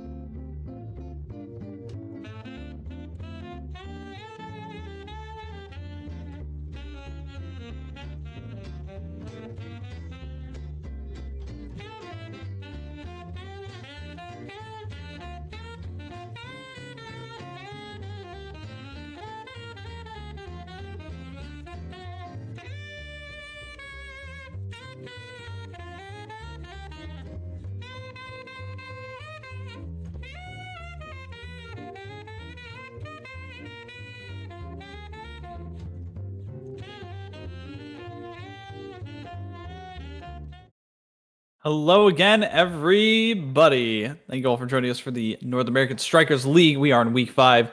This is another barn burner match that's going to be coming through at the bottom of the standings, trying to fight their way back for a playoff spot. We have Oshino Coreflip versus Goats Esports. My name is Magic 8 Ball, and I'm joined here by Saya. Hello.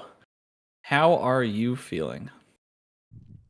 Yeah, it's definitely going to be interesting here. Goats really want a win here. Oshi, the only way for them to stay alive is a win here, but it's definitely not looking good for Oshino Coreflip. We'll have to see. They've had good performances in every single one of their losses, but the issue is, in this league, there's no like, it was close points. It's just whether you win the series or not. There's no reward for almost. Almost only counts in horseshoes and hand grenades, as many folk back home would say. That is going to be probably the story of this roster that had a lot of potential but could not end up clutching out. They need to start turning that narrative around here, but they're going to have to go up against a Goats Esports that is still solid all in all. Fudgy Waffles leading that team, going to be putting in a lot of work on those brawlers and being a thorn in their side if they want to try and overcome that. Yeah, and these two teams, very, very, very interesting. I'm hearing that Merchant is playing. Merchant hasn't always played with Oshino Coreflip, but this is definitely the roster at full power. So we'll definitely have to see what they can do with a goalie that fits their playstyle much more. I think a lot of people would say the Kashikoma Mirimeg offense is bolstered quite a bit by the addition of Merchant blinking in with that Vice, with the Luna even, and getting in there. Right, I was gonna mention that the Vice so important for that roster to put on the additional pressure, as well as just being able to play more consistently together with those passing plays, with those opportunities to try and get those quick KOs, get those maybe not cheesy but cheeky KOs. And all in all, being more familiar with that coordination, with that style of play. We're going to have to see if Merchant can come through with it. We're going to have to see if that's going to make the difference here. We're going to be getting this game shortly. But all in all, I want to say that Oshino Coreflip has the lowest possible chance, even lower than Winterfall, to try and make it back into this playoff bracket. They need to be almost perfect in the rest of their roster. And I'm trying to look up for the rest of their schedule. I know we had it in here somewhere, but I don't think that they have an impossible schedule for the rest of the season. Yeah, they have already faced the hardest teams in the league, I believe. Oshi had the hardest beginning schedule.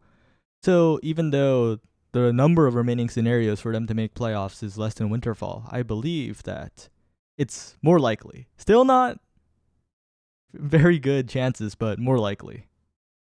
Exactly. They just have to believe in the heart of the cards, as some might say. Yu-Gi-Oh fans out there know exactly what I mean. They're going to have to try and play that role, play to that condition, and keep their hopes alive if they want to try and make it through.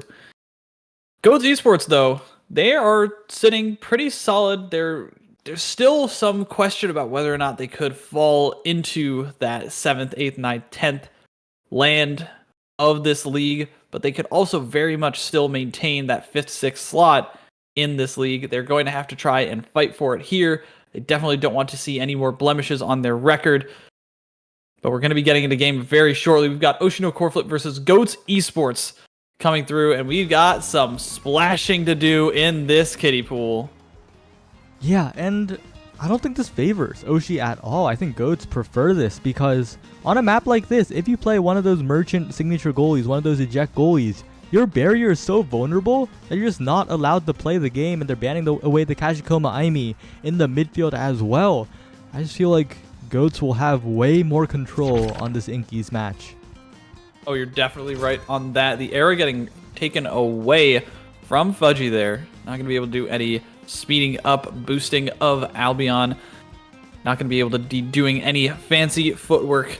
But, like you said, going to be interesting to see how they adapt on the other side. Is it going to be an Estelle mirror match in the midfield? Is it going to be the Atlas in the goal box?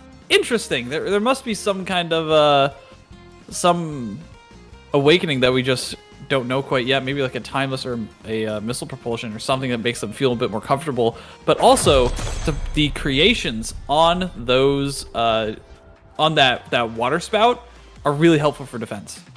Yeah, it makes sense that Merchant is not picking one of those usual goalies here. Even this, despite not having that great of an awakening, the Atlas is very solid on this map. You can defend the barrier quite well on it, so makes sense why they would pick that goalie here as the game starts and Kashikoma is here trying to pass to Mirimeg. And it's important to note that both teams pick a lot of midfield control, and that's what really matters on this map, whether it's by speed or by blinks or whatever. Being able to control the midfield means you can open up the gates so much more often, and Kashikoma capitalizes on the Inky's water cannon immediately. That was such an insane play from Mirimeg, understanding that Kashikoma was right there on the top to cover the clear upwards so that the Crystal Thorns from Kashikoma could guarantee that goal if Mirimeg missed that pendulum swing. Yeah, and now once again the water cannon comes in on the other side. Palmy and Fudgy trying to get in there. Mirimeg though will get the barrier, and that unlocks the Inky's water cannon, but Fudgy Waffles is there while Merchant is occupied on the top side, evening it up immediately. Evening it up, and this is what it's going to be. It's going to be back and forth. It's going to be very quick goals trying to come through. It's going to be about who wins that face-off more often than not to get it in control early on. As you see Fudgy trying to kick it back here, trying to get it right past Kashikoma. This is what it's all about. Like you said, core control is the name of the game. Yeah, and maybe I spoke too soon, because this Rasmus coming out from Mirimeg is doing wonders for the overall control of Oshino core flip. Meanwhile, the Zentaro piloted by Palmy is not being nearly as strong, has to use cooldowns to get around, and is finding a lot of trouble getting into position. Right, even with those slick kicks, not going to be able to use it to the most effectiveness, because just trying to get to that core in the first place, standing some issue. Core flip from Fudgy Waffle is going to lead to a crazy sequence where the piercing shot off the barrier and a strike that just rolls slightly in gets right past Merchant, and that's 2-1 for the Goats. Really, really well played by Fudgy Waffles, capitalizing on Merchant not immediately going to defend, and once again the barrier is taken down.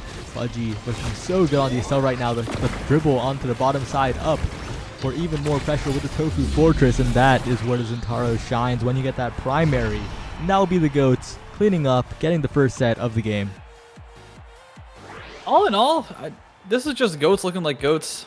If we're being for real right now, they're just looking like they're playing more consistently. They're playing around one another very well. They're playing around the members of Oshino core flip much better. They're maintaining that trio of passes, and they're going to be rewarded with that super surge for a Palmy and the missile propulsion for Estelle. Very good things coming their way, but the timeless being able to boost the size of those creations. Spark Resilience going over to Mirimeg. All in all, solid draft for the members of Goats Esports. Yeah, and importantly, Super Surge went undenied there. Palmy got it regardless. Maybe the side of Oshino core flip thinking that he won't pick this because that's double dash range, but apparently I Love Albion also loves just blinking in general and is just fine with going way too far, as Mirimeg gets a good dribble, gets it into the bottom corner. And once again, Oshi are still looking competitive. Palmy with the Blabo emote, definitely blinking for fun here. As Mirimeg able to send that one through into the back of the net. This is overall, it's going to be interesting to see how these compositions scale. If Palmy is going to start going for more KO-centric plays like this on a Merchant, forcing out the special for the heals, for the resurrections potential. This is getting very dangerous already. We're only one draft in. Yeah, and now it is Miramax once again going in, dribbling on the bottom corner, but that is the power of Total Fortress. Whoa! A KO onto I Love Albion. Palmy being taken off so quickly as Merchant just dribbles it back and forth around the Fudgy Waffles primary. And suddenly it's looking so good for Oshino Corflip. They force the flip out of Kilius. Fudgy now in 1v1 with Merchant, but Merchant gets it past with the projection. And now Miramax almost at flip. All three members of Oshino Corflip have their core flips. As I Love Albion sends it the wrong way. Unfortunately, the flip baited out from Miramax by Kilius though. Tachikoma will flip soon perhaps. Yup, sends it to the top side, gets the barrier crucially, and Merchant holds on to theirs. Almost losing, greeting a lot for the water cannon, but maybe it'll pay off if it can get into the water, but it is deflected away by the Zentaro. But a roll down from Kilius is too early. Baited, Miramax sends it to the top corner, and that will be Oshino Corflip looking to take the lead here. Really, it's going to be about playing around this Dubu, trying to bait out cooldowns, trying to bait out those abilities that can be a little bit, not sluggish, but you can get caught in those animations and in those lag times. You have to be really careful, and Kilius has just been getting just a couple of miscues, and that's all it takes for the players like Miramax and Tachikoma to really start stepping up their game. Yeah, and we'll see if that can continue as Fudgy has been very, very good with those Crystal Thorns. Gets the barrier here. The water cannon soon to activate from the combined efforts of the Goats as Fudgy passes it up to I Love Albion. Really trying to dribble it back and forth. Apalmi trying to get a strike. Fudgy with the blink, but it is saved away by Merchant. Good strike by Miramax, forcing the roll out, getting the barrier on the other side. And Merchant trying to find a timing to go for the water. Finds it here, and now Fudgy Waffles will be forced to dribble it in the corner, slowing down the offense. Miramax in position, sends it up, deflected away, but Miramax gets another chance, and that is a clean 3-0 set for Oshino Corflip. No, the Tofu Fortress ends up trapping the core in the goalie box. That's so unfortunate for Kilius there. It really did not seem like he had a fun set that go around. And that is going to lead to the Atlas with the first pick and twin drive on the table. Oshino Corflip in a great spot. Excuse me. Yeah, extra special being denied away from the Dubu of Kilius too. This discrepancy in the goalies is only growing. And with heavy impact being picked up, it would have been really, really funny if the Zentaro went Chrono Boost for triple dash range. Oh, that would have been so much fun. But they take the more reasonable option. They just take the simple reverberation. Yeah, just going for the stagger, going for the cooldowns, trying to make sure that you can put on the hurt even more often. Palmy almost getting KO'd there once again by dashing through that Celestial Expanse. All in all, though, like, we just need to see members of Ghosts. It's not like they don't have the tools to make this thing happen. It seems like just a step up in execution from Oshino Corflip alongside recognizing their win conditions. Seems like it's making the real difference, but speaking of win conditions, I think Ghosts also knows theirs. Yeah, to the bottom side, but the strike is missed by I Love Albion. The flip has a chance to change it, and there is the pass. Beautiful pass. And knowing exactly when to send it through, Fudgy Waffles was waiting for the player on the bottom side, I believe it was Merchant, to back up just far enough to guarantee that passing lane and getting it through to Palmy. That was exquisite play. Yeah, and suddenly Palmy repositioning to the front, but great stuff from Tachikoma to keep the core away. Keep it out of danger, and now Fudgy pushing up, but those are... Oh, wait! No, that is the inkiest moment of all time. When you try to defend at that angle, you just die because the bumpers are KO zones as well. And, well, Merchant's probably not too happy about that aspect of the game design on this map as Palmy just goes in, throws out a bunch of hitboxes, has flip for backup as well, but doesn't even need it this time. Oh, going to be saving it for the next round. Wants to try and put this one away with a clean 3-0. Ghost Esports finally looking like they have goated to the next level. They're going to try and make this one going very quickly as Fudgy able to use the core flip already very soon.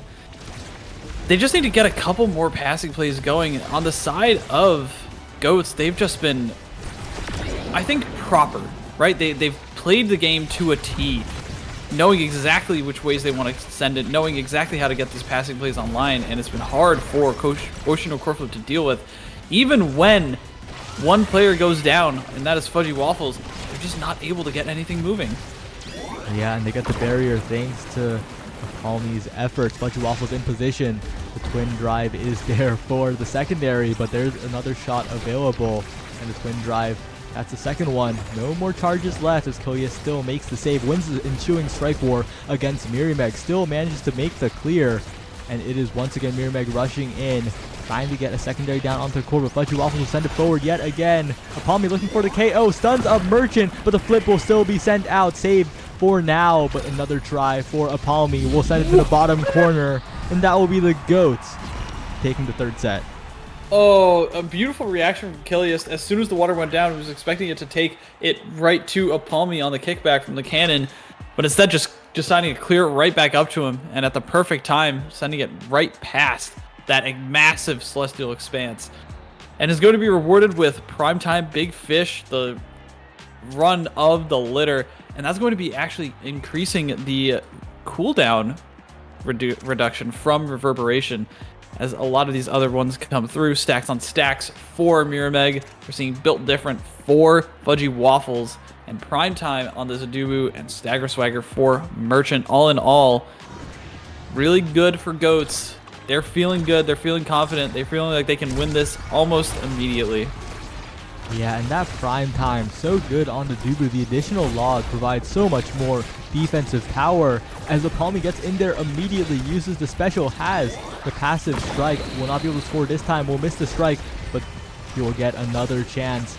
Albion in the corner yet again. Fudgy Waffles trying to deliver the core, manages to do so. Merchant in such a scary situation at the moment, will be KO'd and scored on at the same time, and the GOATs are showing why they deserve to be that playoffs team. They really are. They're looking like they can easily rise to the next level of competition in this league. It's going to be hard for them to contend, but you can see that they're trying to grind. They're really putting their pants on right here, making sure that they've got their belt and suit and tie and everything, because they want to be with these elites of Omega Strikers. Yeah, and once again, Fudgy Waffle sending it forward. And so far, it just seems like the offense from Oceano Core Flip has completely stalled. In the midfield, they cannot get it past the halfway line for long enough. Mirimeg finally gets a hand on the core, is trying to build up those pancakes, but still it is sent again to the other side. A KO on Fudgy Waffles might change things, but Killius has plenty of cooldown to work with. 2 logs, a flip, a roll, finally out of them for now, but the Tofu Fortress cooldown is approaching as well. The flip is used, so much stall available. They get the barrier though, and this could be the turnaround. This could be the turnaround. They need to do some fancy footwork. They need to get these core flip shots through. The Tofu Fortress really messes it up, but sends it at the wackiest angle I think I've ever seen, and Killius could not react in time. Kashikoma able to get rewarded with that goal there, having to burn both flips and a lot of pressure, as well as getting a crazy bounce to the Tofu Fortress. They need to start finding a way to get these goals more consistently. Like you said, they've been struggling to even get it past the midfield line and maintain control. And I think that's the real difference here, is they need to start not only using the impressive core control that they have, they need to start maintaining it on the opposite side of the field, making sure that they can rotate with Merchant, making sure that their positioning as opposed to the other players of the other forwards of GOATS Esports is still strong. Yeah, and now it is Fudgy sending it back and forth, but they can't get the core out, but the Tofu Fortress will still stuff out the water cannon. And now it is Apalmi getting the KO onto Mirimeg, and with Mirimeg off the table, so it's a little bit scary, but Kashikoma gets the blink forward. Spooks Killius a little bit as Apalmi walks forward, has the flip, the expanse will be used from Merchant, but the offense from GOATS cannot get the barrier so far. Mirimeg in position, but that snipe leaves it open for Killius to defend. The expanse is late. Fudgy Waffles just waits out the water. No, it does not wait long enough. It goes the other way. Mirimeg in position, mixes Killius up, and maybe Oshi will send this to a 5th set. I mean, that was crazy talks. That was... They needed to get calmed down by a helping hand. That was how crazy that was. The amount of chances that GOATS Esports had to really just put this thing away and make it seem like there was absolutely no chance for Oshi to even come back. so much. Fudgy Waffles had so much control of the core. They had the power play going, but all of a sudden they had just enough steam left in the tank to get this one through. But I don't know if they can do it again. Is Fudgy able to KO another player? Merchant able to hold on one last time. Gonna try and stand tall in this goalie box. Has the core flip at the ready. Is gonna be able to use it to stall just enough time for Kashiko to come back, but now gets sent all the way to the goal line. That's going to be I Love Albion. Palmy one more time, sending it home. Yeah, and it's looking a little bit good yet again for the Goats. They're 1 point away, and despite that attempt right there, it is still saved away by Kilius. The pressure comes in from Palmy, and if they can make it happen, but the flip is wasted from Fudgy Waffles. They cannot get it on target. Merchant, though, is in the backfield a little bit alone for now, cannot build up any resources, as once again the pressure comes in from Oshi. No core flip. The water cannon is activated. It is sent alongside it, and in such an angle where it cannot be hit out easily. And that is a 5th set coming in for the first game of this matchup.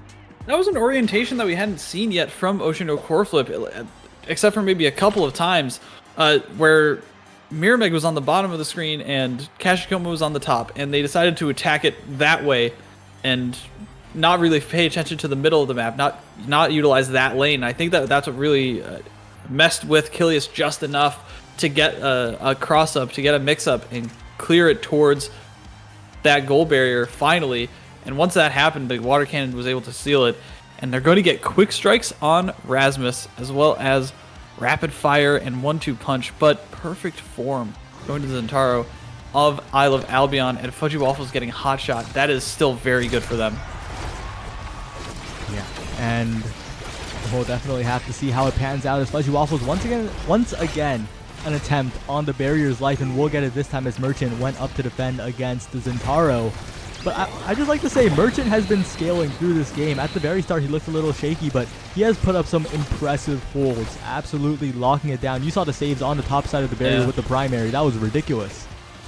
And it's stuff like that that really needs to happen more consistently if Merchant wants to maintain the pressure and put on a show to say that this Atlas can definitely put in the work, but unfortunately not able to put it away from that piercing shot from Fudgy Waffles, who has the core flip already. The shoutouts to Catalyst, my gamers, and Hotshot as well.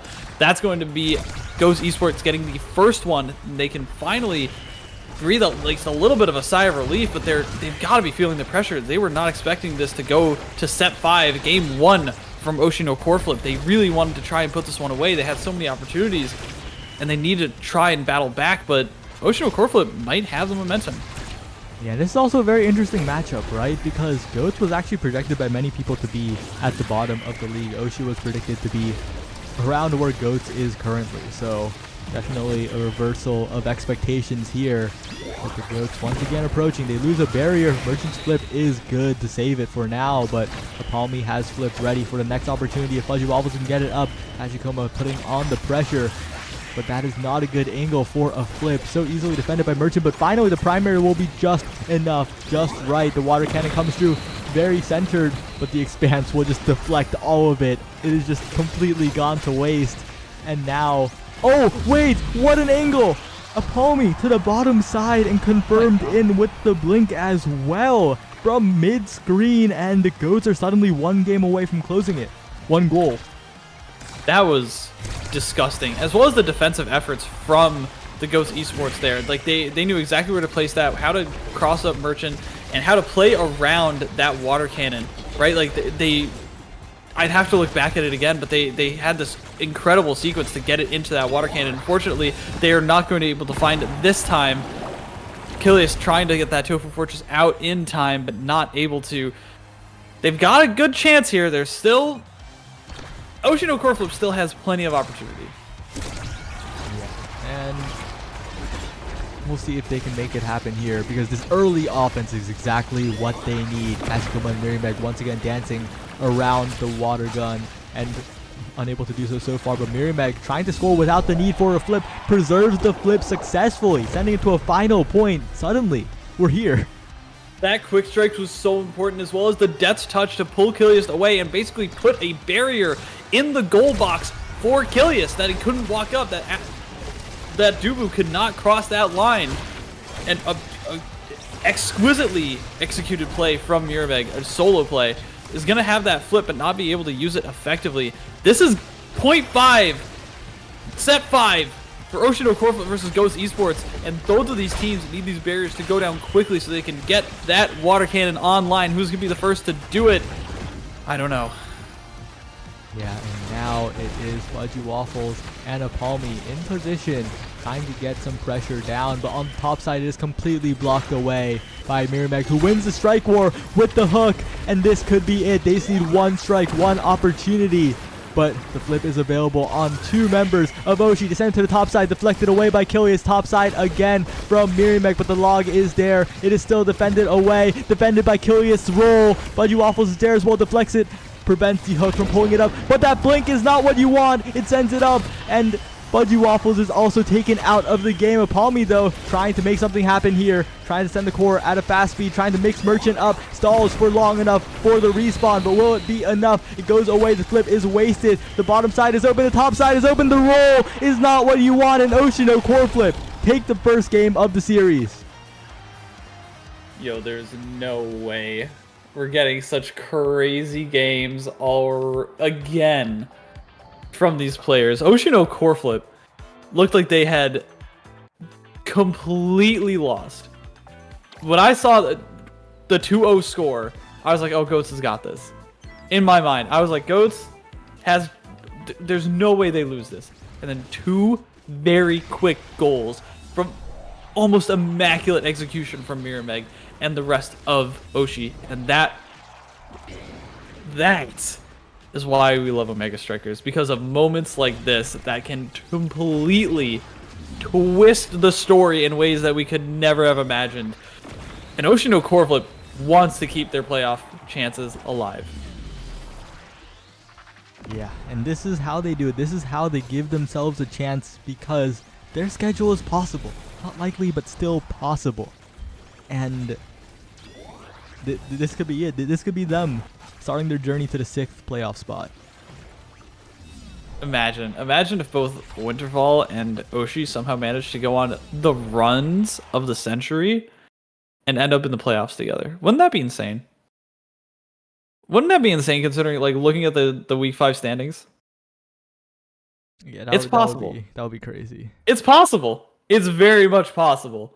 If we get something like that to happen,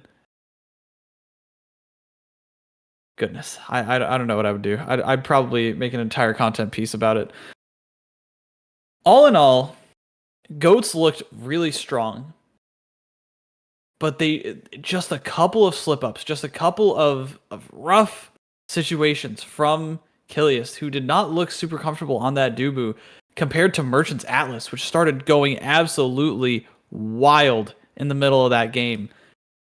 Was it a goalie gap? Was it the forwards all of a sudden finding a rhythm? What did you see? Near the end, I think Merchant just got comfortable enough, which just left Miramac and Kashikoma able to play their game, I think.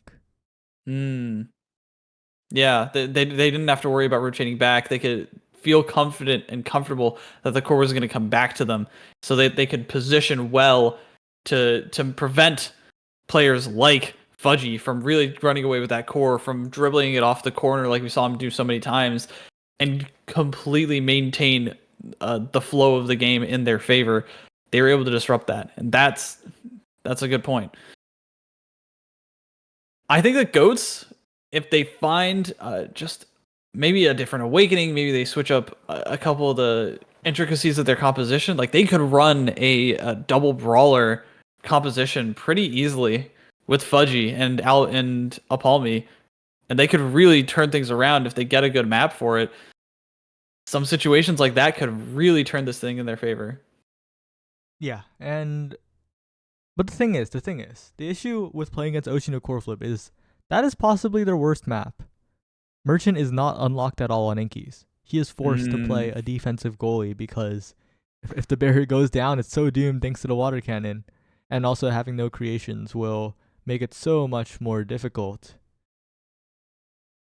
But I don't know. Anything can happen, but personally, I think Oshino Coreflip's gonna come out even stronger on different maps. We're gonna have to see what happens. We're getting to load into this one. This is game 2 of the set between Oshino Coreflip and Goats Esports, as we've got Atlas's Lab, one that these players know very, very well. We'll see what the bans come through, because this is going to be interesting. They probably are going to keep the same ban? Probably a Vice ban, right? Yeah. Yeah. They have to. Yeah. You get the Merchant Vice out of here. He could play the Luna still, and that would be scary in terms of damage. But if that happens, the Goats do have, I guess, a contingency. They could just play Super Stuffing, and that Drakkar ban might indicate to me that the Luna may be coming out. Luna might be coming out. The Fudgy Waffle's going to switch to a melee character on the Rasmus to pair with Albion's Asher. I really like this. Like I said, the double melee, the double brawler get a lot of damage down. The Kiliast on the Atlas, I think, is also a very good adjustment to make, as we do see the Juliet Aimee come out from the forwards of Oshino Coreflip.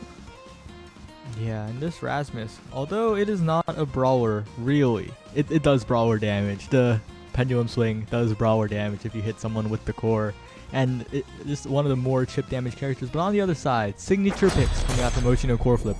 Mirameg is more known for the Asher nowadays, but before that, he was a Juliet main. And Merchant before Vice was a Luna main, so really a classic matchup incoming. As with this start, it's looking a little scary, but I do have one thing that I gotta wonder. Why did Merchant take Tempo Swing over Spark of Power? He's playing Luna, but it doesn't matter. They have more than enough damage anyway. They KO Apalmi immediately. And if this is an indication of how it'll go, well, Oshino Coreflip, this is a much better map for them.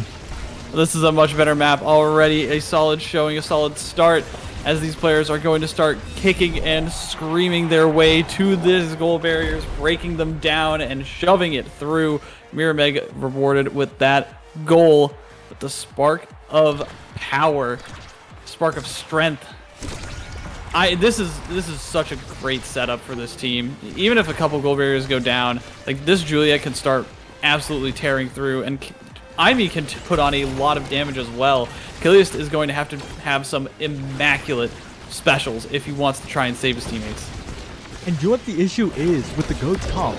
They don't have characters that could deny Luna stuff like Deadeye, stuff like Missile Propulsion. It's such a bad take to have. Like, it just feels so bad to take Deadeye as Erasmus on this map. It's not Aimee's app. It is not even close to optimal.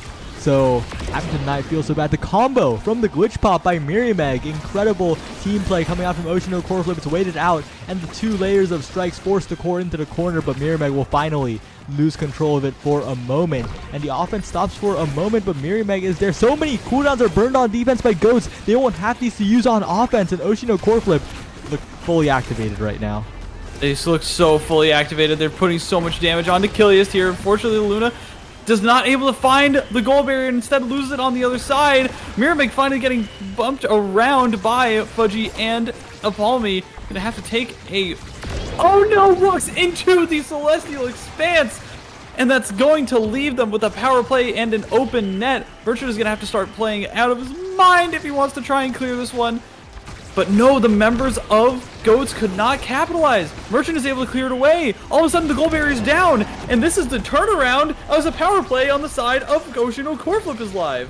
Yeah, Kashikoma just played the midfield perfectly there. Got multiple abilities to stall it out all the way, and Merchant just flies in. They didn't even have to do that much goalying that point. It was all Kashikoma defending from the mid line, and the Goats just could not get it past.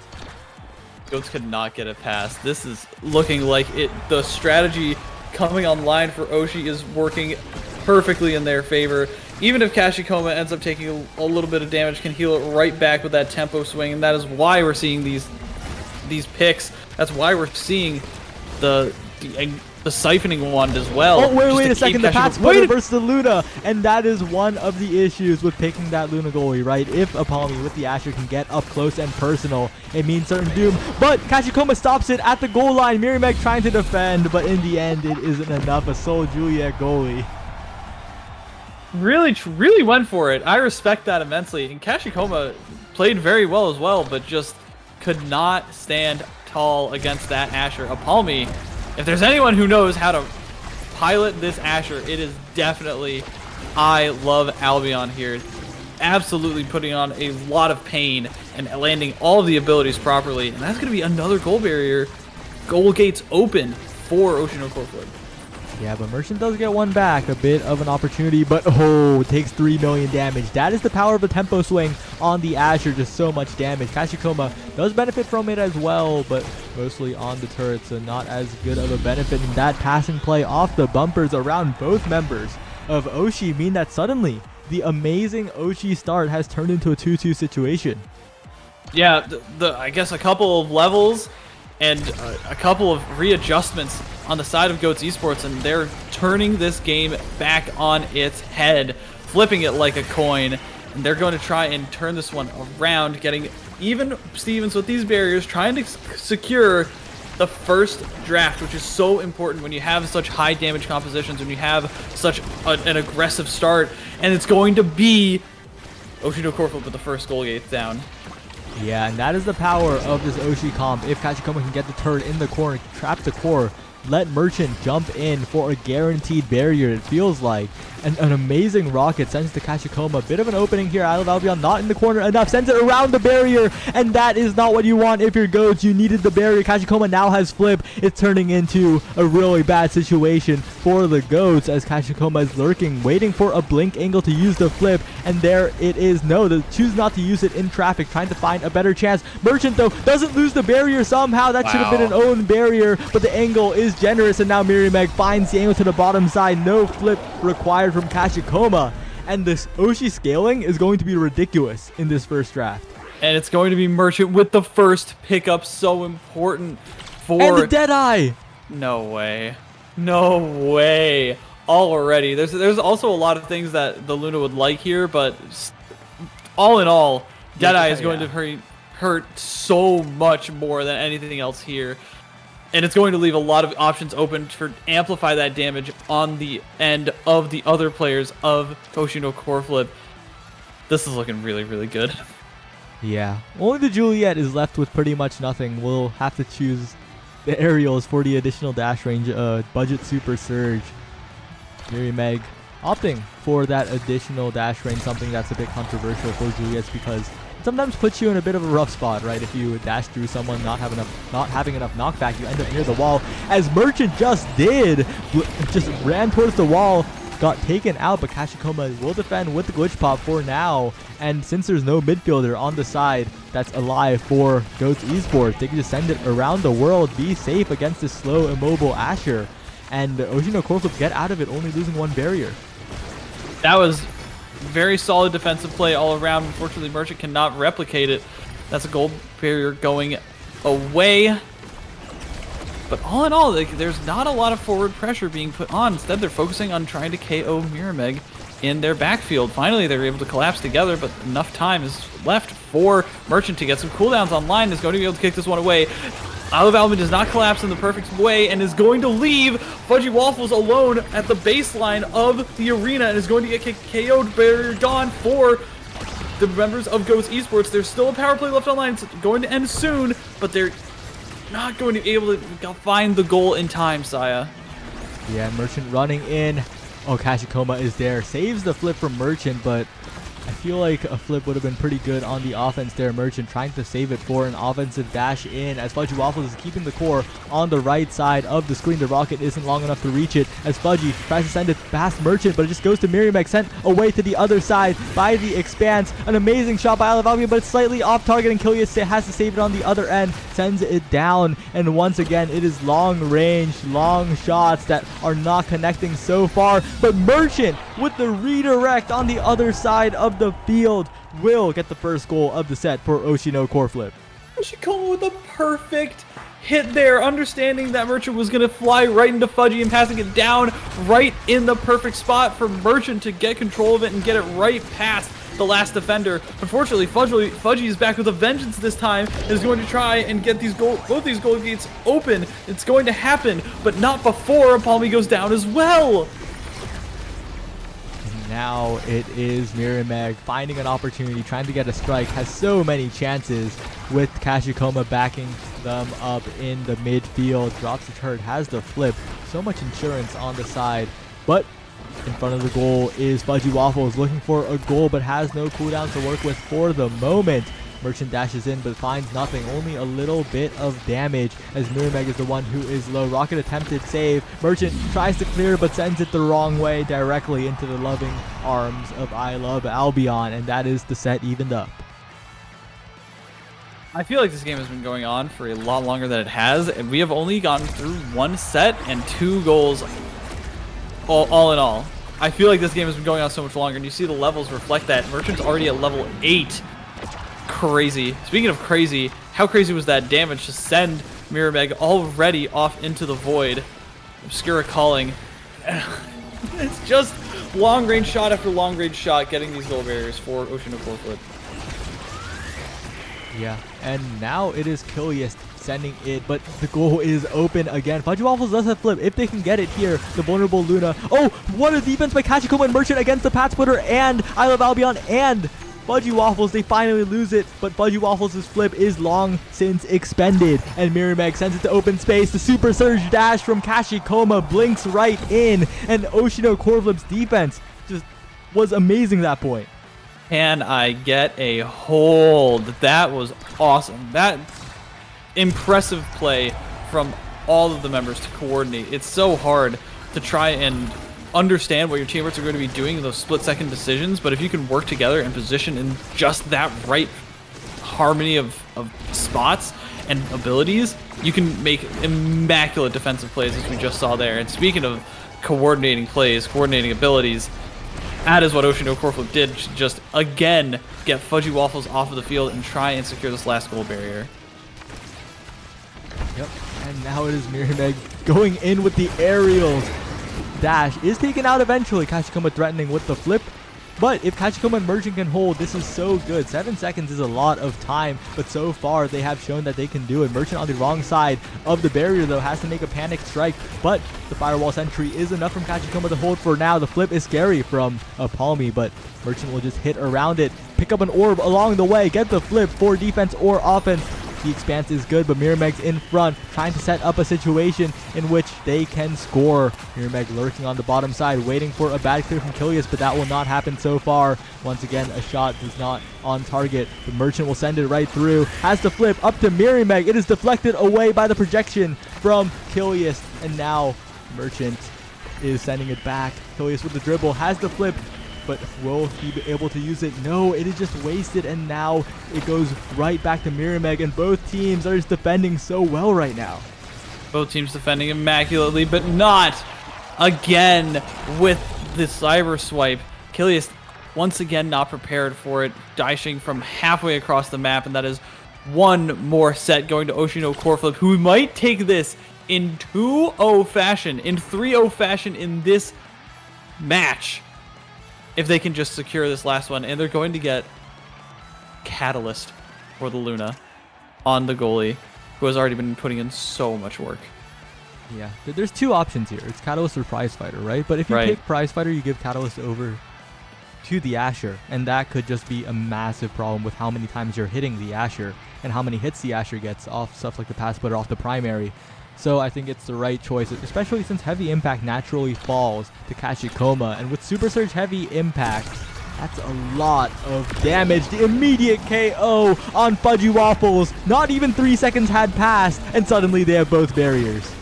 Suddenly both barriers are down, and it is going to be Mirameg fighting and fighting and punching Kilius one more time. Not able to get it before Fudgy Waffles is back online. It's going to be the power play not fruitful, but overall still in a good spot are the members of Ocean Corflip. Mirameg maintain this forward position. Merchant and Kashikoma can dive in at any point. They just need to get the coordination going and their cooldowns back online. Here comes the turret. Here comes a couple of punches. Finally the dash forward, and the bomb comes down, but not able to find anything, Saya. Yeah, Mirameg is stuck on the wrong side of the expanse. The dash is a little bit too long, but what really matters here is if Kashikoma can get in position. Merchant is as well, has the flip available, pass to Mirameg, doesn't even need it, the KO as well, and Oshino Corflip are just running over the second game. They're looking like they took all of the knowledge and data that they gained from the first game, literally ripped it from the game file, downloaded it into their software, into their minds, and have just put on a clinic for everyone watching right now, because this is what Ocean No Core Flip has always been capable of, and they're finally putting it on display. Yeah, and well, Fudgy Waffles, maybe a bit of an opportunity here if they can keep control of the core, but Miramax smartly just completely CCs the Rasmus, prevents any opportunity in Merchant when Kilius was least expecting it, when they were on the back foot with the striker disadvantage, just goes in, gets the goal, and suddenly Ocean No Core Flip 1 goal away from their first series win in the North American Strikers League. And this is the Merchant difference. This is what we talked about at the beginning of this match. This player can do awesome things on these aggressive carries, goalies, on these third forward kinds of style plays, and you see it right there. The damage comes down, the pressure comes through, and it's so hard to even try and fight against it, because all of a sudden the defense is too much and the offense comes in at such a breakneck pace that you can't keep up with it. Yeah, and well, once again, this Asher is still Asher against the Luna, but the issue is Merchant is just playing it so well, has so much energy with the Catalyst. Finally, though, will lose the barrier. Apalmi is dribbling, but Merchant will get the clear away.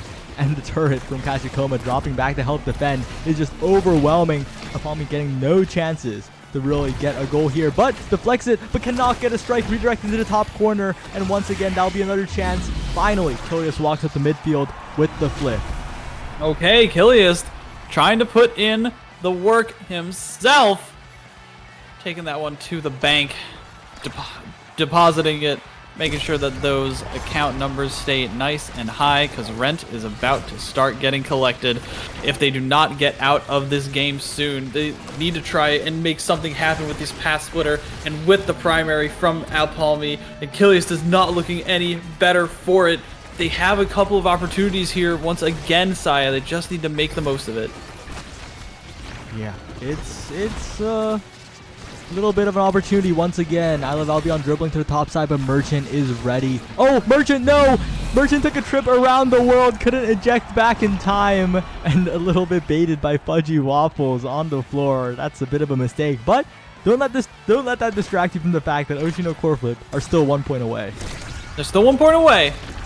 Again, a mountain to climb on the side of GOATS Esports. They really need to prove that they deserve the title of GOATS by trying to win this game and trying to take this one back and make the sweep of all time. That they need to start here with 1 goal, and their goal gates are down, Saya. I saw an incredible Asher moment. I Love Albion just primaried it right through the enemy turret. It was incredibly funny. But what isn't funny is this lead that is here for Ocean No Core Flip. The KO, the striker advantage, the flips available. I Love Albion has one, but it just feels like a drop in the bucket against the flips available. But the strike for a win is definitely something. The wasted flip is unfortunate. Merchant will have to follow up here. Finds an angle to Miramax. It's saved away by Kilius. Miramax trying again, has the cooldowns, has the Luna nuke the crater, will force it in, an Ocean No Core Flip will take the second game in 3-0 set fashion. That was immaculate play, in my opinion, from the members of Ocean No Core Flip, knowing exactly how to abuse a composition like that couldn't have the control and could not put on the damage as consistently as they could with that forward composition. Completely breaking the stability, completely breaking apart the forwards at every opportunity. And even though there was a chance to fight back, it was still all Ocean No Core Flip that entire game. Yeah, it was Ocean No Core Flip playing what they're best at. This is one of the maps that honestly I feel favors them. The amount of damage, it is just overwhelming. And the Deadeye definitely helped. Immediately getting Deadeye off the first win, definitely something that you'll never be mad about. Mm-hmm. Exactly. It's one of those things where it's like you have to be aware of that. Like if you're on the other side, you have to try and do as much as you can to bully that Luna out before she becomes a problem, right? Don't let her get the XP levels. Don't let her get the chance to get that draft advantage. And it seems like they weren't up to the task that time on the side of GOATS. They still have plenty of opportunities to make it back into playoff contention for Oshino Core Flip and GOATS Esports. That's going to be tough on both sides. Yeah, definitely not an easy journey after the results of this, but Oshi keep their hopes alive. Barely. And Barely. Well, if they can perform like this, if they can get their comp, if they can get their maps and not have to play Inky against teams that play Inky very good, then I can see it happening. Let's hope that it does happen. We're going to be going to a mid-show interview with some of the players and winners from those last couple of sets. We'll be right back. Don't go anywhere. This is the North American Strikers League here on BestieInSlot. Don't go anywhere.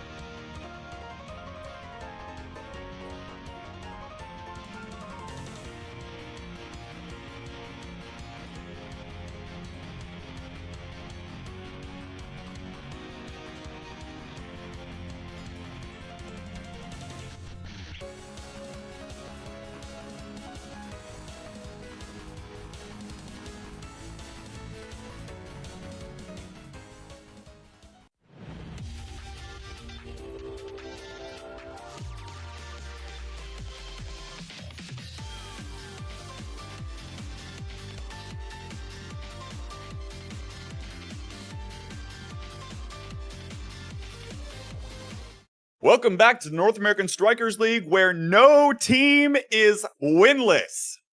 Every team has picked up a win finally in the league so far. Of course, Winterfall picked up the 2-1 over Orbits earlier a moment ago, Oh, yeah. and now we just watched Oshino Coreflip take down Goats Esports 2-0. Borg, how does it feel to come back? You finally gotten a week of play in the game. You have been grinding the queues.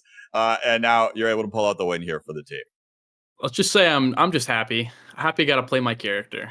And whatever, we don't got to speak about how I got to play my character. No is no, but I got to play my character. I'm in big trouble. Yeah, if I speak, I'm in big trouble, but it's okay.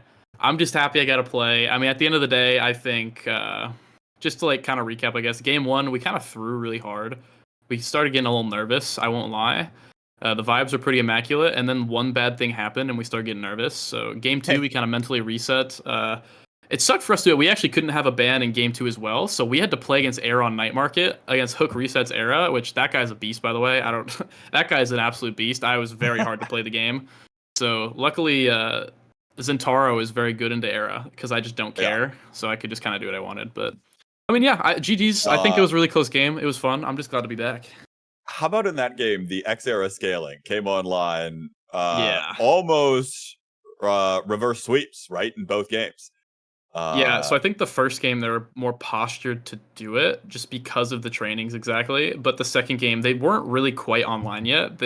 I think the third set that they won was more of just us starting to misplay a little bit. They got a couple kills on us. We were kind of misplaying our, I guess, our abilities. I had a lot of chances to score and just kind of missed. But Mystic kind of kicked it into fourth gear at the end of that fourth set.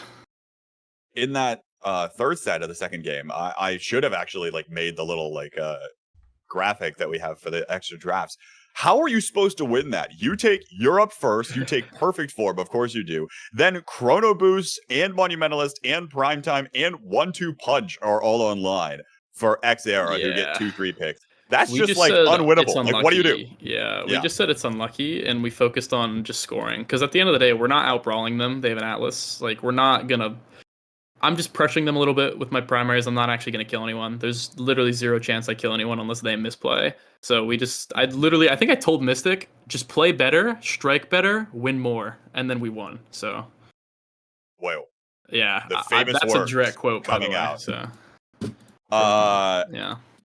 Other thing, of course, worth noting, Oshino Coreflip picks up the win over Goats Esports. This will make Goats' run at playoffs a little more difficult, especially if other teams can pick things up. But of course, with Chatting and Dubu both losing today, Goats is probably feeling okay, and Orbits for that matter, all losing today. Feels like everyone's kind of just knocked a rung down on the ladder, and we'll see what happens in the weeks to come. But of course, we'll be finalizing the standings and going to that in a bit. But next up is a match that so many people have been looking forward to for the entire season. It is Sad Boys versus Demons Raw. This is the matchup that consistently happens. This is the matchup where both teams are coming into this undefeated. Of course, earlier today, I predicted the Sad Boys, but Borg, who do you have taking this match and why? Look, I'm going to do something for the Sad Boys team because they just asked me to. But as I'm doing it, I'll explain. Sad Boys are a lot cooler, right? And so because of that, can I get a bat chest in chat? Give me a bat chest in chat for the Sad Boys. I'll do the Sad Boys logo too. They're taking it all the way. I just scrimmed against them. They're warmed up. They're ready. I used to be a sub on their team. I am biased as hell right now. Let's go, baby. Taya, who you got? I'm playing the odds. Demons Raw. All right. Enough said, because we don't need to do any more chatting about this matchup because our next duo will have us covered. It is the return of some kind of duo, and we're going to see how this goes. It's Mystic and Gravity on the mic for this match coming up. Gentlemen, take it away.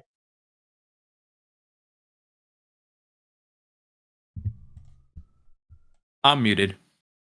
Okay. We're muted. Yo, bro, Okay. I was also muted. It's been a bit. Man, We're ready for this match. It's exciting to be here. I haven't I casted. know. I've been casting more infrequently, and it's been many moons since we have casted together. Yeah, back in the good old days, that's when we were casting. But now it's modern times. Times where Sad Boys may not be the dominant team that they used to be. You used to like watch a Sad Boys match and you just kind of like fall asleep. It's like a quick 3-0, but not like today. The early SKT back in League, impossible to beat. But now they are still a dominant team, still at the top, still undefeated right now. But they have fallen a couple times. Whether it's rare, but they can lose. So one of the teams to put it up against them, Demons Raw, also 5-0, have a great shot. Of all the teams in NASL right now, this is the team that has the best shot of taking out Sad Boys. Yeah, I mean, as non-biased, I have zero affiliation to Demons, but Demons are gonna smoke these noobs like high key. Kainoob and Gumi, I think their synergy is just so next level that Bells is going to be so lost and they're just gonna have no scoring pressure. And Caleb is an absolute menace in net. I think Caleb, it might even be better. If you get enough scoring opportunities, not even someone like Caleb can stop you. We'll see when it comes down, but I am, like you said, impressed with Demons Raw. They have such a strong lineup, but we'll see if where the difference ends up being, whether it's in the forward duo or the goalie. Just out of amongst all of them, like everyone has a pretty strong lineup. But I will say, Gumi on his day, if the emotes are coming out strong, can surpass my wildest expectations. But I've also seen this man swing to some lows as well, depending on what is happening. So I think he'll have a really big factor in how today goes. Yeah, I think they're ready. I've been with them all day. They've been scrimming it up. Gumi just got his G Fuel, and this guy, when he's got his G Fuel in, he has to take it for every match. If you catch Gumi when he has no G Fuel, it is game over. He plays like an absolute rock with no hands. It is pretty miserable. But not speaking of miserable, Sad Boys comms are probably going a bit crazy right now as we get to this first one on Inkies. Loading into Inky Splash Zone here, as we were just talking, or I was just talking to Vaughn specifically, saying like, hey, if we get any, as long as we don't roll Inkies, I don't see how we can lose. So let's see how this starts. It is a best of 3, so if regardless of the outcome of this match, they still have to play one more. Bans coming through. It looked like I saw Asher banned, but did you catch who Demons Demons banned? It's Era. They said before that Vaughn is like the biggest fan of whatever brawler player Snake. Like he's just gonna perma beam him, and they want Snake to get that opportunity to actually play the video game into it because they believe that if he does get the chance to play, they're just not gonna be able to stop him. And Demons, we talked about this before, that on Splash Zone, I don't think there's a chance that we lose. I think Demons lose. Me unaffiliated, but okay, so the Jakar. The lineups are loaded. Double Jakar. This is going to be a riveting midfield matchup here. Oh, but it's actually Kainoob on the Kai instead, and Gumi playing the Jakar. I did not expect that. Although Kainoob has played plenty of Kai though, so I know this is one of slowly becoming one of his more favorited midfielders. But let's see how this ends up going. Typically, the way Inkies ends up playing out is the team who scores the barrier first just has such a massive advantage because of the cannon that they end up getting the point. I would say like 8 out of 10 times. Yeah, I mean you can see it there. I mean, how can you play against what is more or less like a 4th player? That beam comes in. Though I will say goalies mess it up. You won't see Caleb or Gumi mess it up here. But sometimes goalies end up messing up the beam. But I think in a game of like this high quality, there is going to be very, very little misses on that beam. The first barrier is going to be everything. And right now it seems like Vaughn's just got so much core control that Gumi and Kainoob are kind of on the back foot. Yeah, it looks like Vaughn, like Kainoob is backing up Snake with these strikes, but Vaughn is still able to get it through both of them and over to Bells. But great wall from You Already Lose was not enough though to stop Snake after he popped his core flip. Bells does get control again. Snake a little bit low, manages to recover his stagger here, and it is Demons Raw who have the advantage right now, just popping their first cannon, not able to score yet, but there it is. Juliet, most skillful combo in the entire game. Dash punch coming through to secure point number 1 for Demon's Raw. Yeah, you know, one really interesting thing to note, I think it's actually two, is one, Vaughn is a really big fan of Kai on this map, but he didn't pick it out, and Castellash is still a pretty good Kai waiting, and Kainubers actually ended up picking it, but Gumi's playing Jakar Guli. I don't think I've ever seen Gumi play Jakar on this map, so I really went into the decision-making to leave it up. Both barriers go down, and Vaughn is dead! With core flips, so the core flip's not coming back up, though the rest of his team's got core flips, so it might be enough. Ooh, almost looking for the kill there. Great dash punch, kind of curving his way in there. Bell's able to take out Snake, and now they have man advantage. No flips up yet, and still 3 more seconds until Snake comes back. But great strike shot from Gumi, able to hold it off. Kainub looking a little bit low, and same thing with Bells. Double cannon coming through. Snake killing Bells, and now Kainub has possession of the ball. Can they make this into their second point? I think so. I mean, Demons came into this match. I know they said they wanted to outkill them, though they don't have the opportunity. And now, with this lower damage, they're still managing to do it. I think Demons play kill comps like no one else. Not that that's a lot to do, but it's pretty good. And Kainub's got the flip. Oh, and the wall misplaced.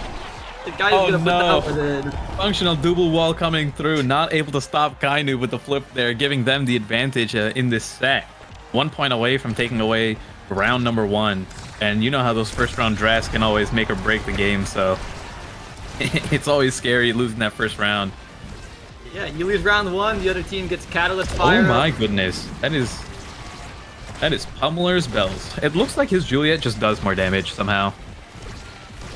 I mean, you know, he kind of does. He does got the 15% knockback on the Pummelers, even though it's not, you know, more damage. He's got the knockback, but Snake didn't opt for that choice. He opted for slick kicks, which is interesting different choice of playstyle. Bells wants to kill them, Snake wants to get that core control. And it seems like the slick kicks is working out a little bit better. Yeah, he's able to get a little bit more core control, but Bells has been finding kills pretty repetitively now. And look at where Snake is standing, right? In the midfield, like in between both Caleb and Vaughn, and kind of just hoping that Kainub and Gumi can clear to him. But he's blocked off from the rest of his team, and it is Vaughn and Bells who is able to score on kind of like the duo of Gumi and Kainub who are defending there. We got it up 2-2. Big flip advantage for Demons. No flips on the side of Sad Boys. And there goes the Dubu Wall. If they're able to get it up to Snake again, there's going to be nothing Caleb can do to stop it. And it looks like the opportunity is about to arise. Kainub plays it down. Oh, he flips a little early. Not going to be able to find any value off something like that. Yeah, flips early. The dash punch isn't able to push it forward. Vaughn was able to stop that, but now both Sad Boys forwards are really low on stagger.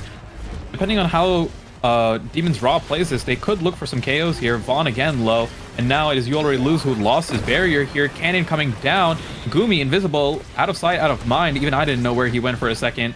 Bells misses his dash punch, and now things have kind of calmed down for a second, but it is still Demon's Raw who have the advantage at the moment.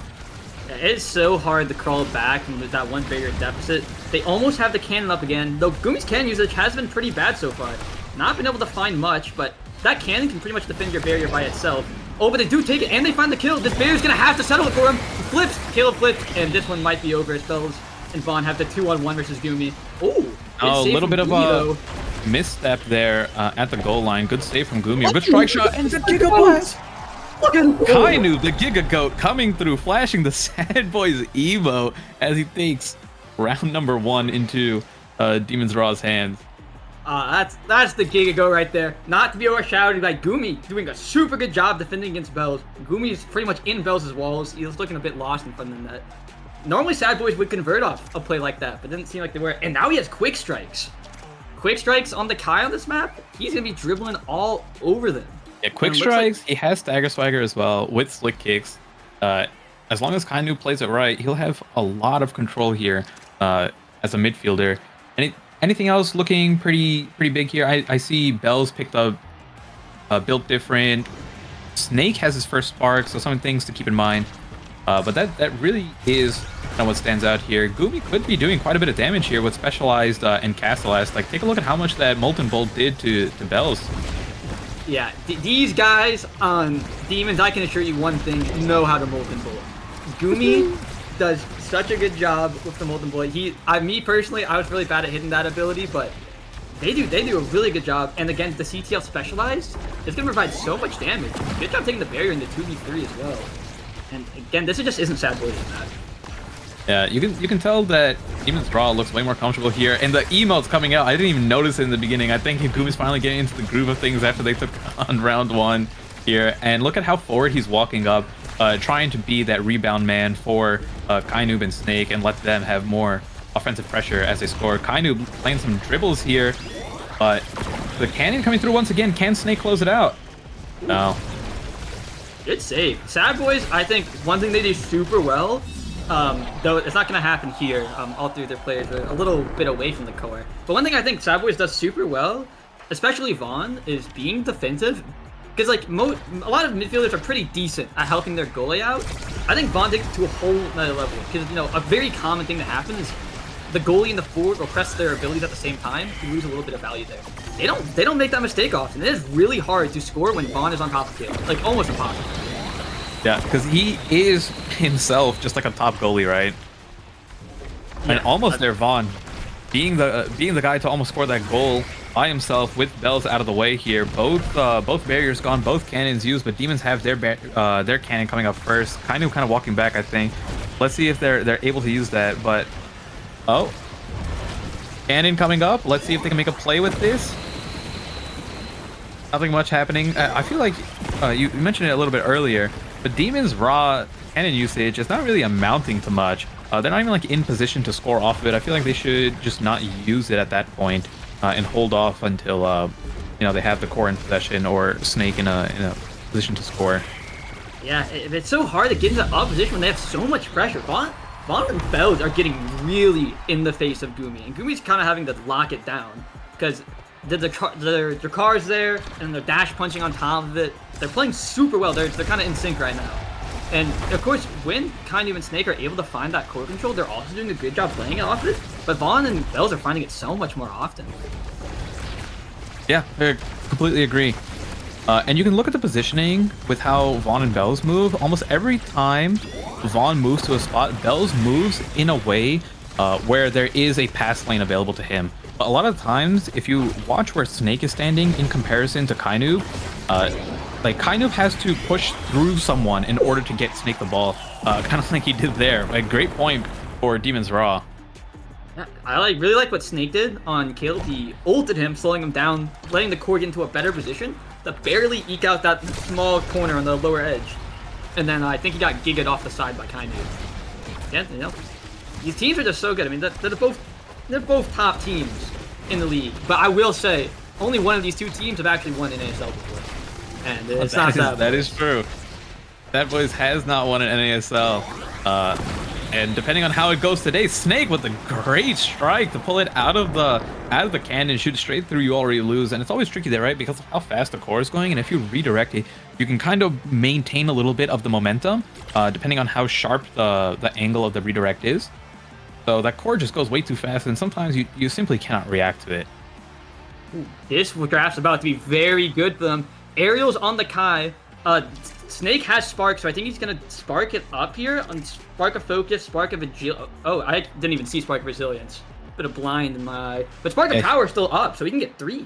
The triple Spark, with the two most important ones being Agility and Power. Yes, he already has the Agility. So it's pretty much going to be... I like what Bells did here. Rather than opting for Super Surge, he takes the Spark of Focus, because now he is in a position as well to deny the Spark of Strength. You know, assuming it goes to a round 3 or 4.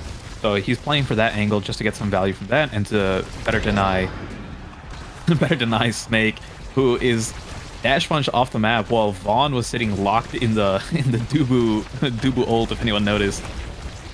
Ooh, great log. I think that log was there before he cleared it out, but it was a good log nonetheless. Caleb being able to see the future, and Gumi's gonna miss his strike. Bells did a good job waiting it out. One thing I like that Bells is doing, there is, you know, even though the cannon pushes the core so fast, it goes to the same spot every single time. If you see where the core is in comparison to the wall, Bells knows exactly where the core is going to go, and it's something that people need to be more, kind of like more cognizant of. So he was standing in the spot where the core was going to go, and all he had to do was redirect it with how fast it was moving. Yeah, I think it was either Snake or Joker who told me this, is that if it's on like the edge of the beam, it's gonna do like a single bounce. But if it's inside, it'll do like a double bounce. And those cause different angles. I mean, the Brawler players know what to do. They know how to play off shit like this. I myself am not too in touch. Oh, and kind of flips before Caleb. A lot of flips coming out. Like frame perfect, you know. When you're against the flip, when you flip first, it's just like a guaranteed win. I mean, you can't do anything because you think you flipped it. Because especially when it's framed that late, so you're like, oh, I'm gonna outplay this guy. So you don't even have the core. Wasn't enough to save it. Vaughn using his flip right over there to give it over to Bells. Bells able to pick up the barrier and get his own flip right there. Pop it, set it up for the line, waiting for the gold gates to open up and score with a punch. And now they have the advantage for the first time in a while, it seems. If they're able to pick up this point here, they can actually go to a round number 4 and pick up the first round win of this game number 1. Yeah, there's some really scary awakenings still up. Rapid Fire and Heavy Impact are both up, and Spark of Agility too. Really key awakenings. So Big Fish is up too. Yeah, I believe you are correct. Plenty of things to pick up here. And they do have a man advantage here. It always looks like no, it's actually kind of gone this time, but Sad Boys have been getting kills way more consistently. But even with the amount of kills they've been picking up, Demon's Raw holds it down almost every single time. Yeah, this double goalie pick is so good. You know, when they're back and they need the help, kind of there, and kind of's a good goalie. I don't think people realize this as much, but kind of knows how to defend. Yeah, some may know him as Gumi too. Yeah, Gumi too. Hopefully he doesn't pick that during game. But oh, that and there's is Rapid. the And first Spark. pickup. There is Spark of Strength here, and now it's going to be deciding like who wants to take what. It kind of sucks for Sad Boys because they have to deny the Spark at the same time. Bells wants to take that Big Fish here, so it looks like maybe they decide internally that they're either going to give him the Spark and just say whatever, let him have the 3 Sparks. It's more important to take the double size training, which it looks like that is the way they go. Snake is going to be really strong here, but at the same time, Pancakes pick up for Vaughn, and Big Fish, giving him Big Fish BD for Bells, is also absolutely massive. Yeah, why did Kainu opt for Egoist over Rapid Fire? It seems like Rapid is the thing to go to. Rapid Kai, 40% CDR on Barrage, arguably one of the best abilities in the game. I really thought that was a no-brainer, but he opted for Egoist instead. And they don't have any Energy Awakenings either. I think it was, he went before Vaughn, right? So Yeah, it was deny Vaughn who had the Catalyst already. Oh, okay. I was not aware. I don't know, but I low-key, like, Rapid's strong. I think Rapid might actually end up being more valuable. At that point, I would have taken the Pancakes instead. The movement speed is such a big deal, especially for Kainoob, who has Slick Kicks plus the Quick Strikes, right? Like, as long as he's moving fast, he can probably just walk around everyone. So I don't think the Egoist is bad to deny from Vaughn, but you probably just take the stacks yourself at that point. Oh my god, what a bounce. Twice. That's unfortunate. Snake, you know, he's got triple Spark, which is really strong. The 2 most important ones as well. So, he's fast. Look at him move. Yeah, what is that? Like 30% movement speed or something like that? I think he's at base 603 movement speed.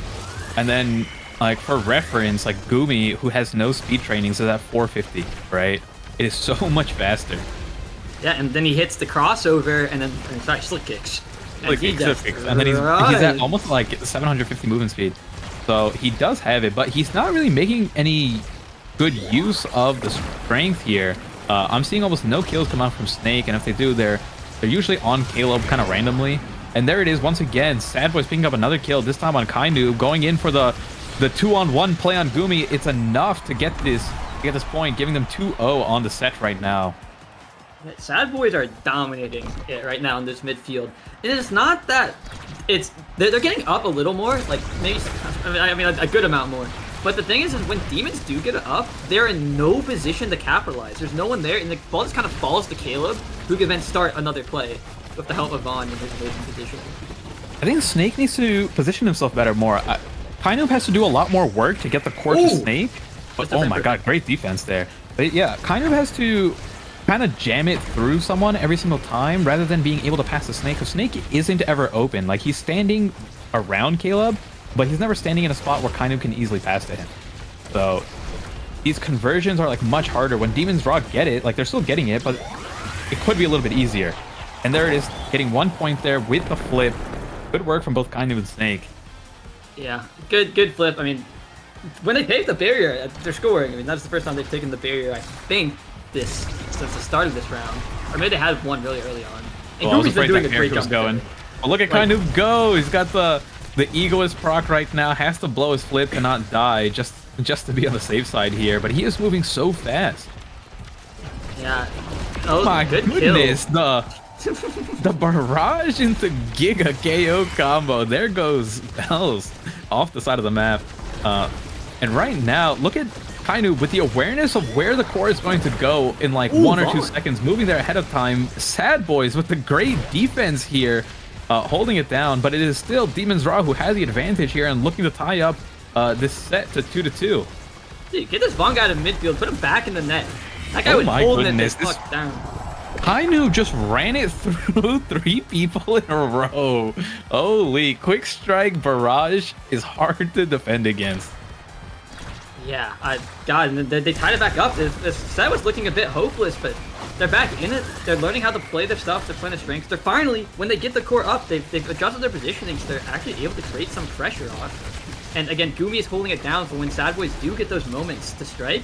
He's locking it down. No. Snake mixes them up. I think this is going to be it. A little bit of a steppy roll over there. State Farm steppy coming through from You Already Lose. Oh, and again, it is Demon's Raw who have the cannon advantage right now. Just used it, wasn't able to secure off of it. Bells has to pop his flip, not get anything out of it, and it is Demon's Raw securing game number 1 against Sad Boys.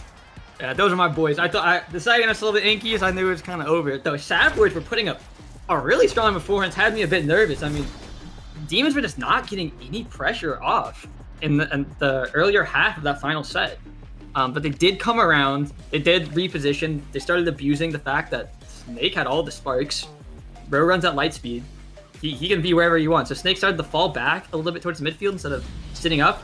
I assume someone made that call. Demons has pretty good communication.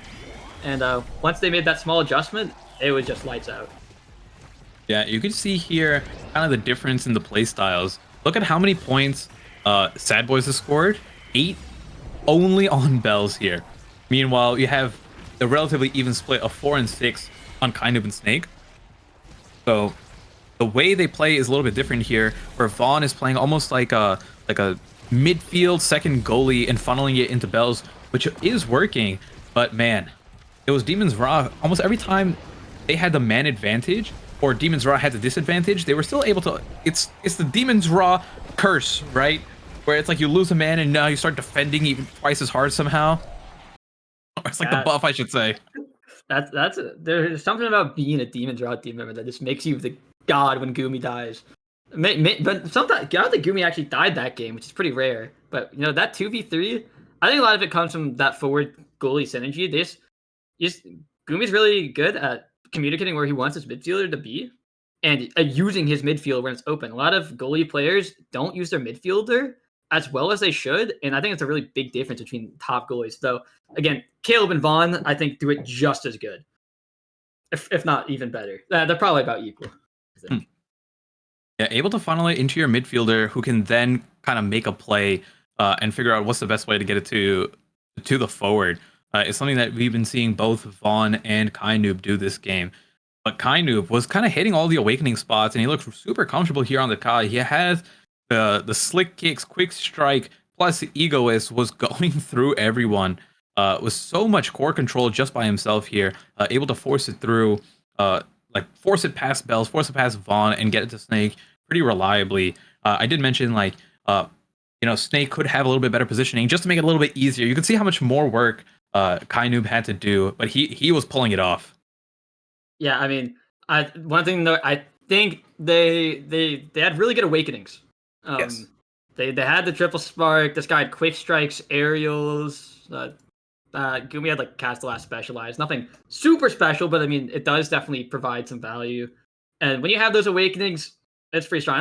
The game wasn't just completely awakening gap, but I definitely think it was a factor. You have to earn those awakenings. You know, the awakenings don't just fall into your lap.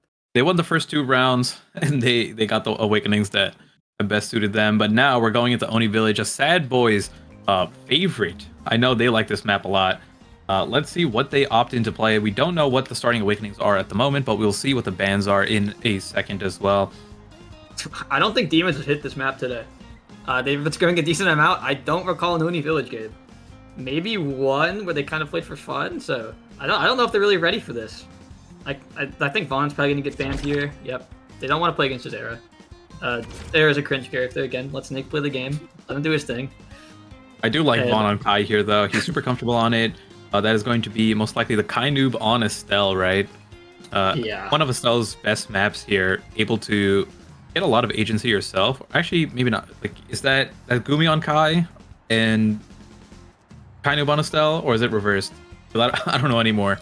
No, Gumi does not play Estelle. Okay. I don't think I've seen this guy play Estelle in a while. So kind of going to play it. I personally like playing the Estelle pick into this Kai. I don't think it's too bad. It can get really annoying based on the awakenings. Looks like everyone's gonna be running very fast. Everyone's Spark of Agility. Kale off him for Swagger so he doesn't get farmed by Snake if Snake decides to sit on him and get some good awakenings. And they're gonna be running fast, and Gumi almost starting the game off with a Gumi moment. But at least everyone's going to be starting off for Spark, so it's going to be big contention here to see who becomes the mayor first. It is Demons Raw picking up the first two barriers here, trading one back for Sad Boys, and they get the final barrier real quick. Moving up together. Oh my goodness, the Giga Blast from Vaughn this time. A little bit of revenge action for last game here, taking out Kai noob, and now both barriers gone. 2v2 situation on the front line without Kai noob there. You already lose walking up a little bit, but no, they are not able to convert before Kai noob comes back, and now it's a little bit of reverse action here. Can Kai noob and Snake finish it off? Yeah, maybe they could use this eject button, playing aggressive, making the plays, and getting back to defend. I think this eject button's really making the difference. They have so much more core control, but Bells ignores that fact that once it's in there, it's in there. Bells capitalizing. That's kind of what Bells does. So Yeah, great. loves pummelers. Great setup. We were just talking about this before. He was taking Magnetized Souls, and he just does not like it because he gets so frequent amount of kills. He rather just take the pummelers, and a lot of the time when you're either going for a barrier or going for a goal, because of pummelers, you can just KO someone at the same time. That does make sense. I trust him not the Julie tag. I'm no Julie player myself. Though I really love the movement speed on this map. I don't know how move speed stacking works, but I don't think it works right, because like you get like 5% haste, you step on like the little side, and it becomes like 2,000% haste. Yeah, because it's multiplicative here, I'm pretty sure. So yeah, it ends up right. the speed gauge just looks at how much speed you currently have, I'm pretty sure, or the speed lane. But if you have 5% more, and then the speed lanes give you like, we'll just say 30%, you know, that 5% is getting amplified by 30% as well. Yeah, it's kind of getting farmed right now. A lot of damage coming out from the side of Sad Boys, and they're not able to make a breakthrough. And again, if they lose this first series and something like Spark or Power, or really any Spark that makes them run fast, they're gonna have a really tough time coming back in this game. I feel like whatever team wins this first set is winning the game. Oh my, the Giga Blast not getting a KO there. It's so funny. It is Sad Boys constantly spamming the tactical pings here, which Demons Raw cannot see, but we on the caster's side can. Yeah, what, are they like doing like a Gumi cosplay on their side or what? Like they're doing it for the fans. Only chat is allowed to see the chat. They like beg to be on blue side so they could spam emotes.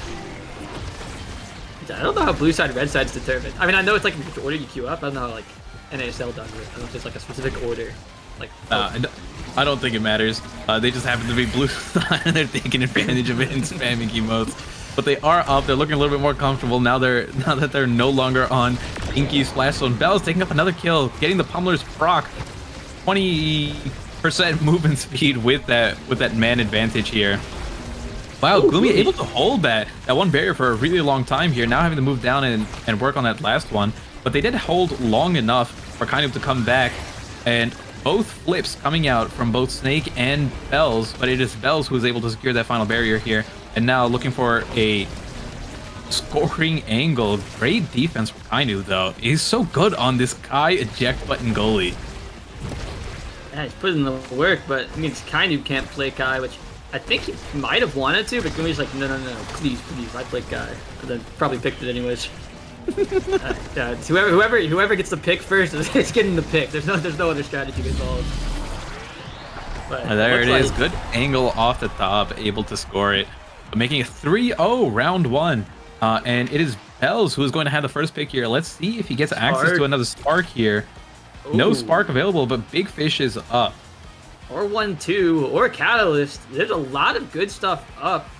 Gumi's probably going to end up taking Specialized, I think, and just going to start pumping out the damage. Yep, there it is. Quick Strike's probably... Fire up here, or you already lose. No, taking Quick Strikes. Okay, so that's more of a deny from Kainu than him needing it himself. No Fire Up coming through. 1-2 punch for Vaughn. The barrage is going to be so much damage. Just hitting it onto someone. And what does Snake end up getting? Perfect form. Okay. But no sparks. Less up for Demons fans because a spark there would have been terrible. But both teams got some good answers. Gumi hoping to find some Giga Kills this time. Maybe Bell starts to hug the wall a little too much. You're going to see a Specialized come out. And again, Vaughn getting 1-2 punch. 1-2 punch is broken for the sole fact that it procs on strikes too. It gets a bit ridiculous when your strike goes at the same speed as Oh my god, the Giga Blast coming out, getting the kill on Vaughn, but it didn't touch the core, or did it? Either way, it made its way over to Bells, and Bells was able to score even with the man down. I mean, yo, what server are we on? Why am I on 92 ping? You're on 92 ping. This is one of the central servers here, right? Because it's Demons Raw versus... Most likely they're either playing on Dallas or Denver here, so whichever one you get, worst ping to. I guess it's Denver. I don't know. I'm sure it's a bit crazy, but I know that Demons actually prefers the Dallas server. It's a little closer to Kainu and Snake, both living more south than Denver. Though Gumi does get better ping than Denver. Yeah, so maybe they're on. Kainu, there's a difference between like 60 ping and 20 ping. Oh, they're on Denver. Okay. They are on Denver. A little bit worse for them, but I think it's much better for Canadians like Bells, who don't have to play on like 6,000 ping otherwise. Yeah, it's like 90 ping for Bells otherwise, and I think 60 ping on Denver. So much more manageable here. Everyone's on relatively equal ping. And wow, Sad Boys already getting 2 gold gates here. They trade one back, but all you really need to do is defend that last one. Bells, the setup off the top, gets the kill at the same time, and scores on top of Gumi. He had the flip to back it up as well, but man, what a dominant performance from Sad Boys. No, Sad Boys are absolutely smoking these kids. Like, this match doesn't even seem close. Like, I think that might have been like a 3-minute round. I don't even know if Demons have opened the barrier yet, opened the goal. Like, this has not been close. Though again, no sparks. Gumi's gonna get prime time. Though I wonder what's better, prime time or rapid. He goes twin drive, and that's gonna allow Kainu to get rapid. I don't know if I really follow the logic on this one. I don't know who, like, Twin Drive is powerful on Estelle, and I do like it, but at the same time, actually, you know, I think it's fine. The reason why Rapid Fire on Estelle is not as big of a deal is because a lot of the time you just have your primary up, you don't use it to deal damage, and you only use it when you're in a position to score, which on Oni Village happens pretty infrequently with how fast the core is moving, right? Like, to get it into that setup spot takes a while, so the Rapid Fire isn't going to make too much of a difference. I think the Twin Drive pickup there is better for Vaughn, but the Rapid Fire on Vaughn could have been better. Yeah, I'm very curious. Maybe we'll see it in the winner's interview, but I think he just wants to run fast, and running fast on this map, you run ultra fast, and I think he thinks it's gonna provide him more core control. Yeah, 10% CDR, right? Like, so he gets to use his secondary 10% more, and anytime he's just charging it there, it's almost like a free cooldown reduction. Yeah, let's see it. We'll see if it pans out. Right now, they are gonna pick up that first goal. Gumi got absolutely outplayed, barraged the wrong way, and Bells is ready for it. Placed the top shelf. I mean, good play by Bells. Yeah, good pass from You Already Lose. You using the flip to get it over to Bells, and because of how Bells struck it, he was able to keep the momentum from the flip, and it was just way too fast. Gumi ended up barraging the wrong way here. And they're looking a little bit lost every single time. But Vaughn, okay, picking up the first kill. I'm not sure who got it. Yori loses also super low here. Maybe they try to go for a kill on him. Oh wait, does he have Stagger Swagger? Why is he does have Stagger Swagger. He's the only one who didn't take a Spark. I just realized that. I assumed everyone took the Sparks. And Vaughn came back and immediately dead again. He's been gray screened for the last 30 seconds at this point. It doesn't even matter because they're still able to hold it down. Killed living thing. Oh, look at that passing Farm play. steppy roll coming out once again, pressing the spacebar a little too early there, Dubu. And the help ping's coming through. Ah, man, that's good synergy by Demons, passing it back and forth, waiting for the goalie to make a mistake versus forcing it. It can be pretty risky against someone like Caleb, who very, very rarely makes mistakes. And that's a Demons Raw core flip I've ever seen. You guys are not core flippers. I'll say that. Yeah, but they're not worried here. That's only 1 point that this I think was the first point of Demons Raw here. Oh, getting the flip, but no! Double! The kind of goalie's gonna come out. Watch it, he's gonna lock it down. Ends up backfiring here. Demons Raw have the extra goalie in Kainoob, doing so well, holding it. Gumi is back, and the kill from Bells onto Gumi ends up leading to Sandboys losing both of their barriers. Oh my! And for the first time, Demons Raw have an advantage in a set. I'll say it. Kind of learned that from me. The 2v3 midfielder come back for the goal on Demons. Like, bro, they like just keep them alive. Like you have a worse chance of scoring. You have a better chance of scoring in the 3v3 than you do the 2v3. You guys do not fail. Okay, but things normalize a little bit more. 1-for-1 trade on the barrier here.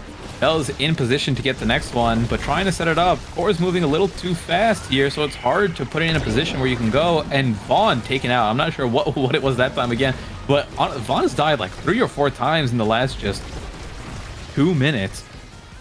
Giving quite a bit of catch-up EXP over to Demons Raw. Everyone's kind of leveled up. Vaughn being the lowest level in the entire game, just turned level 7 though. And seeing if he can move it forward. Has to be cautious of Snake, who's been watching out and fishing for those dash punch kills. But things look to be changing a little bit for Demons Raw. They've been getting a little bit more momentum after scoring that first 2 points. There's been a habit today of midfielders dying, kind of off repeat. Especially like really good midfielders.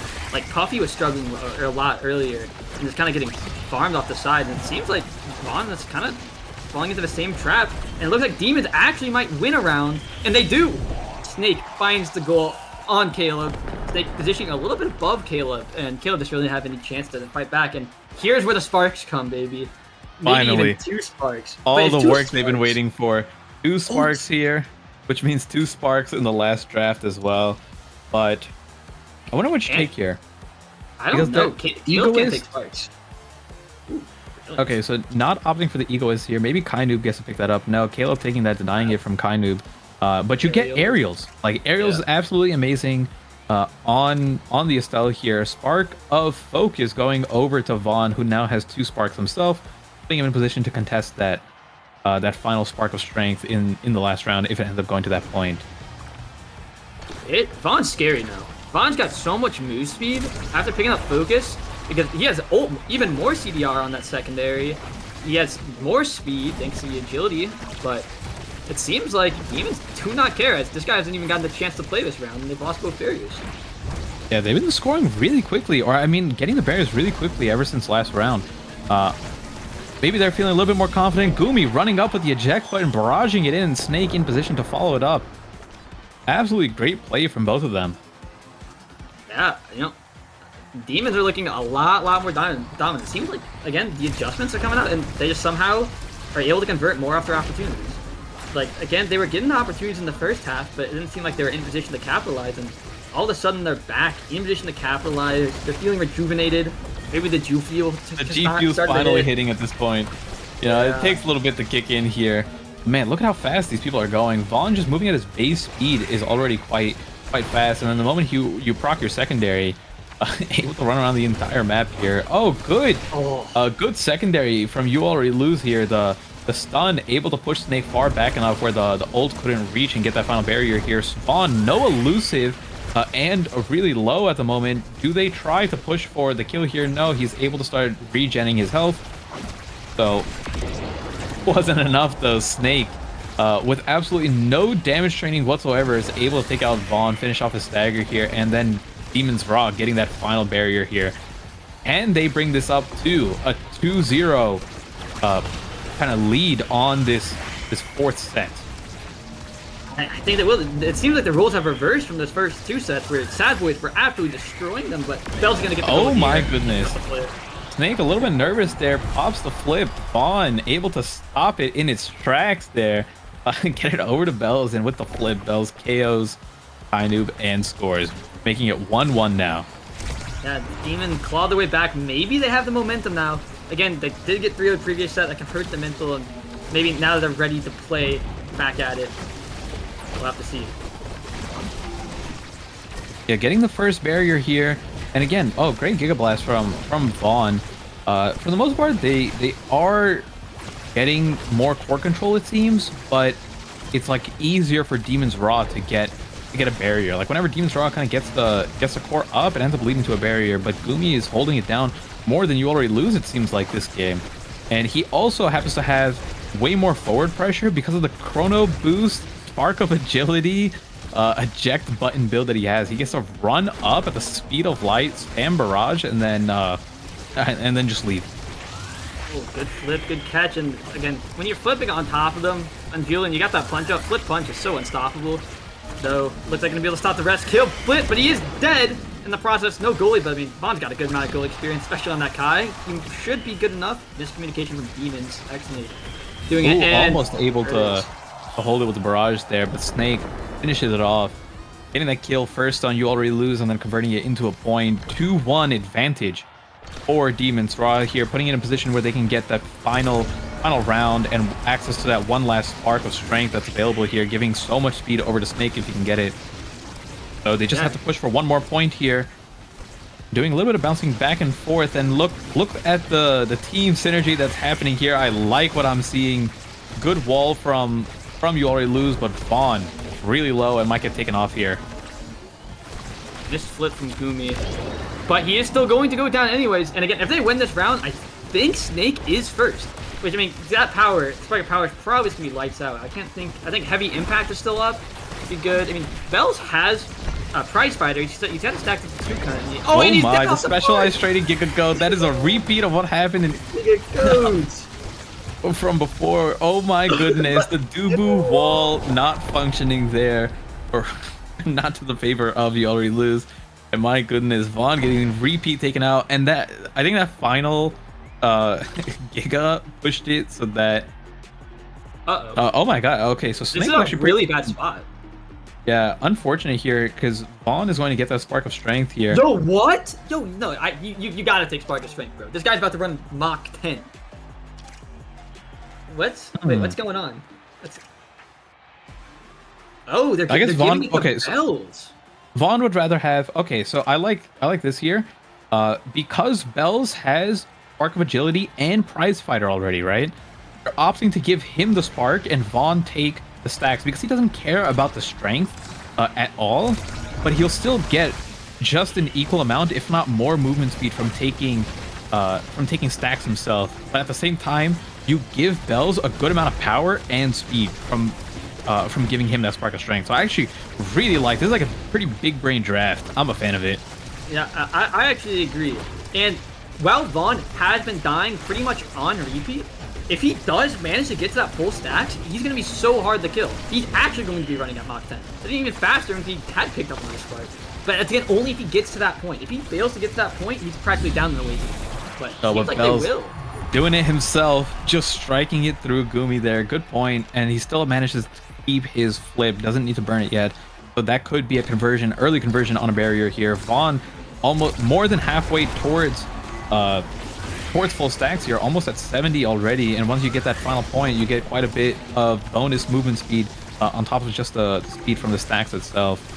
So everything kind of coming together a little bit for Sad Boys here. First point advantage on this round, and seeing if they can convert it into a clean second point. Vaughn needs to die now. Okay, this guy's at 84. He's up. I mean, that's essentially a barrage away. There's the Giga. Yeah, he's almost at stacks. And once this guy's got the stacks, I don't think there's any coming back in games. Yeah, only 6 more stacks to go. And then at that point, he will just buy himself run around. This is going to be almost the reverse of what happened last game on Inkies.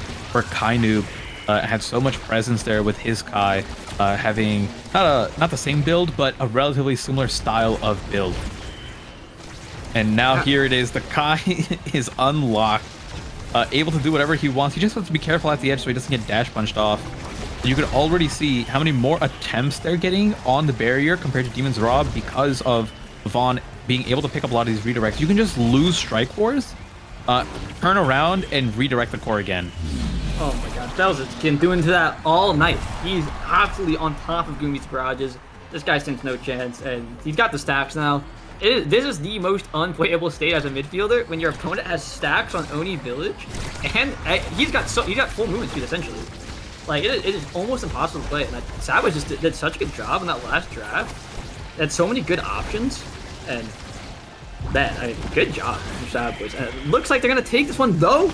There is still hope for Demons. Kale misses the flip. Snake gets in. Kainoob good point. Good TP from Kainoob there, using the benefit of aerials, both the distance on the secondary as well as the extra projectile range to help score that. Maybe Gumi can find some cheeky little specialized off the side to get Vaughn. Be a pretty good way to get back into this one. But I don't know. I feel like last round might have just been a fluke. We'll see a little bit of a mosh pit going down here. Sad Boy is able to get both barriers really quickly. Vaughn coming up on his flip here. Nice defense from Yori Lose. And Sad Boy's forward duo only a couple of hits away from getting both flips here. Walking up super aggressively here. First flip comes out. Bell's not able to catch it with his ultimate here. But in another striker tube will get his own flip. And Gumi, great save there. Things calming down a little bit, but Bells is so hungry here to finish off this final point. The barrage is trading back. It's going crazy. Is he going to try to flip and kill? And there it is. Gumi was locking him up, but they pulled out the good old barcode strat. If the goalie's playing a little too good, just kill him.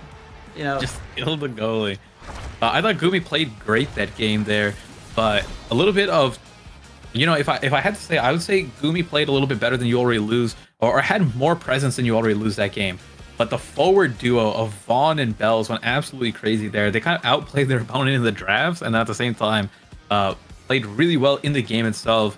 Vaughn's Kai was very dominant, similar to, like I said, how Kainoob was playing midfield Kai that game before on Inkies. We're seeing a little bit of back and forth from midfield action here, and now we're going into a game 3 here as the players get ready and load up. It could be any map. There's no map selection. We could get a repeat of any of these 2 maps or see something funny. I do not want to see Inkies again. I want to see Gates of Obscura. I heard from Sad Boys that they are a fan of that map. It's one of their stronger maps, and as a spectator, it's always entertaining to watch. Okay, so I've actually got to play against the Sad Boys on Gates of Obscura. It was me, Joker, and Gumi, so not really we don't play too much together. But one thing that was really annoying is it felt like we were winning the mid battle. It felt like we were playing off each other better. But what was happening is they had picked Kai, Asher, Dubu, and when you get it into that little corner to score, they just face roll their abilities. I mean, they just I didn't feel like we could do anything.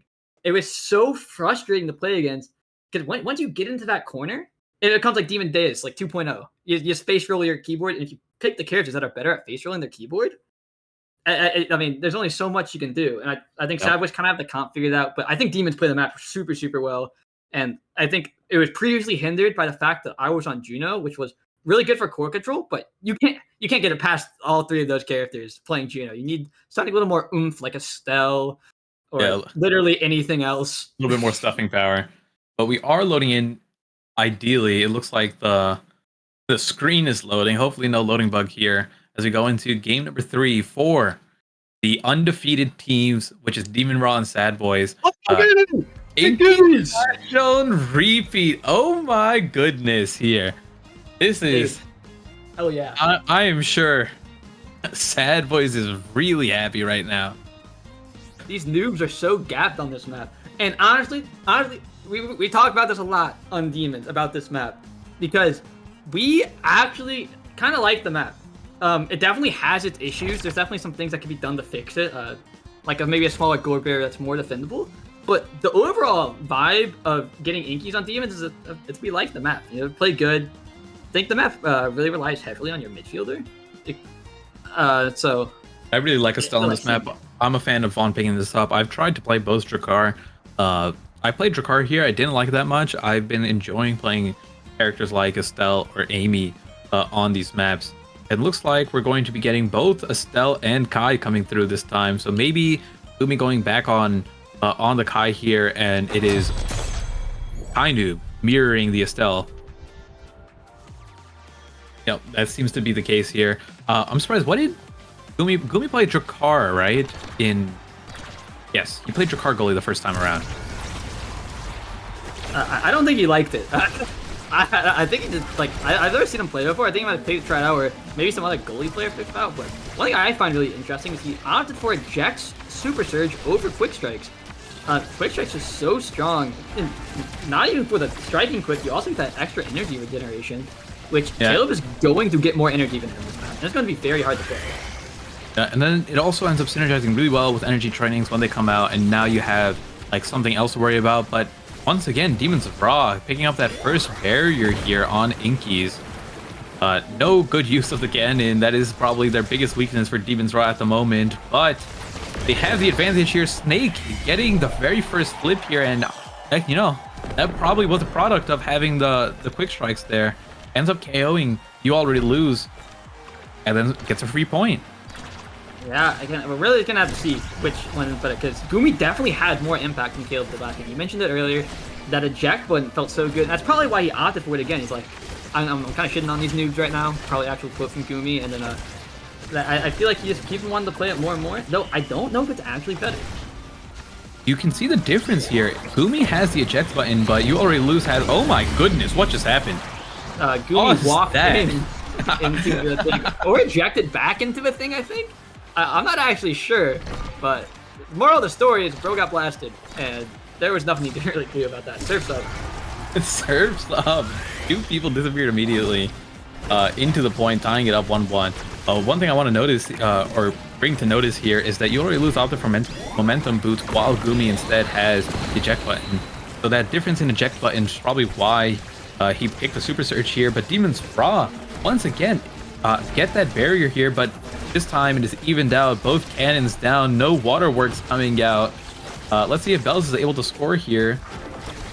Wasn't able to put in position here. He's on the Rasmus, and with the power of the Rasmus Death Touch, Hook pulls it and scores it on that bottom pocket.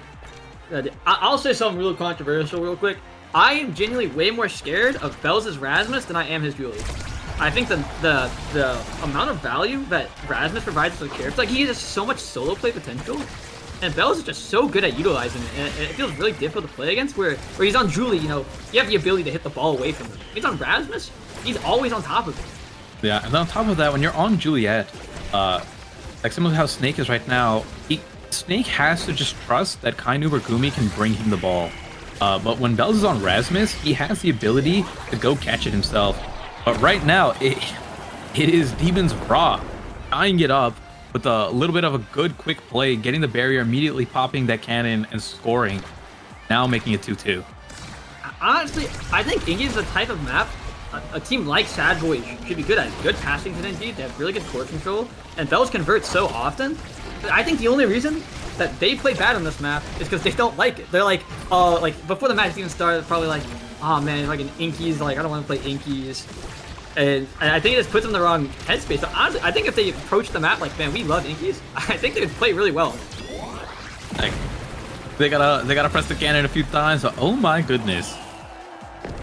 Demons Raw. First set goes over to them. There's a little too much dribbling over in the top right corner from Bells. He ended up losing the ball. On ended up TPing up, didn't catch it. Forward, like the barrier just falls so easily because of how big it is. And immediately, it's like the once that barrier is down, the likelihood of like Demons Raw scoring skyrockets immensely. Yeah, this is draft gonna be interesting. A lot of options they have. Ooh, Snake opting for Prize Fighter. Prize Fighter, like it's such a statement to take Prize Fighter. It's like I am going to kill you, and there's nothing you can do about it. And I like it. But Snake has not, like, yes, he's been getting these kills, but they tend to be like in positions where someone else is just like really close to the edge, and it's not from a dash punch. A lot of the time his kills come from like while trying to score on you already lose and then killing him. So I want to see Snake go for more kills in the midfield and get rid of either Vaughn or Bells. Yeah, I'm very excited to see this one play out, of course, because right now they got the barrier advantage. The beam is coming up. They got it in the corner. I don't think there's much Sadboys can do. The beam is up now, and here it is in the corner. They got the core flip. Kainu misses it, but Snake does not, as it is on top of it. Is going to put that win in right through Vaughn and Caleb. Yeah, good reaction from Snake there. Kainu had the opportunity to score, but the core is moving really fast here. Can't fault him for missing that one, but on the pickup or on the rebound, Snake flipping it, waiting a second for his punch, which is always a smart thing to do. A lot of people just like to flip and strike, but there's no reason to do that when you can kind of guarantee the point if you wait a second and have a hitbox to throw behind it. And wow, 13-second goal from Sadboys here, immediately breaking the barrier into scoring. And it's like these are the type of points that Inkies has because of how big the barrier is, but you follow it up with a cannon and you can score immediately. Yeah, I think a really big factor in something like that is that they just used all their cooldowns on the previous push and didn't really have them back up to defend. And they're going to lose the barrier, but Snake, he knows that beam like the back of his hand and dash punches perfectly. And when you dash punch perfectly off the beam, I don't know if there's any counterplay. I think he's got as much you could do there. And good use of the cannon there, whether it was intentional or not. It looked like they were finally getting some more value. Maybe it was just right place, right time.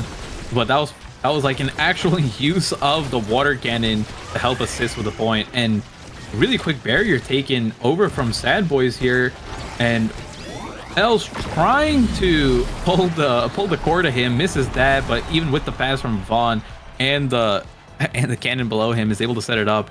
And what's pendulum swing? That's the word. Pendulum swing is pointed. Hey, I don't know if any of the abilities. All the other casters do, not me.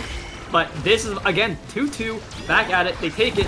Gumi using his beam for fun for like the 90th time this game. But almost finds his value. He's got the beam, he's got the core, but looks for Snake. Not going to find it, but Snake! Oh my hit god. It right between them. What an amazing strike from Snake. And they just keep getting these barriers so quick and converting.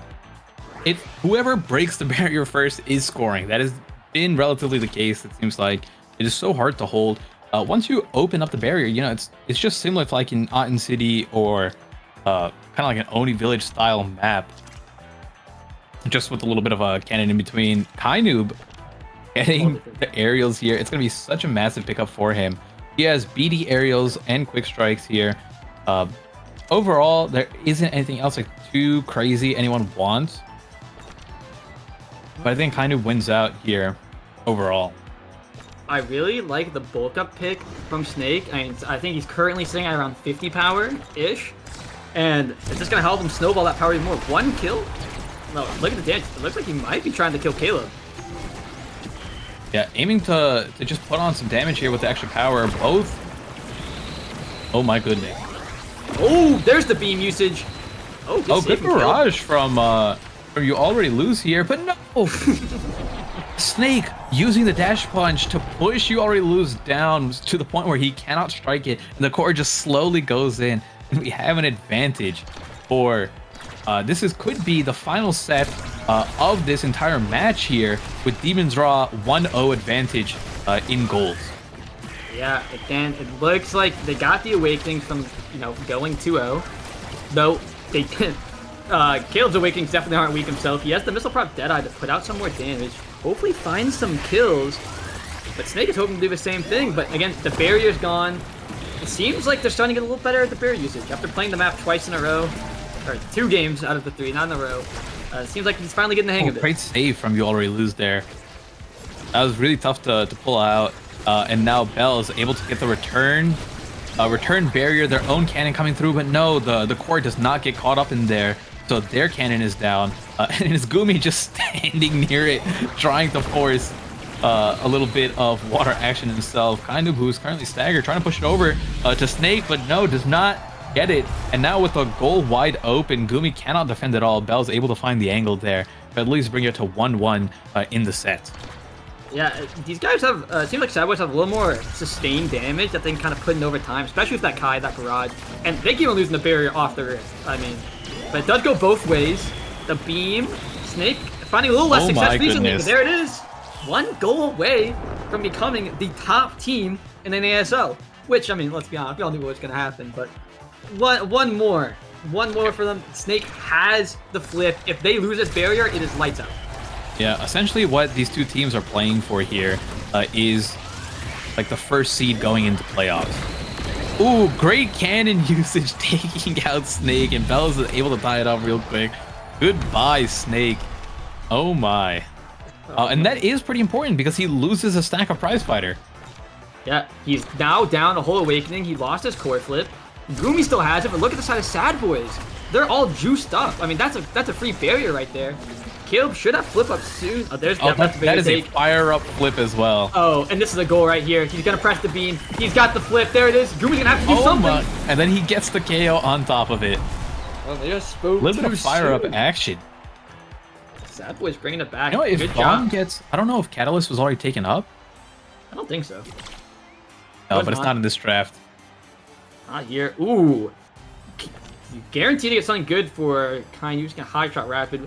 But this Kai is actually gonna end up high shot rapid. More importantly, which Caleb, you know, hasn't been doing super good job of defending this first barrier. Now has the opportunity to really prove his worth. But Chrono Super Surge eject button Kai. Oh my god, he's gonna be going so fast. Okay. And then overall, I mean, it does look like a pretty good draft for both teams. Everyone kind of getting something useful. Bells does get the Egoist here, which is really nice because Vaughn has the fire up, right? Providing that extra energy over to Bells, which means Bells can get in these solo play kind of positions, and like he's on Rasmus, you mentioned before, that character can just make these plays happen. But once again, it is Bad Boys losing their barrier early, way faster, and that just seems to be the case.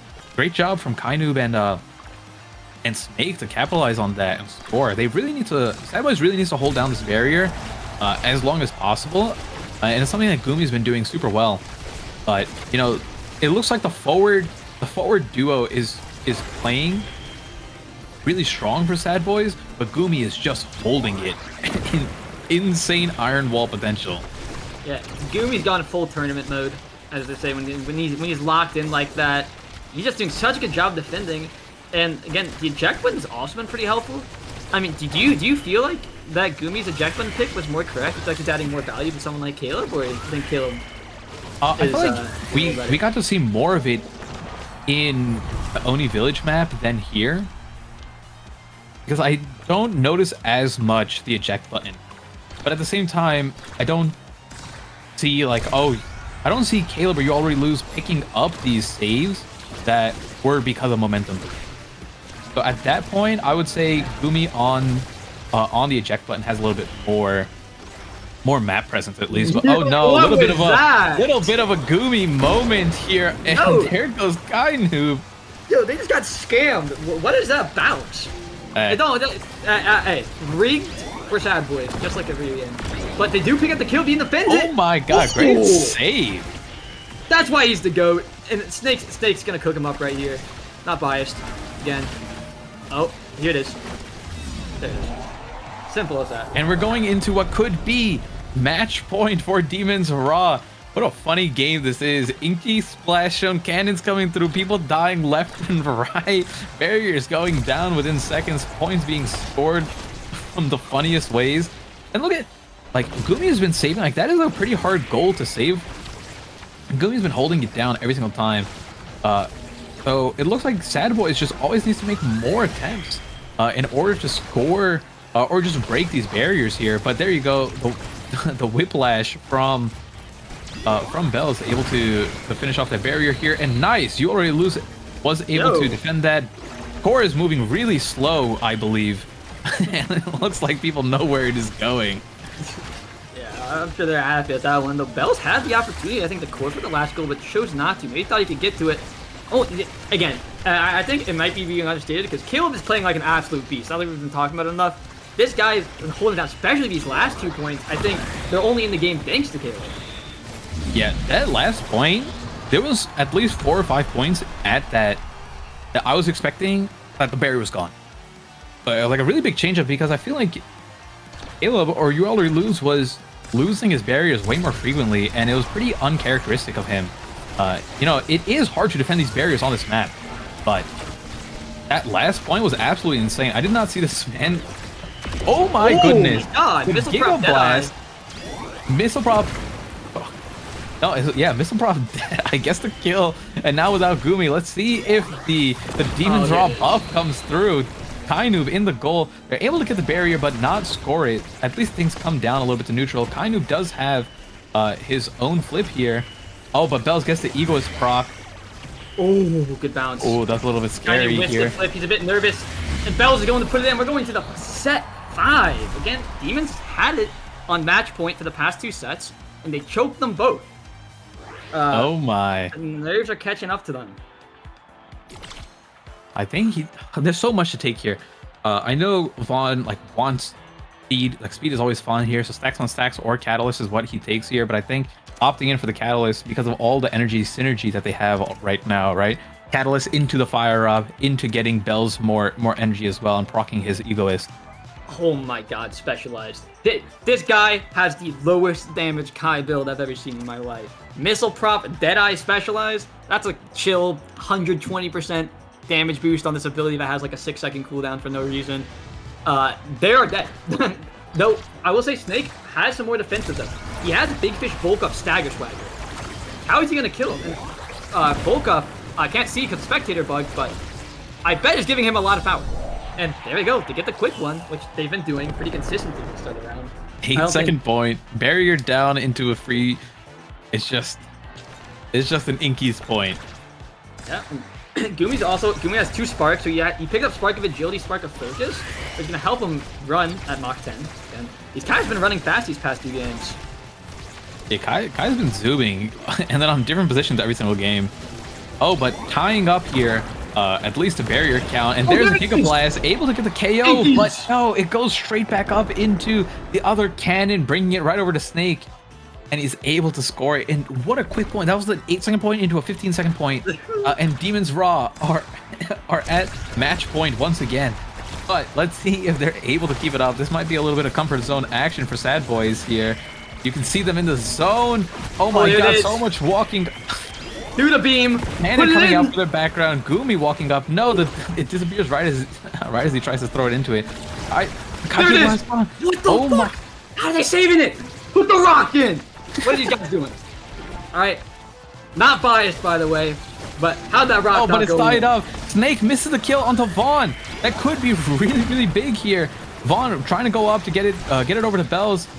Oh, you can tell that these players are a little bit handshaking, playing a little bit nervous, but they got it. Bell's able to score it, and man, you never know what's gonna happen in this game. Yes, the Demons Raw are up, but that was scary. I feel like they had multiple opportunities there to score.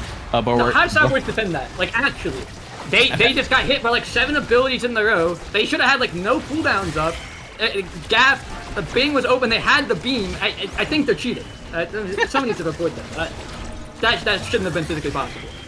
And it looks like they're gonna get it for another and returning series it with point. But one thing to keep in mind there is that they just used 2 flips, and they just used almost all abilities on their forwards. Yeah, okay. Snake, he's got the flip again. If they get able to take this first barrier fast as they've been doing it, there it is, there's the barrier! Caleb's got no flip, he wasted it, but Snake, oh! Caleb, there it goes! Let's go! Oh my goodness! Bringing it down to the final point of Game 3. Set 5.5, going over to Demons Raw.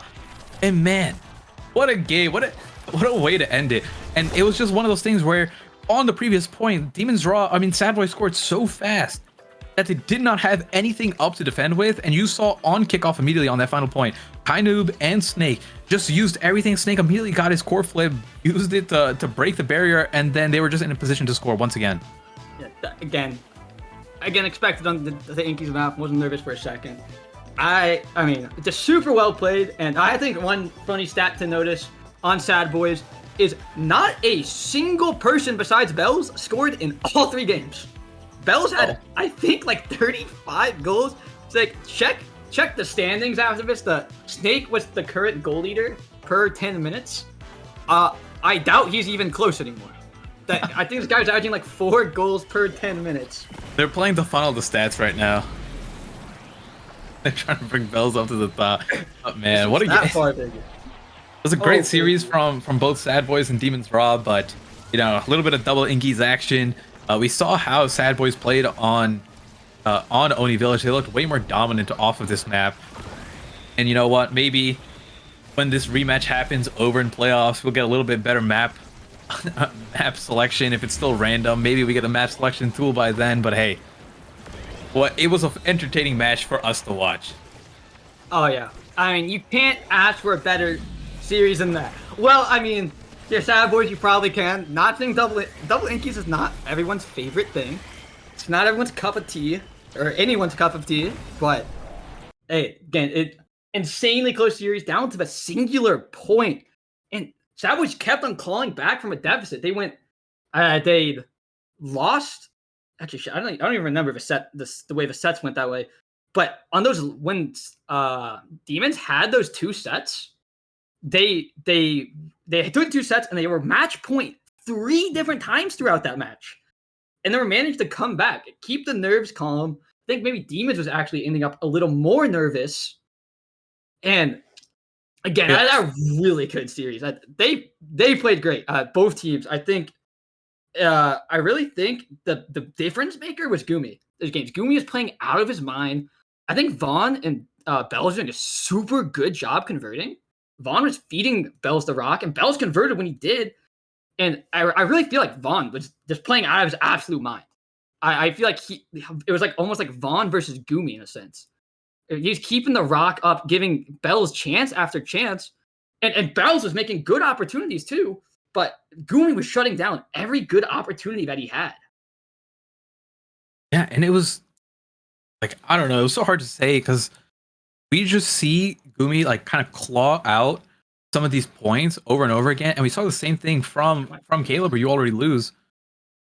But sometimes it was just like a lot of those points that Demons Raw scored were off of like a 10-second immediate break of the barrier into a goal. But before we talk more about this series, or I should say as we wrap up this series, we're going to go into a quick break.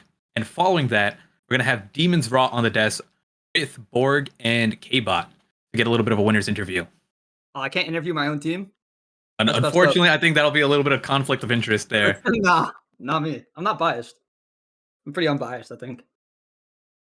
But that is it.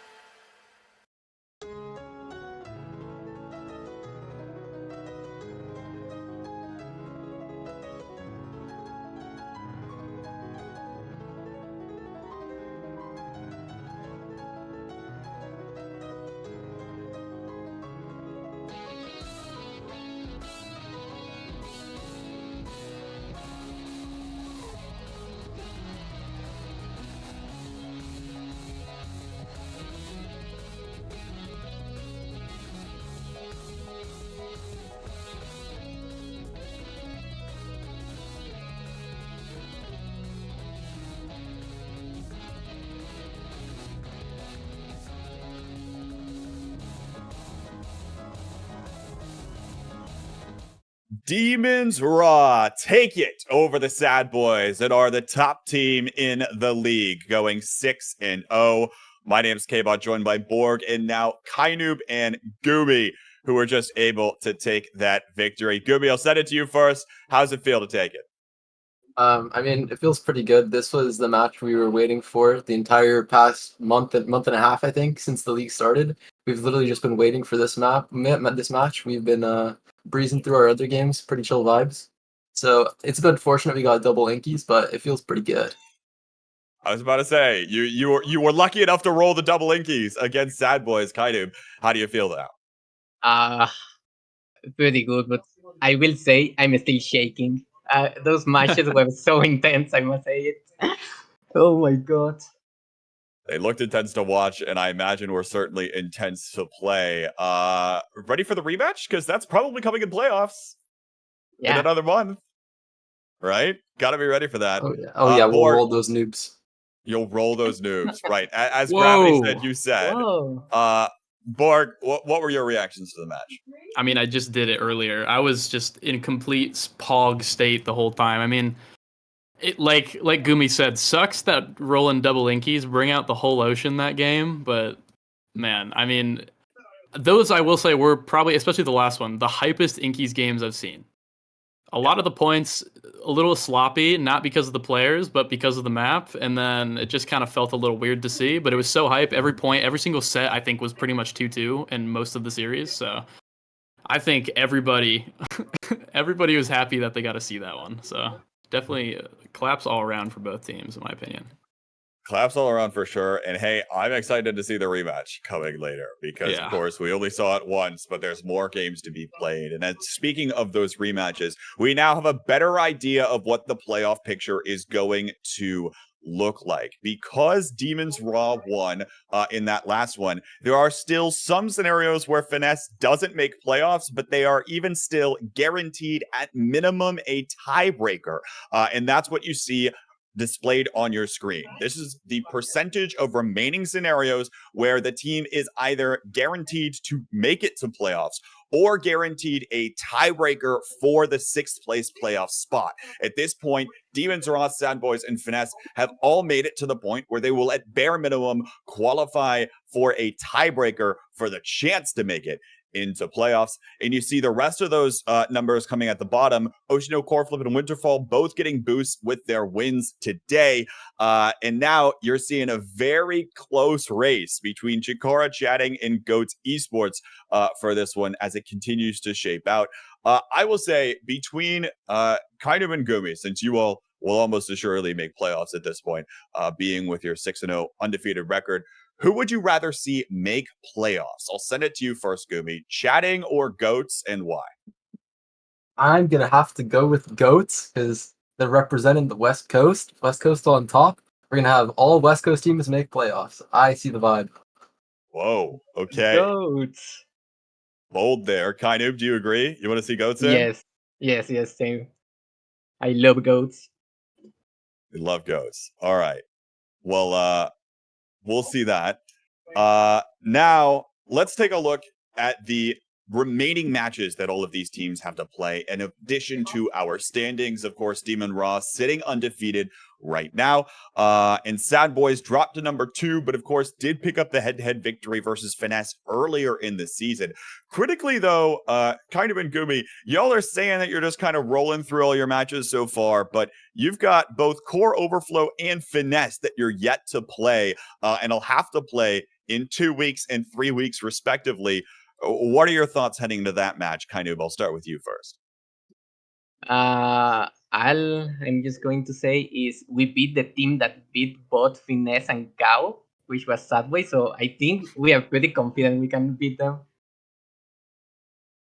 Fair enough. We can even go 9-0. Property works. Whoa. Looking to go 9-0. Gumi, how much confidence do you have? Yeah, it's going to be pretty easy. We're going to go 18-0 in both games versus both those teams. 2-0, 18-0. Yeah. It's pretty easy, to be honest. Hey, all I'm going to say is you didn't 9-0 Winterfall, so that's good luck. Facts. Good luck. Rough. we see the rest of the standings here continuing to shake out. Of course, Goats are currently ahead of Chatting, given the fact that Goats have the head-to-head over Chatting. But all of that can change with a couple of extra matches, especially because Goats is yet to play both Finesse and Core Overflow as well.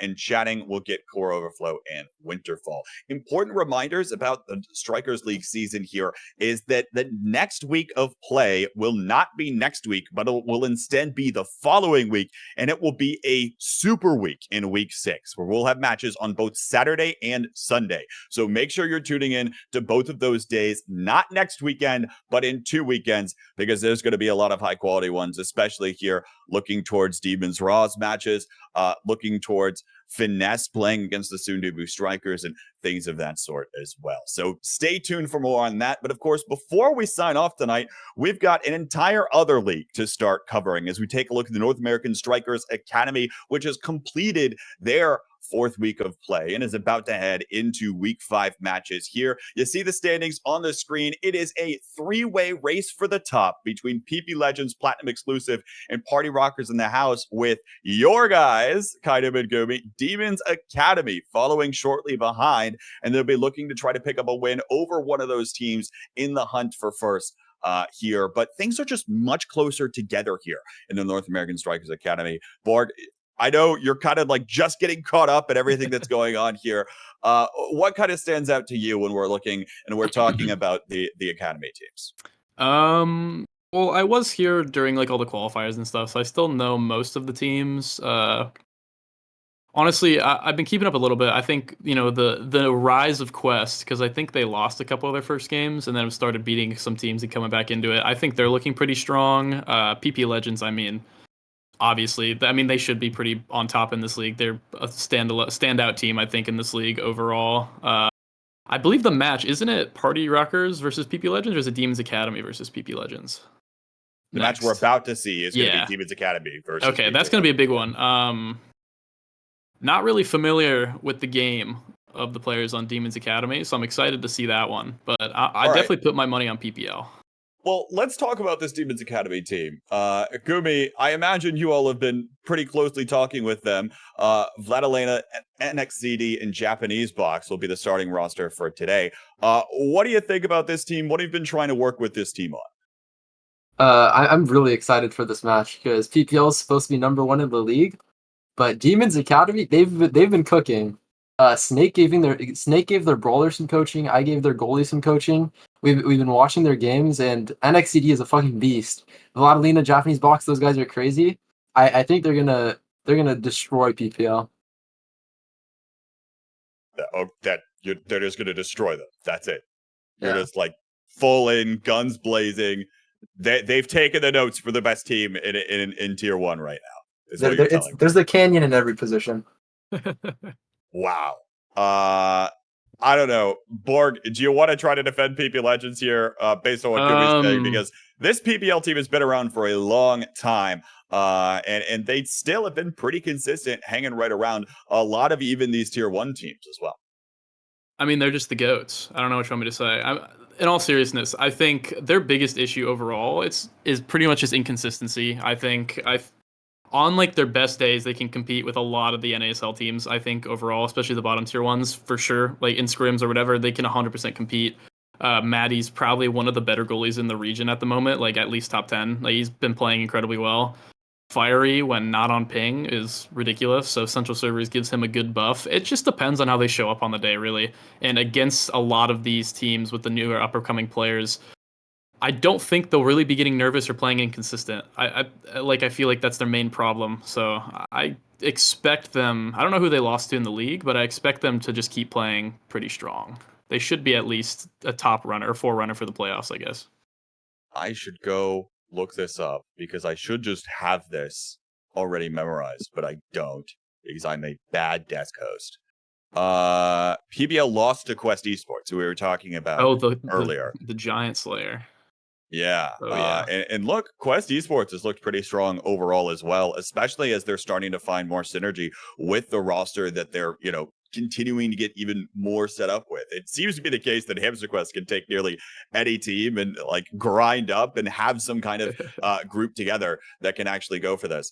and actually come together to be a decent team. So I don't know, Gumi, why don't we expand on your thoughts here in terms of position gap? Or actually, Kainu, why don't you chime in here too? What do you think is going to be the most important positional matchup to watch out for in the next match between PB Legends and Demons Academy? I'm gonna be honest with you. I'm not into NASA that much. Okay. I don't know the teams that.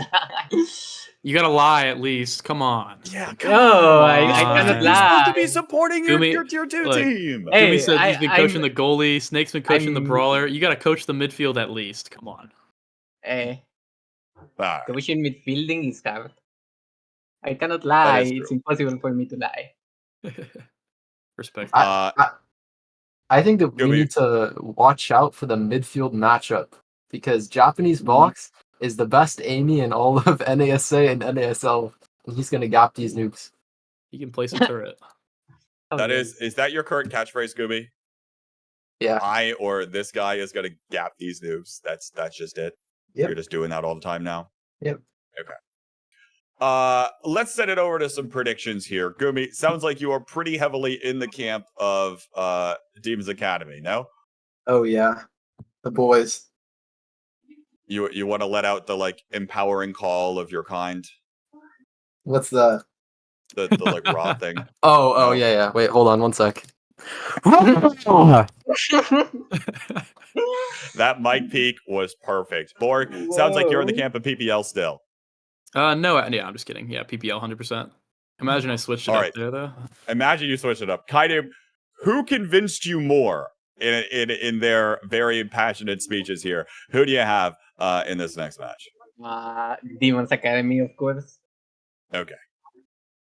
Demons Academy, I will say probably difficult for me to root against PPL, so I'll split things evenly here across the board.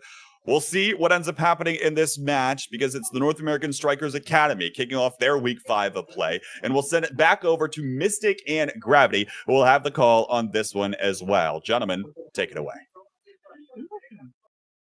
Welcome back, everyone. Now with the wrap-up of NASL, we move into NASA, where we have Demons Academy versus PPL. PPL being one of those teams that has made an appearance in NASL Season 1, having a little bit of history behind them, the competitive experience, versus the new team of Demons Academy. Gravity, I know you're a Demons Raw fan, so what's your take on this? All right. I've been playing. Me and the PPL roster, Fiery and Maddie, we played a little bit of Mario Party, and those guys were not the nicest people. They kept stealing my stars and shit. Like that was messed up. So for that sole reason, I hope they get destroyed by demons. They're the better team anyway. It's true payback because they're much luckier, and the stars just land on top of them. And luck is a factor in Omega Strikers. They might high roll the Awakenings. They might high roll the draft to start. But it doesn't matter. Demons is going to come and outplay them. They're going to gap those noobs, as Demons loves to say. Hey, going into this match, we have Atlas Lab here for us. So no more Inkies, at least for the time being. Asher ban through for Demons. They do not want to play against that character, and I understand it completely. Amy ban coming out on PPL's side. So it's I heard Japanese box is the one with the Amy to fear, so that's getting put away at the moment. And now NXZD, known Zentaro player. Let's see if he sticks with the Zentaro. Oh wow, they are immediately locked into their rosters.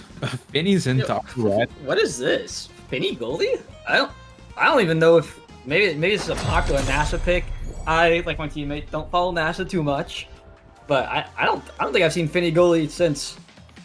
Testing, where everyone said Finny goalie was going to be the most broken thing to ever happen to OS. Finny goalie is something that's specifically I see Lilybun play.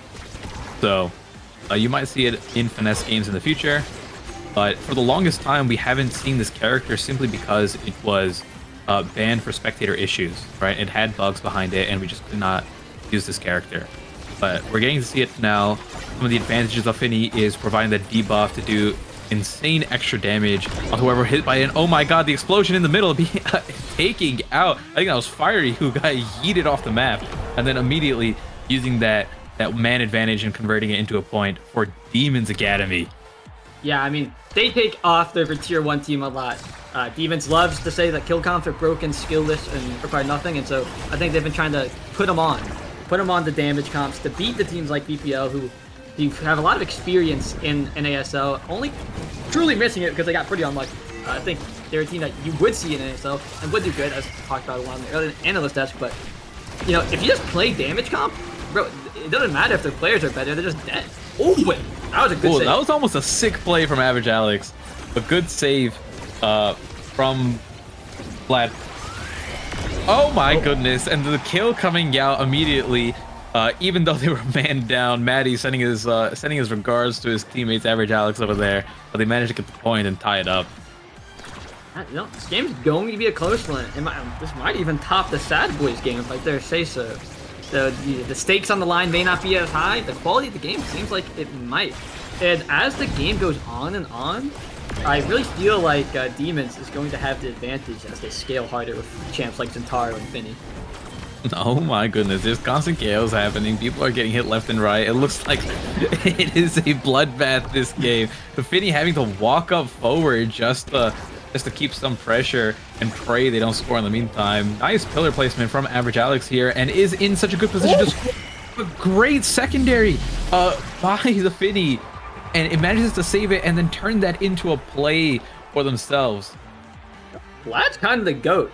I mean, they need to promote this guy to the tier 1 team, actually. Defensively, he's holding it down. Yeah. Honestly, Finny's big weakness is she doesn't really have the defensive tools, but it's like Vlad says otherwise. Right? Like, you have to be, like, you can hold, but your moves have to be so precise, and sometimes the execution is just not worth playing the character. But then you have moves like the ultimate, which when used advantageously lead to such free barriers. This time it didn't work out, and oh no, just losing to a bit of a poor strike there, passing it right over to Average Alex, who was able to strike it right back. A good round all around. It seems like we're gonna be 2-2. And one thing to note is when the game is triple quick strikes, or sorry, everyone's got quick strikes, it just feels so different. Like everyone's just striking all over the place. It's like beta Omega strikers essentially. Yeah, you get the strike quicker, and then not only that, there's just more flips happening because of the extra energy, and immediately losing two of those barriers. And we mentioned it before, Finny does not have kind of the same defensive capabilities. So if you just walk up and start striking or using abilities, more often than not, you'll pick up a barrier here. But they do manage to tie one out, and Fiery getting another kill again.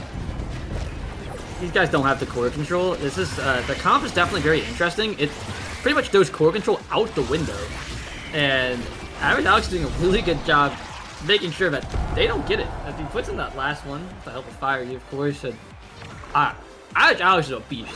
Definitely slept on at the LAN event. Him, Snake, and John Fortnite.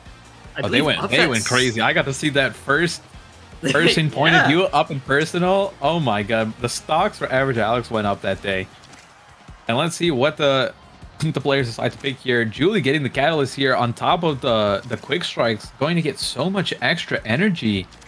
Finny getting cast last, which is always nice to extend the duration of the debuff on the secondary as well. Other than that, everything looking pretty straightforward. Nothing too out of the ordinary. Having the rapid fire on Average Alex is always nice for the pillars, and with that extra buff for the 150 more range on the pillars, placement is so helpful. You can just start spamming them, and it acts as almost like an instant Amy glitch pop. Yeah, I really like the CTL pick, but what's about to happen is they already struggle for core control. They don't have any core control in most of their kits. I mean, this midfield Zentaro and Rad and Zentaro don't have zero core control. It's not like an Asher or a Julie, but it's so low. And versus Arun, who has rapid fire and quick strikes, like, I don't know, I feel like it's gonna be pretty hard to beat and get that core faster. Yeah, it's like maybe Finny needs to take the rapid fire there just to have more abilities to throw out and help put on some damage, help keep the core up forward. And the ultimate is not making its, like, not getting any success off the ultimates yet. So maybe once that scales with the Monumentalist or something like that, it'll get some more value, but for having the damage comp or having the kill comp of Double Brawler with a ranged goalie, it actually seems like Demons and Demons Academy are the ones losing members more frequently. Yeah, they're kind of getting damage gapped. I mean, it's not like their team has no damage. Of course, Kai with heavy impact is going to be bringing a lot, and Rune does have the ability to, at any point in time, take you out of the game and make you 1 HP, which then Julie can finish, or Kai. So I feel like they're a lot more, Demons is a lot more favored in these sustained type matches, where the longer the match goes on, the more damage they can fire out. And I think one thing they're really struggling with is the coordination. Finny requires a lot of coordination from your teammates, where it's, we're gonna kill this guy. And so when you put the Finny debuff on, and then you dogpile your abilities, and that doesn't really feel like it's happening. Yeah, like we see Average Alex was hit with the secondary there, and it took a while. Like, yes, they managed to kill him just then, but it doesn't seem like there was any coordination there. It was just happenstance. So it's like, okay, you know, he's here, I'm gonna hit him with my ability. So I think some more coordination with at least hitting the secondary with Finny and then going after that person. Like Fiery is hit right now. But they're too preoccupied on just trying to keep getting the core back because they can't hold on to it. Yeah, but now we're going to be in a good spot. NZXT in front of the net with core, but Woody's banished. And they're not going to opt for the kill. They're just going to try to get it out, score before NZXT gets the opportunity. And it looks like it's going to work. That was such a good pillar. But oh no, what a sequence there. Great pillar from Average Alex into the flip from Vlad, sending it right over to NXZD, who fails his flip, has a little bit of a Soren angle bounce back to himself, and then finally gets the point. Average Alex had such a nice shot. I was so confident it was going in, but Vlad is really coming up big when it's necessary. Though I will say, he's not 8 seconds later. No, I don't even think the barriers are practically non-existent on the side of Demons. Vlad does not care. He's like, I'm going back to beta. Maybe it's the quick strike tricking his brain, but he's when the net's open, he's defending it. But when the barriers are up, I think he's focusing a lot more on damage, and that might be. Yeah, like Vlad is getting some really good saves, but at the same time, like he's not doing I'm not seeing the reason to pick Finny here, right? Like the advantage of Finny on getting these debuffs and KOing, like securing kills with the primary, or using the ult to get barriers. Like none of that is really happening here. So I feel like this Finny pick is not getting the value as someone else would, because Vlad himself seems to be holding it down just fine if he was on someone else. Yeah, it definitely seems like, you know, they're getting out KO'd too. I don't really know what's causing it, but I mean that's the one thing. A little bit of self-goal here. I'm gonna give the executive decision. Next game, we do not see the Finny anymore. Probably not. I think Vlad prefers the Kai, but I really wonder decided to push them over the edge. I saw Demons actually tried to talk to them before the match started, but it was too late. Maybe if Gumi was in there, coaching session. Him. Yeah, motivation coming through. But yeah, Vlad is like a really big Kai player. It's like his most played by quite a margin. His Finny, unless he's been playing on a different account, is only 2 games played. I respect the guy. That my understanding is people think Finny is much better at midfield than she is in the goal box. I think just because of how weak it's kind of like a Luna situation where you have to be so good of a goalie that only a few people can really pull it off. Because if it just gets to you, you will lose a barrier or lose the goal. At least in midfield, if it gets past you, you have your goalie to defend it. And amazing from Average Alex to secure the point over there. Yeah, it's really feeling like competitive, because not only is the Finny pick questionable, but if you're going to pick one of these goalies with really low defensive capabilities, you need core control. Because regardless how good Vlad can hold it down, it doesn't matter if they keep on getting shot after shot. And Average Alex is doing such a good job with the rapid fire rune in the midfield. They're just keeping it up over and over again. I mean, I forgot Maddie was even in the game. Yeah, it's just been the forward duo kind of holding it down. And we see like Maddie walk up every now and then. And again, like PPL is picking up a kill, even though it is the Demons who should be the ones with double brawlers getting kills. And oh my goodness, that was a scary almost self-goal there. Has the flip and then gets stuffed from Fiery. Yeah, this one looks like it is wrapped up. Again, there's not much to be said, though. Again, PPL doing a great job. They've been playing together for so long. I think since pretty early in beta. I don't know if it's been since the start of beta, but they've been playing together for a while. They're pretty good friends. They hang out a lot. They got that chemistry, especially average Alex and Fiery. I mean, they know how to pass it between each other. Again, I mean, it's just an NASL. Yeah, they're pretty much just an NASL team. Definitely good enough to compete. They were saying it on the desk earlier that this is a team that can just compete with, teams in NASL right now, and we're seeing it happen, right? Like, there's good synergy here. They're getting constant KOs. Average Alex is making really good midfield plays. Fiery's getting consistent kills. Maddie's holding it down. Like, this is what we want to see. So I think the idea from Demons was to play a damage comp, but the execution isn't there. I would like to see if this is the type of play they want to do going into game 2, because that was a quick game 1. The things that I want to see swapped up, and I don't know if the players have it in them in terms of their champ pool, but if you want to go for the damage route, maybe have like a Vice goalie, or even the Kai is fine, right? Because that is Vlad's most played character. And then have a ranged goalie that can deal some damage, or sorry, a ranged midfielder that can deal some damage as well. So whether that's an Amy or a Vice, something like that. It's in the works, is my understanding. I believe they specifically reached out to Gumi to get those eject goalies up. I think he wants to learn the Luna, the Vice. I think this team wants to play with damage, and it seems to be their strong suit. But the damage guns really struggle if you don't have the ability to keep the core up while dealing damage. Because while the core is on your half, instead of using your abilities to pump out that damage, you have to use them for core control to keep it out, to not get scored on. Yep. And it's leading them to getting out damage, because when you're on the attack, you can hit the core and them pretty easily whenever you want.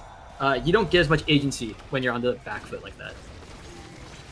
Yeah, and you can see the damage difference, actually. So they were pumping out damage. It was just never in a position, like, it was always on the defensive and not like offensive damage that was coming through. So it was kind of like pointless damage. But the damage from, for example, like Fiery 7 KOs, right? Like, he had less damage than both NXZD and Vlad, but a lot of his kills were just guaranteed kills that didn't care about the damage being dealt. They were just proper positioning, Juliet dash punches that were coming through. Yeah, I mean, it is a really sad one to see. Apparently, Vlad had forgot to pick his character, and that's why the Amy came out. Oh, okay. He hovered it and just kind of got brain locked. Like, oh shit, what do I pick? What do I pick? And didn't pick anything. And that happened. But I think one important thing to note, while we're on the topic of player, like PPL being an NASL caliber team, Maddie and Fiery, I believe, both have recorded games in NASL. Maddie on the side of Finesse, and I think Fiery's played for Finesse and maybe one other team. And Fiery's played for Winterfall I believe two weeks in a row, or whether if it was in a row or not, like just two weeks at least he's played for Winterfall, and he's performed pretty well both times. Yeah, and I think NZXD, I know, is liked by a lot of top players. A lot of players, I think NZXD is an NASL caliber player. I think there was some drama going on. I think he was originally once again Winterfall here. There it is. NXZD was a Winterfall sub, and then got yoinked by Chikara chatting. Yeah, that's what I heard. Some fighting going over him. He's again, NZXD is a really good player. I think, my understanding going to is that NZXD is a star player, but I think now, look, they got their characters. This guy's playing the Kassan. This is what I like to see. On the Kai, and the Amy's on the Amy. Okay, now here we got a game. This is what I wanted to see here. No Rasmus being picked up. We just have some good quality people on strong damaging characters. This should be fun. Oh, and the Asher coming out for Fiery. Okay. Asher. A little bit of crayons being munched here, but it's all good, Sometimes even the best of us have to chow down when we want to secure that W. Rune Asher, notoriously difficult comp to play and pilot. And I don't care what anyone has to say about Rune, that champ is piss easy. Everyone's like, no, Rune hard and difficult. No. Banish, pillar, gone. That doesn't work anymore. They nerfed it. bro. No, Now okay. it like doesn't kill consistently anymore. It just does a good amount of damage. It's Now you have to strong. actually play the character. Raiden players having to play the characters. It's unfortunate. Me, I stick to really difficult characters instead. But look, now they got the core control. Oh, look at Vlad go! Ooh. I like the confidence, using the eject button, running up and almost scoring. I can see a little bit of Gumi in him over there.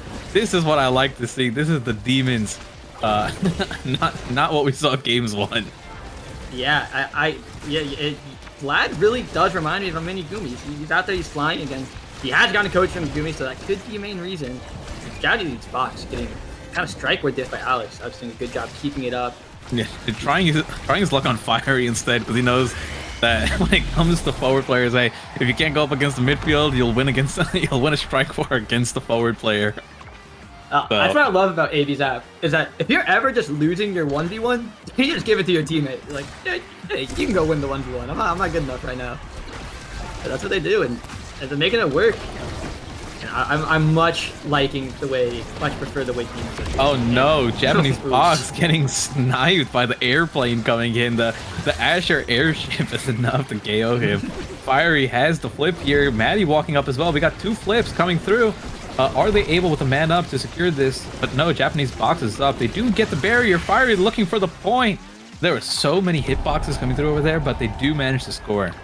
The patience on Fiery there, really impressive. I think you give that spot to most forwards, they're core flipping it. They're core flipping it immediately to take that barrier. But Fiery knew that he was taking that barrier regardless if he flipped or not, and saved the flip in order to get the goal instead. Really good patience on their part. No! Vlad out of position there to lose his barrier. They're looking just like Gumi every now and then. I can see it in him. And a quick goal from PPL average Alex to bring the advantage over to them. Even though they do have the advantage here, this is like I'm liking what I'm seeing from Demons. They're looking much more confident. Yeah, I think we can see the turnaround here. Again, they are kind of getting out core controlled. Alex, I mean, I'd even say he is a mid-level NASL contender in the midfield himself. Alex's Rune is looking really good. Yeah. Always has the pillar in the right spot, having some good banishes too. And I think it's also a mindset thing. Now that the Rune banish pillar combo isn't that much of a thing anymore. Yes, you can do it, especially when you have certain awakenings. I've been seeing a lot better usage out of it, but Demons tying it up. NXDD with a great play there. They got the barrier and were able to convert it pretty quickly. The forwards got the emote synergy. One's running the Vice drink, the other one's running the Octavia drink. And I haven't been seeing that level of coordination come out from Alex and Fiery. Yeah, I think the emote game is another core part of the Demon strategy. It is. I mean, if you're not emoting, how can you understand what your teammates are trying to do? Oh my god, that person just disappeared. Fiery off the map. Oh, I see now. I pressed tab for the first time. It is 1-2 punch Kazan. Yeah, it makes complete sense now. I was pretty stoked about the 1-2 punch buff. And oh, good flip from Japanese box. Okay, Demon's taking the first set. That's what I like to see from my boys. And it's gonna be big for them here. Amy can be super volatile if she gets the trains extra special, timeless, not going to appear. Kassan is also equally scary with stuff like perfect form. Twin drive, I believe, is really strong. Again, newer character, not as well versed in.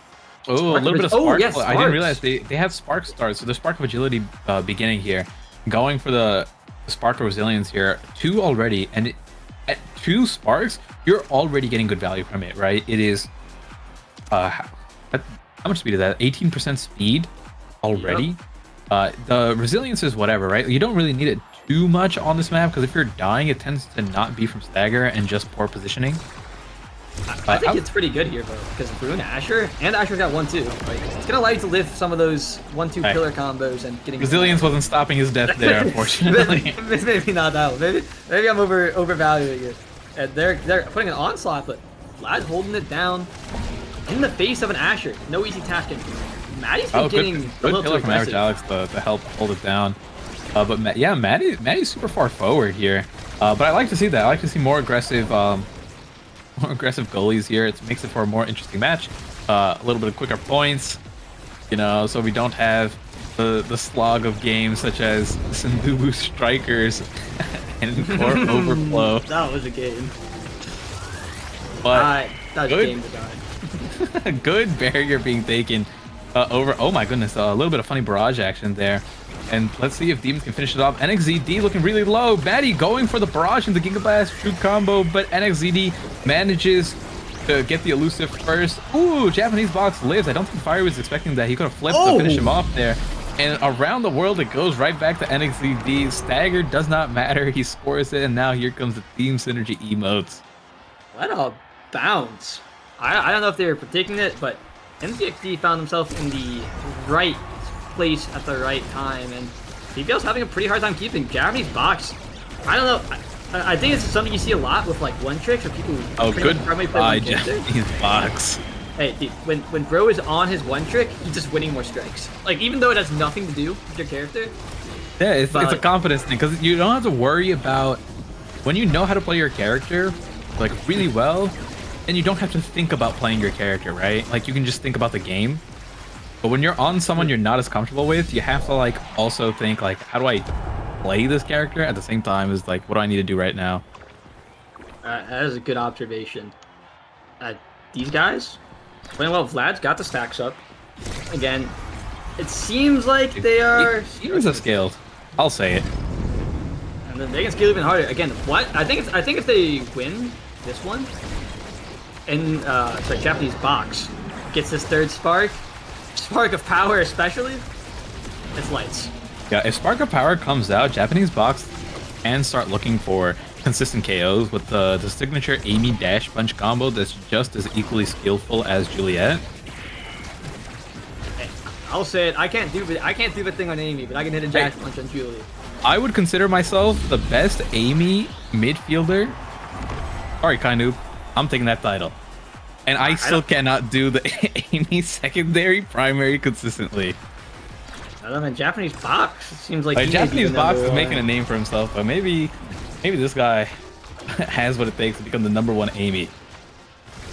Oh, look at him play. He could be there. Watch, he's about to do some crazy. The banish there, able to kind of just get everything, get Japanese box on the core, push down the pillar, and secure it there. We had a little bit of forward in the net action there. Japanese box did not know what to do, but hey, sometimes that's just part of the game. You got to learn how to defend every now and then. I think as a midfielder, you should know how to defend at a basic level.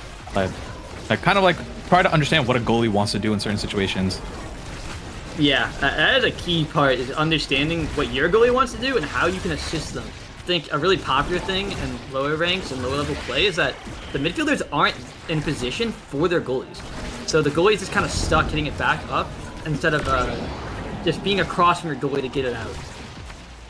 Yeah, not in a position to receive the ball, so the goalie just has to keep ping-ponging back and forth with their forwards. But here we're seeing a good job, Vlad being so aggressive, using the eject button really well there, stalling out for NXZD to come back. Fiery is low, trying to survive as long as he can. NXZD is hunting this man down. Finds the kill. I think this could be it. Vlad got the core flip. Let's see if he wants to run up or not. He is. He's going deep.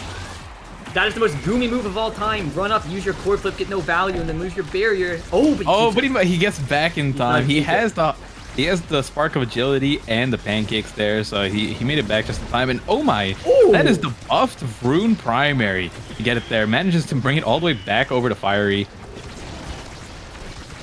And now it is both teams with no barriers here. Can NXZD score this?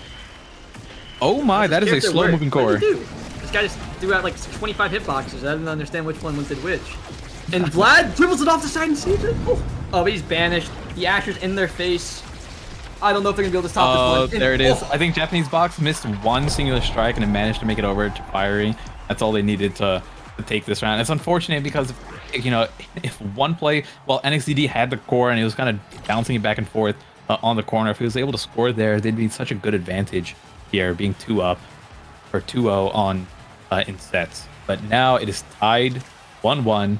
Rune getting the catalyst here, which is always nice. The catalyst makes it so that you get like if you don't take the catalyst, I should say, the opponents, whoever does get it, can just walk into your pillars and generate a core flip for free. It's not even like Hassan had gotten Catalyst, it could have been lights out. Though, because he had to take Catalyst, he couldn't pick out Cast the Last, which, Cast the Last is just the ultimate, like, that is just no more fun. Rune Cast the Last gives you an experience. Oh my god, Fiery's ultimate is so big with a Monumentalist, the airship is absolutely massive.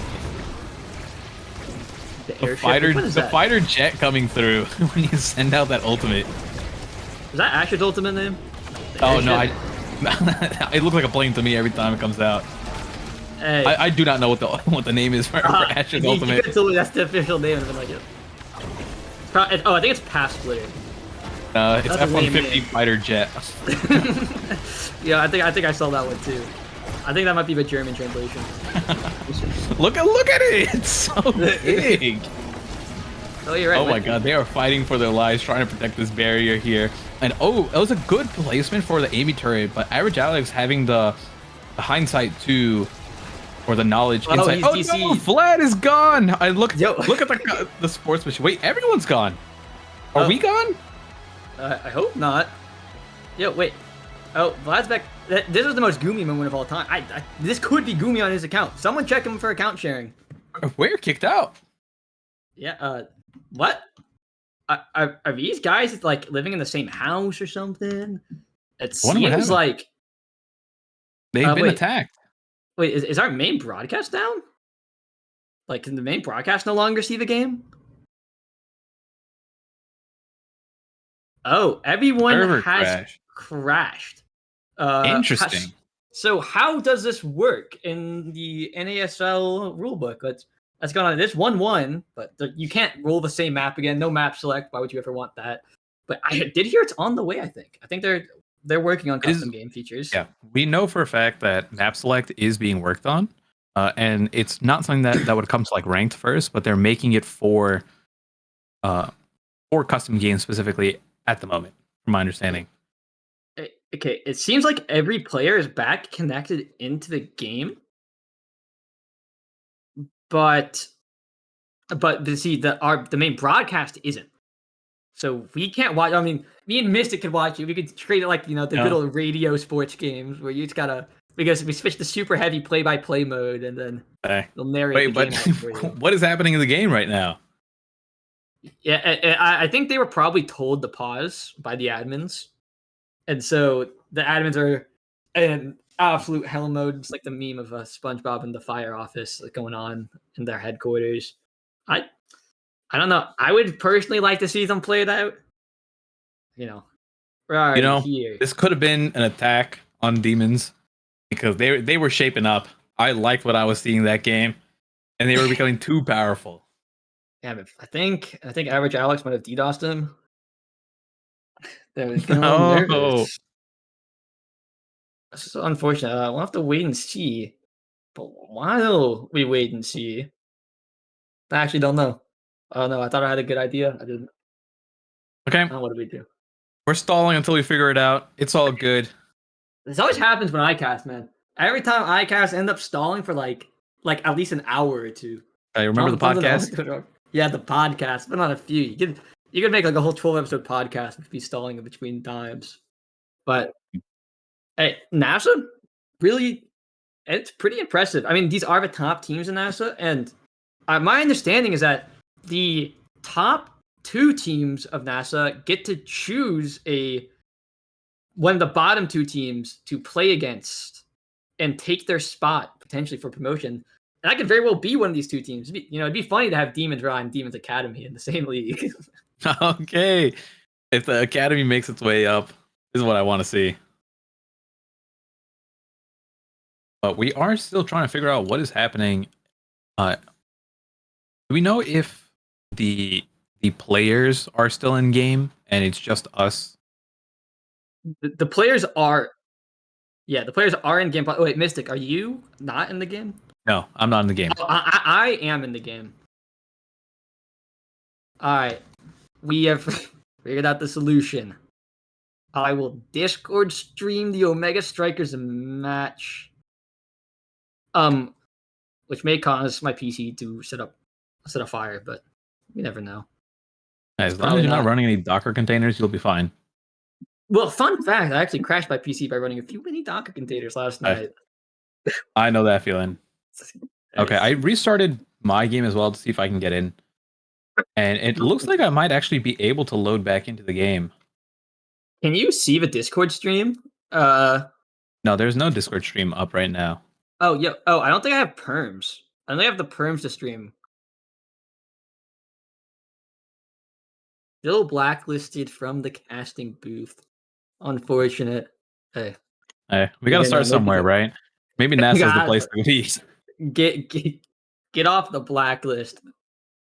Live it back up. Yeah, we might need to end up joining one of the players' perspectives, like the good old days. The good old days, the early streams where it's like, all right, we're gonna cast on out. I remember our team. We never wanted to do it because we had kind of pretty bad PCs. I should be able to stream. Hey, we'll be getting on our way soon. But I remember our team would very, maybe not lie, but stretch the truth so we didn't have to stream our perspective to the TOs. We're like, well, our PCs are going a little, like the quality's not going to be good because we just want to be in the zone. We're in the game. It is visible. Yeah. Oh, what button did I press? Oh.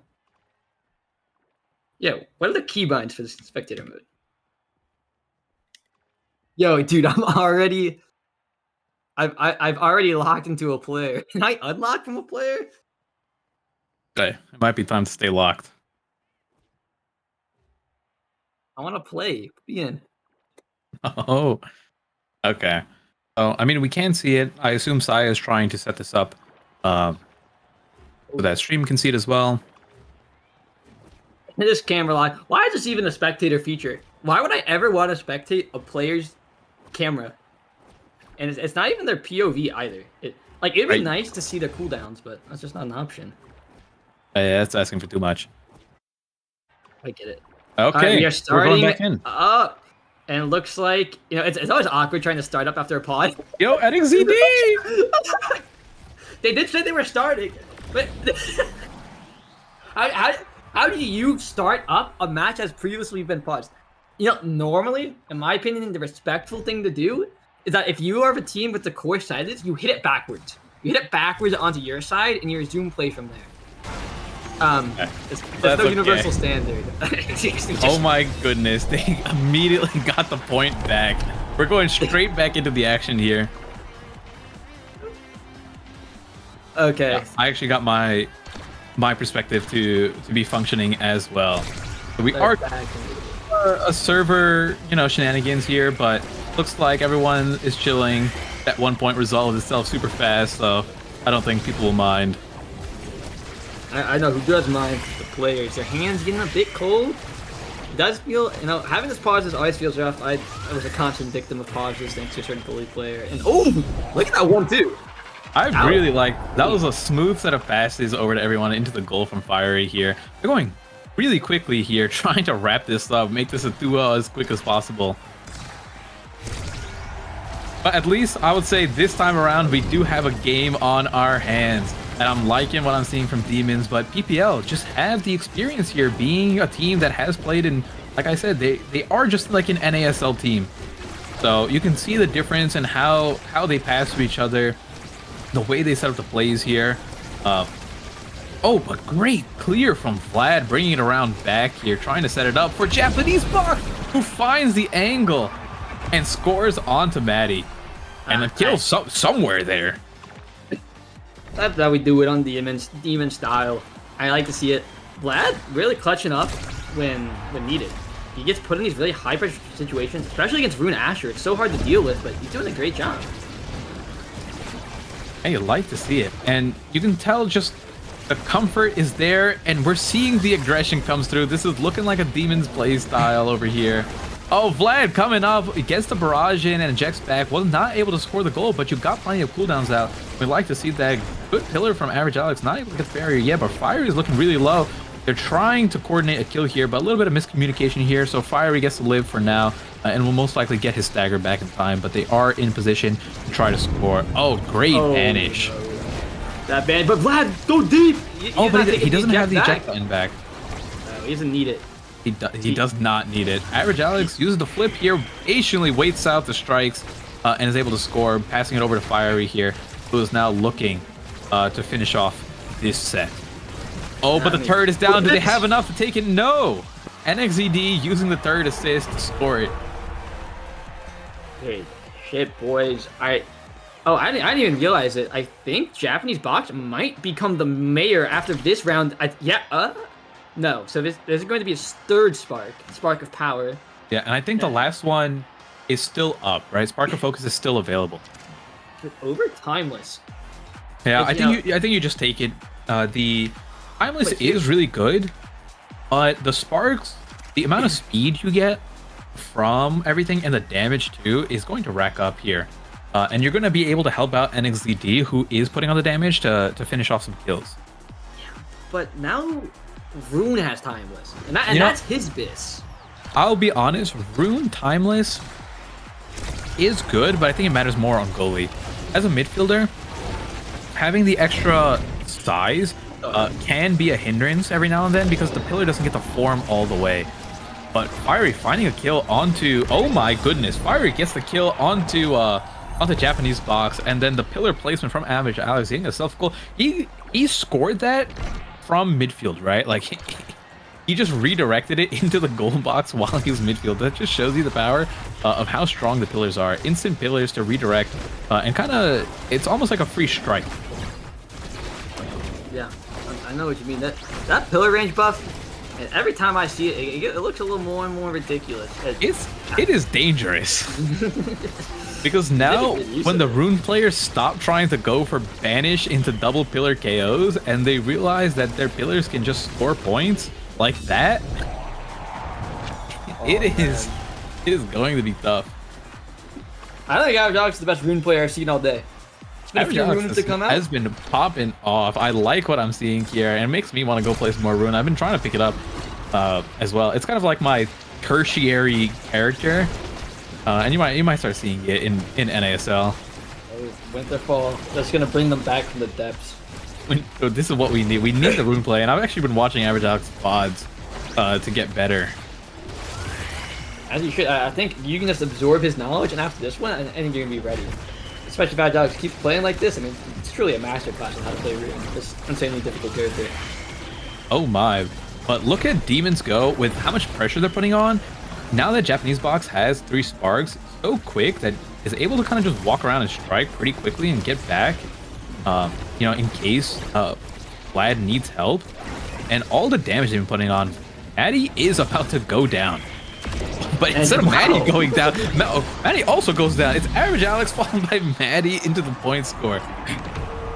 The only person who didn't die was Fiery, which is arguably the one person you do want to die. He does have Prize Fighter, and taking that away from him lowers damage output because it's high as hell right now. He's got the 1-2, he's got the extra 25 from Prize Fighter, and then he's got Manu. Japanese box, the great strike there. Oh, but dies to Fiery. Asher primary is super strong, especially with the 1-2 punch. Ends up getting proc twice from the primary, so it self-procs the 1-2 punch, which ends up being really, really powerful. But let's see if they can do a little bit of core action here, passing play, but great pillar from Average Alex is able to secure it, and now bringing this into what could be the final set of the series.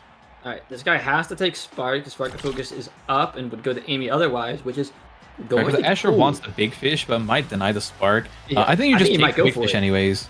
I think you'd go balls out, take it, but he's not going to go for that. That's not one. I wanted to see the mayor. This is insane. They just picked up extra Specialized. Specialized Kassan, from what I've been hearing, is pretty damn broken. But yeah, because it's 50% increased damage on your ult, and you have to realize that Kazan is a unique character who has like a really, although his ult is stance swapping, he gets to proc it on both of his dashes, right? So on both forms, when he does his secondary into ult combo, which is on a pretty low cooldown, he gets the benefit of 50% extra damage when every other character does not get to do that. Oh my goodness, Japanese box getting taken out immediately, barrier going down, and Fiery scoring the first point. I don't know how they're going to be able to keep up, because now Fiery is stacked the prize value. He's got 1 extra stack. He's gonna be pumping out the damage really hard. I mean, Vlad has some good defensives. He's got the peak performance dagger swagger. So, but Fiery can just kind of kill people. And once he gets to 3, I don't know. I don't think there's any coming back from that. I think NXZD has the damage here to just like pick off KOs, but the problem is they do manage to get the KO onto Asher there. The problem is the forward pressure from just Fiery alone is so strong. Oh my, the kills are definitely coming through now. And you know, if they can continue to pick up kills, it'll be fine. But what seems to end up happening is while NXZD is fishing for kills, Fiery or Average Alex is just able to get a barrier in the meantime. So they're not getting the kills fast enough. But I stand corrected. Japanese Fox has found his groove. He just picked up 3 kills in the last minute alone. Strike of power, Super Surge, send them. Oh my God. And there's the damage. That's the specialized damage, right? And we saw it there again. It's just 55% extra damage in the Strike War win. NXZD is he found his groove as well. Yeah, good play from ZXD. Realizing that you need to stand on top of the core if he's gonna pillar it. Otherwise, you're kind of lights out. So he stands on top of it and then waits the pillar. I feel like he almost kind of baited him into pillaring. There's another kill. I think from Japanese Fox. Shrug it out. Shrug it out, my goat. And I don't know. Shrug it out. Average Alex is next on the chopping blocks here. There's been a lot of triple spark. Oh, and there it is. That's pretty cool. That's how you clean it up. They're all cheersing in the middle. I love this energy. I love the emo energy on that team. We're going to a game 3. As long as it's not an Inky splash zone, I'm fine with anything. You know, I love Inkies though. I want to see Inkies. More Inkies game. I don't think we've seen a Gates of Obscura match yet, you know. Well, we had one with Winterfall. That one was enough for you. Hey, we got the win on that one, so I'll take it. Gates of Obscura is also a funny match, but you know what? I want to see it from the spectator side, so I'm fine with them rolling it. Yeah, you know, it could be, you know, playing Gates of Obscura can be a pretty fun experience as long as you're not in a competitive environment. The map is a really good high-T hijinks map. Can't wait for that to come back. Oh, but I agree. When you're in a competitive setting, it gets a bit tilting. Oh my God! But look at the damage difference here, right? NXZD 30k damage, Japanese Box 20k damage, compared to like just pretty much higher across the board for the position that they are playing, and the KO difference as well, and 10 to 13. But it felt like the KOs were coming out much more rapidly towards the end for Demons, and that's how that was a pretty quick set that they had, or that final round there, and it was pretty much because they picked up like 4 or 5 KOs in that round alone. Yeah, they gotta hit that spark of power is so strong. It's like 65-ish, 70 power. Yep. And what's so good about power is that, say you got missile prop, which is increasing your damage by 20%. It's increasing that 20% even more with that power. It's like empowering your other damage awakenings. It's so much more impactful versus having 2 percent increases. And now we are going into Night Market here. So let's see what the starting awakenings are once we get into the game. But first, the drafts, the bans will come through.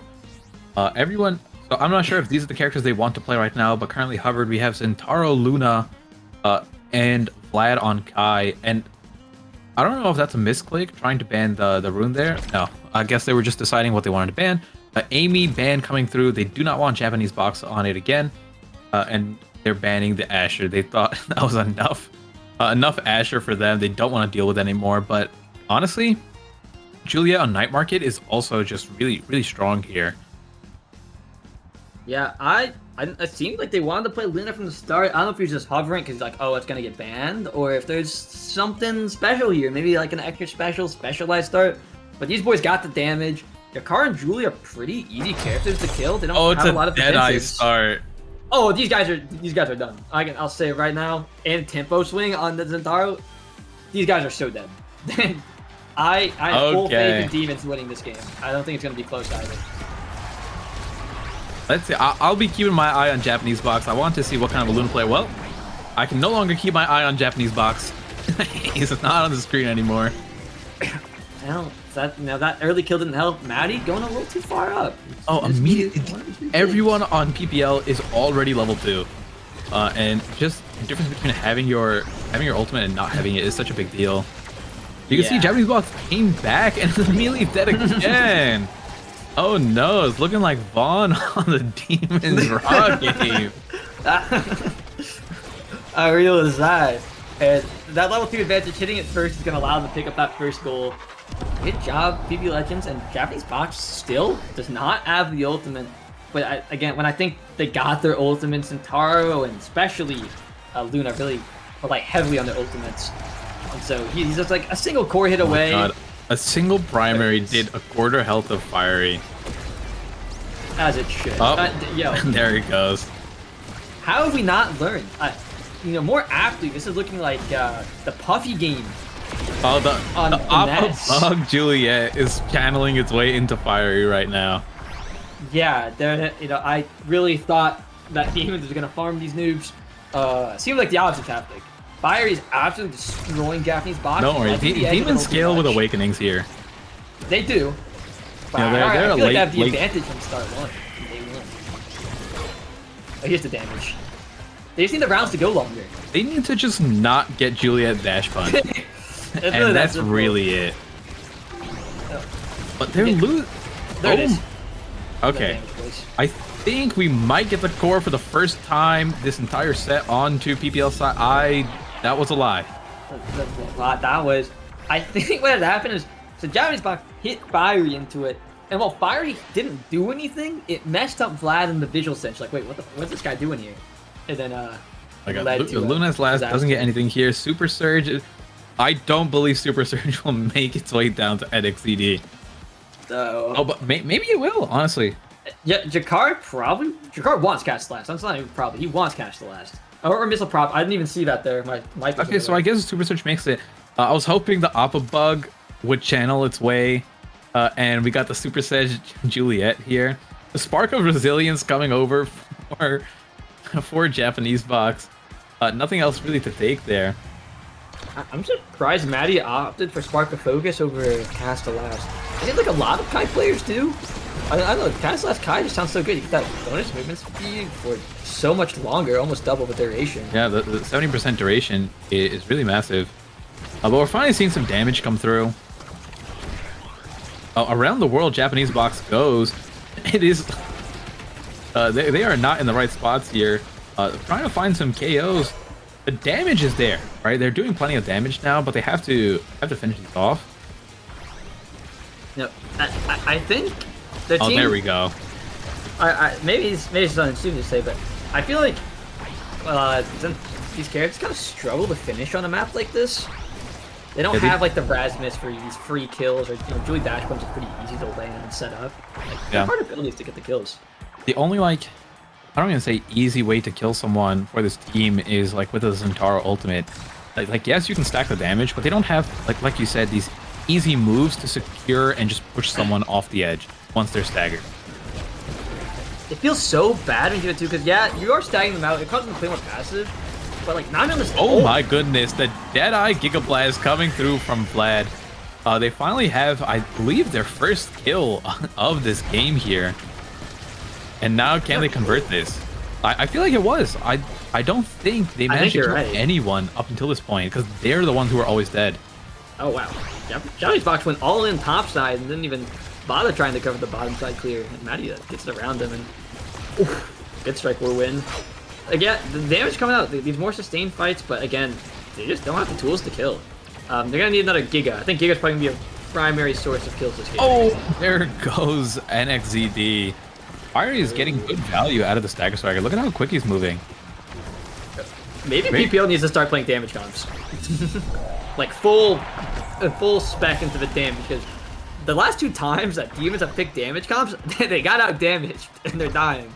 Which is not what you want to do on damage comps. Because the nice thing with Fiery on Juliet here, it doesn't care if you're staggered or not. Like, he'll just kill you because Demons is playing really towards the edges. and you just cannot do that against the Juliet, right? The pummelers, tempo swing, like there's just plenty of damage from Fiery and knockback to consistently KO you. Yeah, Fiery's been Oh, and there it is. The other combo, Barrage Giga. It's so fun to watch. Aesthetically, it looks so cool.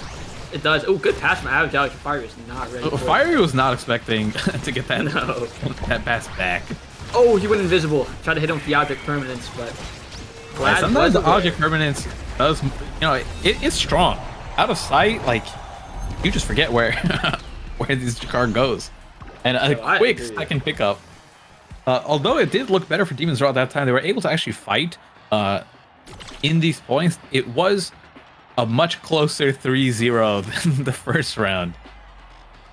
I don't know. These guys just need to kill them. Simple as that. So we'll put them in the grave. Not a lot of damage awakenings here. Don't let this guy get bulk up or prize fighter. Oh, he took quick strikes. So they have the ability to spec into his damage. Yo, is Vlad AFK? What's going on? I don't. What are we taking? Bulk up. I really wish Kai would have gone bulk up or prize fighter just to try to pump up the damage a little more, because they're not killing them now, and they barely picked up any more damage. Luna's faster might help them with the core control aspect, but I would like to see. Oh, there's the damage. Yeah, there it is. The Zen's gonna start pumping it out. Bulk up. Was it bulk up, super surge, tempo, wand? That's some good damage. They're gonna be getting them low now, and it's just a matter of fact if they can kill them or not. Yo, what's Fiery have? This guy doesn't even have any damage away from him. How does the dash don't do half his ult? It's pretty much just tempo swing plus Luna being low staggered character and level 3 to Fire's level 5, right? Yeah, I didn't even realize he is level 3, which is not the spot you want to be on Luna. He's already so squishy. But again, they got the damage. They have the damage now. That bulk up hit seems to be really big for them. It's also just nice to have the extra stagger too. He's living a little more, so he's not as scared of dying. But another thing is, because it's tempo swing, you need to coordinate your damage again. Because if you don't coordinate your damage and you just kind of trip at them, they're going to heal it up. They have tempo swing, and especially the way Julie and Jakar operate, they are going to chip you down and slowly heal up in the process. Yeah, and if you don't finish off Fiery, within a few seconds he'll have the HP back anyways. Oh, good kill off the side, and Average Alex in that 1 HP. Oh my, opening the gates and launching Average Alex pretty much back to their own goal. Seems like they got what they needed. That's 2 points. I didn't even know how he got here. Yeah, they're playing well. Japanese box does seem like he's surviving a little more. I mean, they both got staggered, essentially. Actually, all 3 of them. Their whole team just got. Oh, right. The second I realized now, because he took the agility there, which ends up being an extra 200 stagger. Yeah. So, but playing on the side. Yeah. Fiery is finding less kills off the side, though. Seems like they're starting to adjust. Get away from the edge. And hopefully they can just last it out, get Japanese box out here and start pumping up the damage. Not a good position to be in. NXZD is on the other side of the map with all 3 of PPL in between him and his own team. Oh, but they do manage to at least bring the core back and pick up 1 barrier here. Looking for the next barrier here. They're in an opportunity to actually take this round if they can push just a little bit further. But again, it's like they are stacking damage, but they can't keep the core with them as well. They got the damage. I think a big part of that round is that because once you get a kill when you're playing these heavy damage comps, it is really hard to come back from the deficit. Because by the time you're back up, that whole entire 12 seconds you were down, they were putting damage into your other team. Yep. It is so hard to come back. Oh no! Oh, that is unfortunate. But no, there's the kill. This could give them what they need. Maddie's 1 HP with no dodge as he's just flipped, so he's practically dead too. Oh, and the McDouble! Oh, it looks like this could be their first set in this one. Maddie sidestepping them like crazy. And while he tried to barrage the core, Vlad barraged him instead, and he's down. And okay, I don't know if forwards in the net. Can they get this? No, I think these guys are pure forwards in the net, not lacking, defensive capabilities that most midfielders possess. Oh, but there we go. Demon's coming back. This could be the comeback. They could make PPL 4-2. If Luna gets any of the remaining 2 Spark, especially Spark Strength here. Oh, there it is. But Luna's so far down the draft. I think it's because it's a 3rd Spark, they might let it slide. Because Fiery wants the BD here, right? Like BD or Heavy Impact or 1-2. I don't think you bother with the Spark of Strength. And then Kai, there it is. But Luna gets extra special though. I mean, it's practically the same thing. The swing that has just happened, because now he's extra special. Kai is essentially down in Awakening. He's not going to get much value. Oh, actually, no. Kai has Spark of Focus. This is my fault. Oh, right. Because there was 2 Sparks in that round. So this was the final Spark. Yes, that was the final Spark. And now Maddie is actually going to be pumping out more damage, trying to penetrate through that extra stagger that they had gotten the round prior. And if Japanese Box just gets 1 kill, the catch-up EXP will be a lot. He'll probably shoot up straight to level 7. So, you know, maybe this extra special, you know, starts slamming down some nukes. But he is looking low with no energy for elusives either. He's trying his best. He's trying not to stay at the edge. You can see how careful he's being, but he will, like, in just any dash bench combo, he's just gonna get hit. But nice, forcing the elusive out of Maddie here to get the. Oh, they get the kill too. Oh, the damage. Yes. And Japanese Box does manage to get. I don't know if he got the KO there, or if that was NXCD's KO. I'm not sure. It was hard to see. There's so much stuff coming up. I think it was Japanese Box who got the KO. I think his missile finished him off, but maybe not. Oh, good damage and forcing out the elusives. Oh, look at them. This is how you play a damage comp, boys. They started to realize. Oh, he's coming with the flip. Oh, there it is. You can only escape so much, and I don't know if PPL has a way back into this one. I'm trying to think of what awakenings are left up, but I think all of the defensive awakenings are gone. Like, oh, there everyone. goes the dash punch. NXCD has his dash training too. You can see how quickly he moves around the map. Oh, but got chucked out so quickly. Even with the man out, they were not able to take any barriers here, and all the flips are coming out. Maddie has his flip too. Can they defend with the man down? Oh, really good clear from Vlad. They still managed to do it even through. Oh, there's plenty of damage coming through now. But yeah, even through the flip, they held 2v3, which was really impressive. Oh, Fari's looking really low. No elusive. They should try to get rid of him if they can. But look at how quickly he regenerates back up. Yeah, Stagger Swagger's defensive capabilities are so strong. I mean, you can kill through Stagger Swagger. You just need to coordinate that. Like, you just need to delete him from the map. Yep. It's definitely possible, especially if teams a little more experienced in the kill comp meta. It seems like Demons is a little bit newer to kill comps, and they just don't have that coordination that you'd expect from a top level team. Okay, there we go. The first barrier coming down, and Demons is holding down their final barrier so well right now. Yeah, Vlad's playing a great game. I wasn't really aware of how good Vlad was before this, but he locks it down.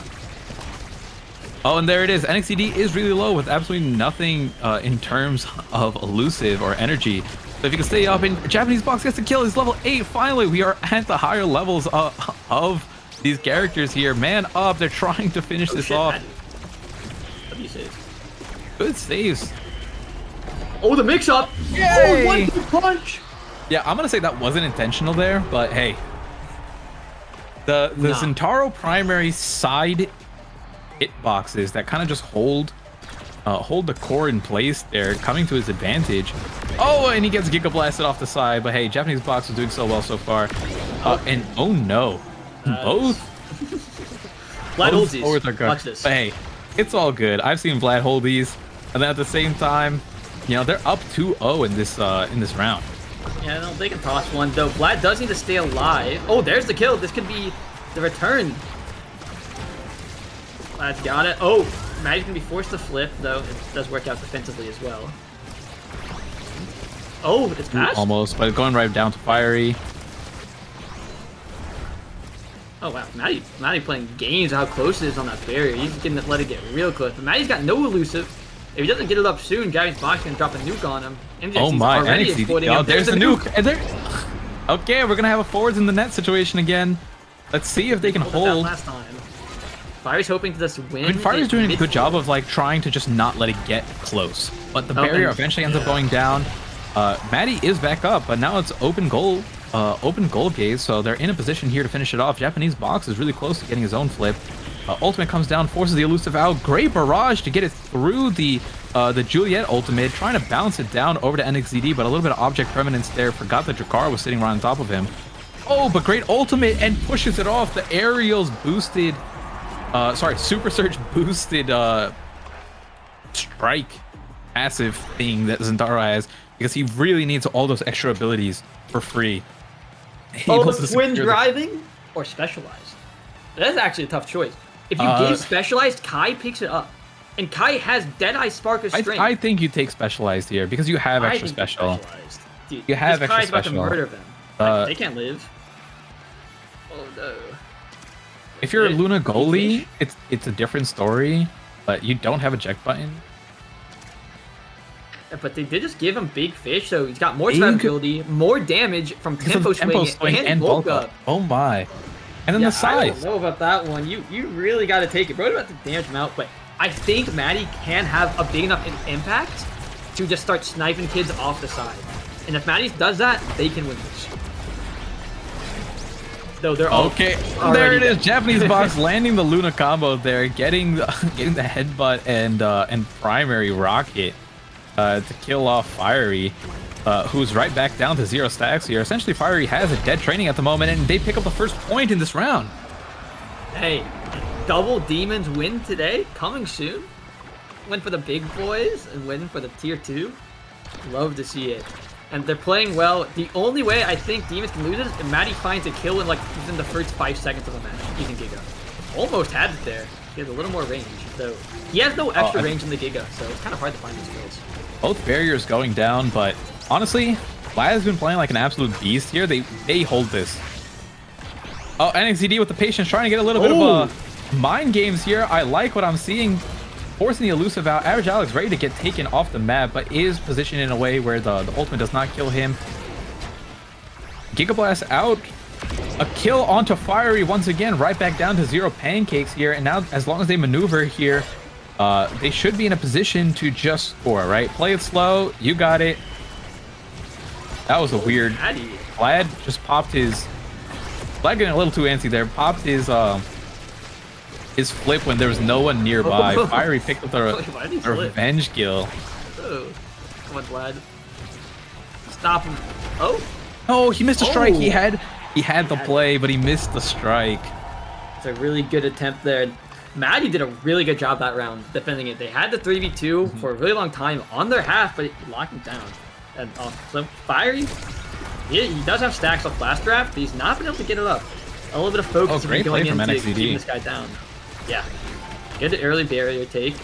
Hoping to do it again. They got the position. They're stacking their hitboxes. I don't know if PPL is going to be able to come back from this one. Oh, maybe I spoke too soon as the barrier goes down early and Fiery wins the strike war. Wins the strike war, has the quick strikes, didn't need it in that position, but they could not finish him off. The Stagger Striker really helped out there, keeping him alive. Demons are going to come back from this. They got the flips. They just need to kill someone. That's all. That's all. There's no extras. No if buts. Someone just needs to die. But PPL has so many dodges up. That's going to be hard. Yeah, they have so many elusives here. You know, Fiery is generating it pretty quickly because of his quick strikes. But both barriers gone here. PPL in a position to finish off the entire match. NXZD trying his best to get that final barrier, but Maddie holding it down really well. Oh, but nice play to strike and flip to bait out some cooldowns before getting the barrier here. Doesn't line up the secondary fast enough. He's nervous. That's what I like to see. Oh, Average Alex has the flip here. Oh no, he's dead. Oh, he's got the advantage. Fiery. Oh, they're holding. Strike? Hold it down, Vlad. This is where he shines. Under pressure, and four more seconds out until Japanese Box is out.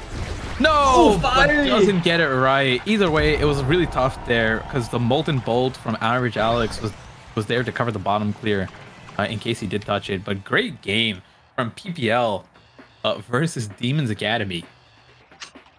It's such a close series, and it really seemed like they had everything going into their favor going into this last set. They had the damage awakening. They had some good survivability. Maddie, while getting specialized, did not make too good use of it. You know, he didn't snipe anyone off the side. Of course, the damage was there, and making some good defensive plays with it. 54,000 damage from NXDD. Yeah, I mean, it's a bit balanced. One the real important thing, though, average Alex doing 40k on Jakar. He out-damaged Box by almost a 12k. And this guy was playing, like, Deadeye with Double Spark, Extra Special. Nah, he had damage. I don't recall what average Alex had. I think he had Missile Prop, Heavy Impact probably, if I had to guess. 20k damage was pretty insane. And again, that's a lot of damage on Jakar. You don't typically get to see it that high, but he was pumping out a lot of stuff. But you can see the difference in like how Fiery had so low amount of damage compared to NXDD, right? Like the two brawlers, the difference in their damage is insane, but the difference in the kills is like massive. We talked about it in that first set that while demons have these characters that do like, massive amounts of damage, they don't have consistent ways to send them off the edge. But Fiery, who didn't really care about the damage he dealt, was able to just constantly keep picking out KOs from the side with his dash punch. Yeah, he is so. I mean, Fiery's performance in those early rounds is what allowed them to take the game eventually. They did adapt to it. After about set 2, I think Demon started to realize, oh shit, we need to stop playing near the boards. And Fiery stopped being able to get those punishments, but I think they're starting to get a little too scared of the boards, which often happens when you're getting farmed by Julie, is you don't want to get too close because you're going to die. And so you step too far away and they start exploiting you on the side, just keep on hitting it down over and over again, knowing that you don't want to approach. Yeah. But as we wrap up the final game of the day, some things that, just for reminders for you guys, is make sure to check out more NASA gameplay and games in general over at Vaudible's channel on Twitch.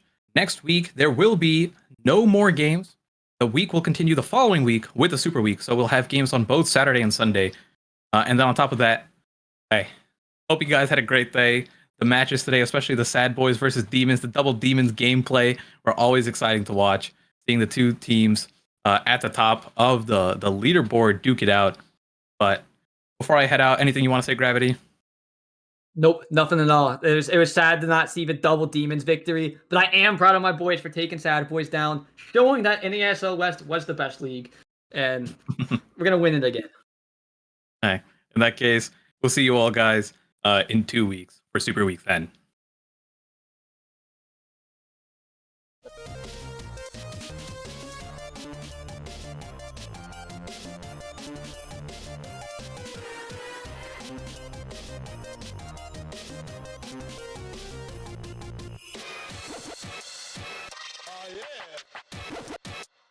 Yeah.